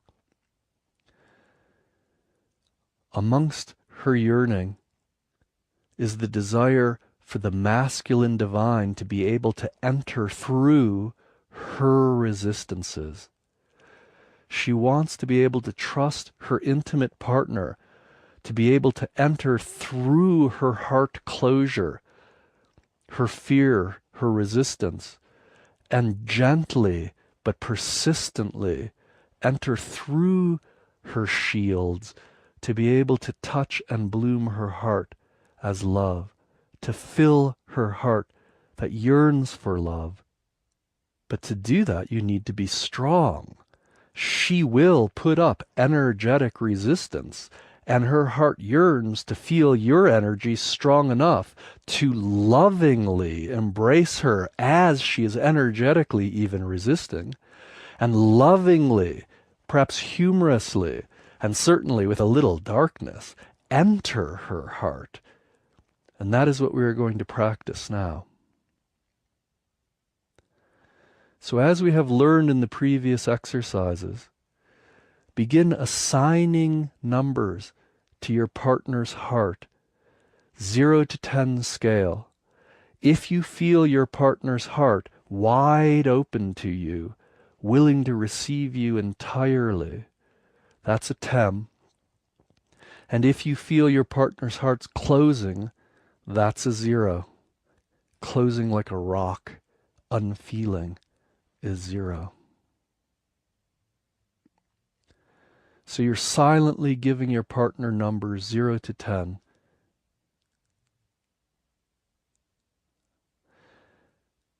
And now I'm speaking to your partner. So I'm speaking to the feminine playing partner. Now I'm speaking to you, the partner of a man practicing the way of the superior man. So feel into his heart right now and allow your heart to silently discriminate and silently give numbers to his heart's presence with you. So silently you are giving numbers to his heart. 10 meaning you feel his heart completely present with you, feeling you entirely. 0 is you don't feel his heart at all. He feels walled off and separate. 5 means he feels, averagely present with you, and so forth. So just to practice for about a minute, silently give numbers to his heart. How present is his heart with you? So you're training your own heart to feel, is he present? Completely present, 10. Partially present, 6. Hardly present, 2. And assign those numbers silently for the next few moments.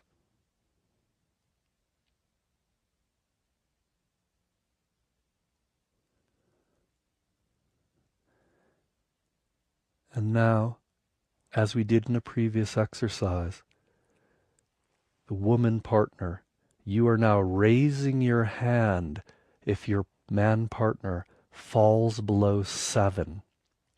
So starting now in this moment, women, simply raise your hand to call your partner back. He is practicing to be present, but like all men, he is sometimes distracted. He may be tired. He may be hungry. He may be thinking of something else. If you feel his presence falling below 7, so you really need to be giving these numbers silently in your heart. If you feel his presence falling below 7, simply raise your hand to call him back. And then keep your hand raised as long as you need to until he's back at 7 or above. And when your heart would give him an 8 or a 7 or a 9 or a 10, put down your hand until he distances his heart from you again.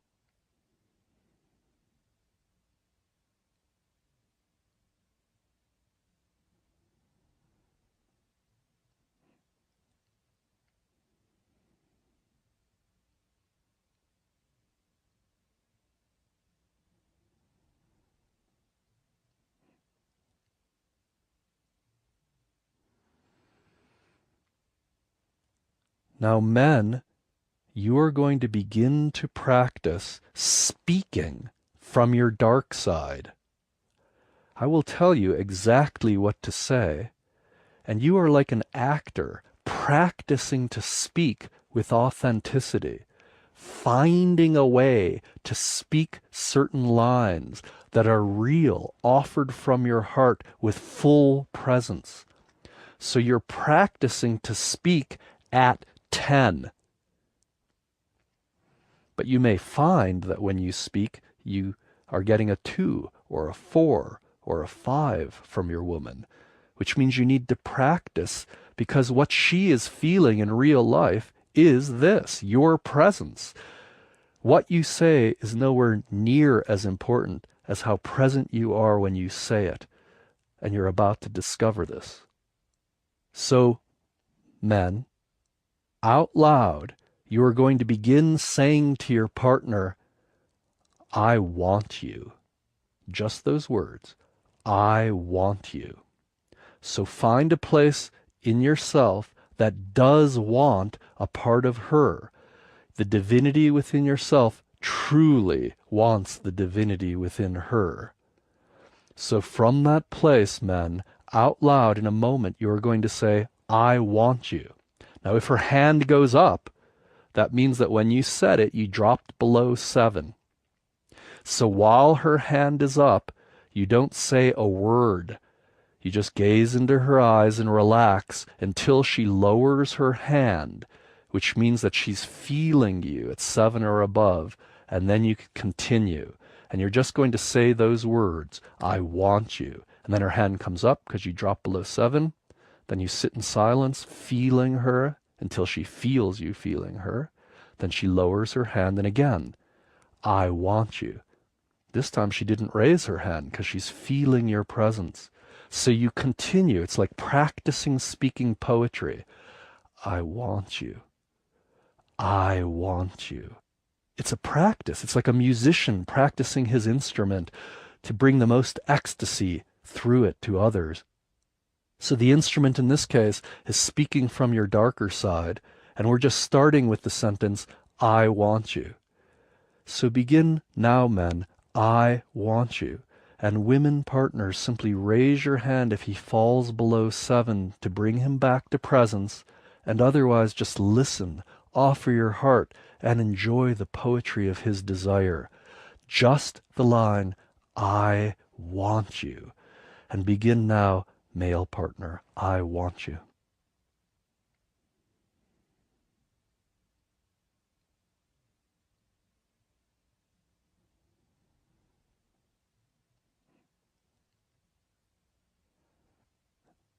And women, if he falls below 7, raise your hand. Otherwise, keep your hands down, and men practice with that one line, I want you, as you open in unity with your partner.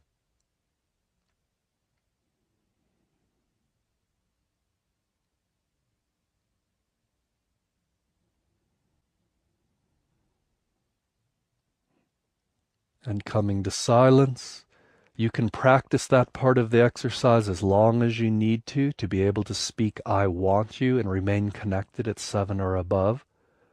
But now we're going to go more fully into the dark side.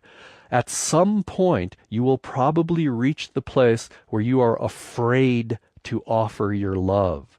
That fear shows itself as tension. So you may notice yourself giggling or laughing or looking away or holding your breath or becoming tense. And that's a sign that the yoga has started. You've reached the place of your dark side where you close down and your partner cannot feel your heart. So in this practice, we're training the men to speak from their dark side and stay heart-to-heart connected. The next sentence you will use, mem, is, I want you, my bitch. I want you, my bitch. So there's a little darkness there. It's said with love, with humor. I want you, my bitch. But notice if you disconnect when you say that, if she raises her hand, which is just an indication you need to practice saying that until you can speak open-heartedly. There is a part of her that in moments wants you to be able to take her this way, wants you to be able to express your dark desires verbally and through your body.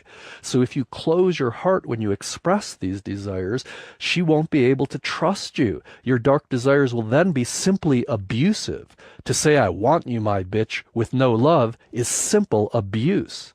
But to say, I want you, my bitch, with complete love is ecstatic in the right moment. So we're practicing heart-to-heart connection and speaking from the dark side.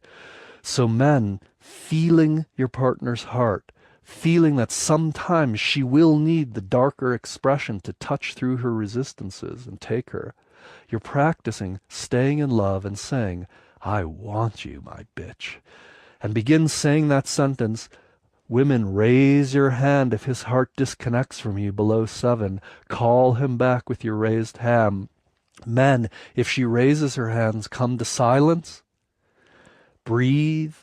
Inhale into your belly and genitals. Exhale up. Feel the space around you from your heart. Feel into her heart. And when she feels your presence at 7 or above and lowers her hand, begin again. I want you, my bitch. And begin now, men, I want you, my bitch. And women, raise your hand if and when necessary to call him back to presence. I want you, my bitch. Begin.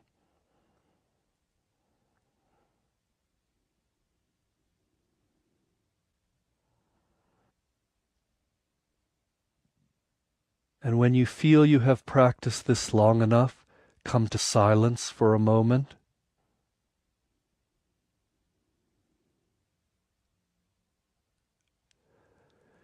And then men, how dark are you willing to speak? I want you, my bitch. I want to take you, my bitch. You are mine. I'm going to take you and lay you down and press into you and ravish you. I'm going to kill you with my love. I'm going to obliterate you with my love. How dark can you take it? In the freestyle form of this practice, men, you can practice expressing darker and darker and darker and darker words. But if you stay connected at 10, it is all the expression of love. If you do not stay connected, then it is simply abuse. To speak from the dark side when you're not deeply connected is abusive. It's painful. But to speak your love with that dark claiming energy, you are mine, for real, touches her heart in a way that she yearns for on occasion, that she requires on occasion to feel claimed by your heart. How dark can you take it? With practice, you will discover you can say anything from that place and have it say love. You can say, I'm going to take you and rip off your limbs and suck out your blood as I love you to death, and have it feel as love. Whereas if you are not connected heart to heart, you can even say, I love you, and it will not be felt as love. It is not what you say, but the energy communicated through your connection. So in the freestyle form of this practice, which you can now practice daily with your real partner, or once a week, or spontaneously for the rest of your life, you practice speaking the darkest you could speak as your partner raises her hand when you fall below 7, or your partner can give you the numbers out loud, 7, 3, 2, 8, 8, and you train yourself to offer dark love energy while staying connected. So in the last part of this exercise, find out, men, how dark you can speak and still be getting from your woman a 7 or above. That is, she still feels your heart wide open with her. So speaking from the dark side, as dark as you can, take a few moments and spontaneously, freestyle, find a way. How dark can you make it and still have her in the ecstasy of communion, heart to heart? So begin now, men, starting with perhaps, I want you, my bitch, and making it darker and darker. It's fine to use foul language, vile language even, said in total heart connection, and find out what happens. So men, begin speaking the most vile love talk, staying totally connected that you can, and being trained by your woman partner who is either raising her hand when you fall below 7 or out loud narrating numbers, so you can practice staying heart to heart connected while you offer your claim of her heart darkly, strongly, aggressively, ravishing her. So begin speaking from the darkest you can, bringing it darker and darker and darker. If she raises her hand, come to silence. Reconnect with her heart and continue. And so begin now, men, speaking from your darkest that you can. Ladies, raising your hand to say, quiet for a moment, reconnect to my heart. And then ladies, lower your hand when you're ready for him to begin speaking again. So men, begin with, I want you, my bitch, and then go darker and darker and darker until she raises her hand, and then reconnect, and then proceed. So begin, men. You are mine. I want you, my bitch. As dark as you can speak, as long as she doesn't raise her hand. But as soon as she raises her hand, it's her heart's call. Feel me. Feel me. Then she'll lower her hand and begin speaking again.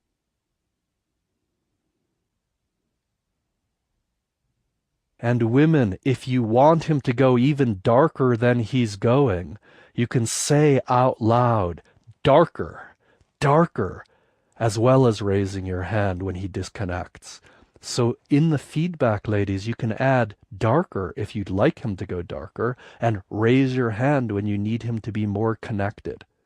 So if she says darker, men, try darker, and if she raises her hand, come to silence, reconnect, and then go darker. So ladies, at this point, you can ask your partner darker if you would like it darker, and raise your hand if you need him more present.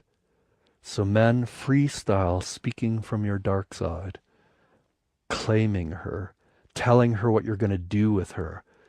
I'm going to throw you down and rip off your clothes, lay on top of you, press you into the bed, grab your hair, pull your head back, and lick your face till you're happy.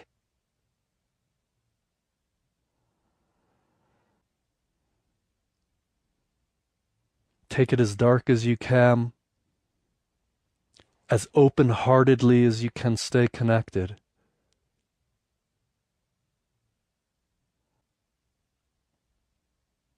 You can practice this exercise for as long as you'd like, perhaps 10 minutes at a time.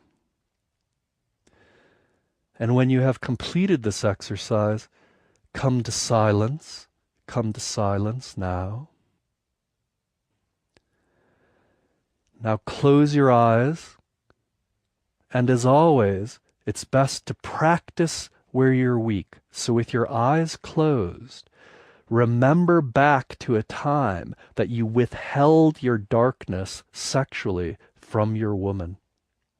Remember a time where you withheld your dark love, either because you were afraid or you didn't know that you can use that part of you to touch your woman's heart. And in your memory, replay the tape so that now with your partner or your past partner that you're imagining, you're giving love, staying heart connected at 10, but you're giving love darkly, claiming her heart deeply, ravishing her open, murdering her with your love in unity. So with your eyes closed, practice, rehearse, offering your dark love in real moments that you can remember you did not offer it in your intimate life. Take a moment and replay the past, this time practicing how you know now. You can use your dark energy to go through the resistance of your lover and touch her heart as long as your heart is connected to hers.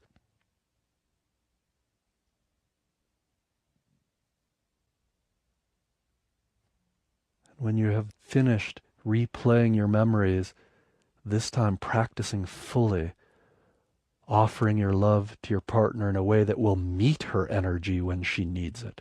So when she gives you big energy, you can give her big love energy back and crush her in your loving. Open your eyes. Gaze into your partner's eyes, man and woman. Feel the gratitude you have in your heart for your partner being willing to serve you in this way. And men and women, both partners, offer a simple bow or gesture of gratitude to bring this practice to a close. In the way of the superior man, we live from our sense of purpose. We offer our depth of consciousness, light and dark. We live for the service of our partner and to bring life, light, love, and consciousness to this earth. The earth and women will often resist us and even fight. And we turn every fight into a dance of love, where our freedom and love are liberated for the sake of all beings. So may all our practices always serve the heart liberation of all beings.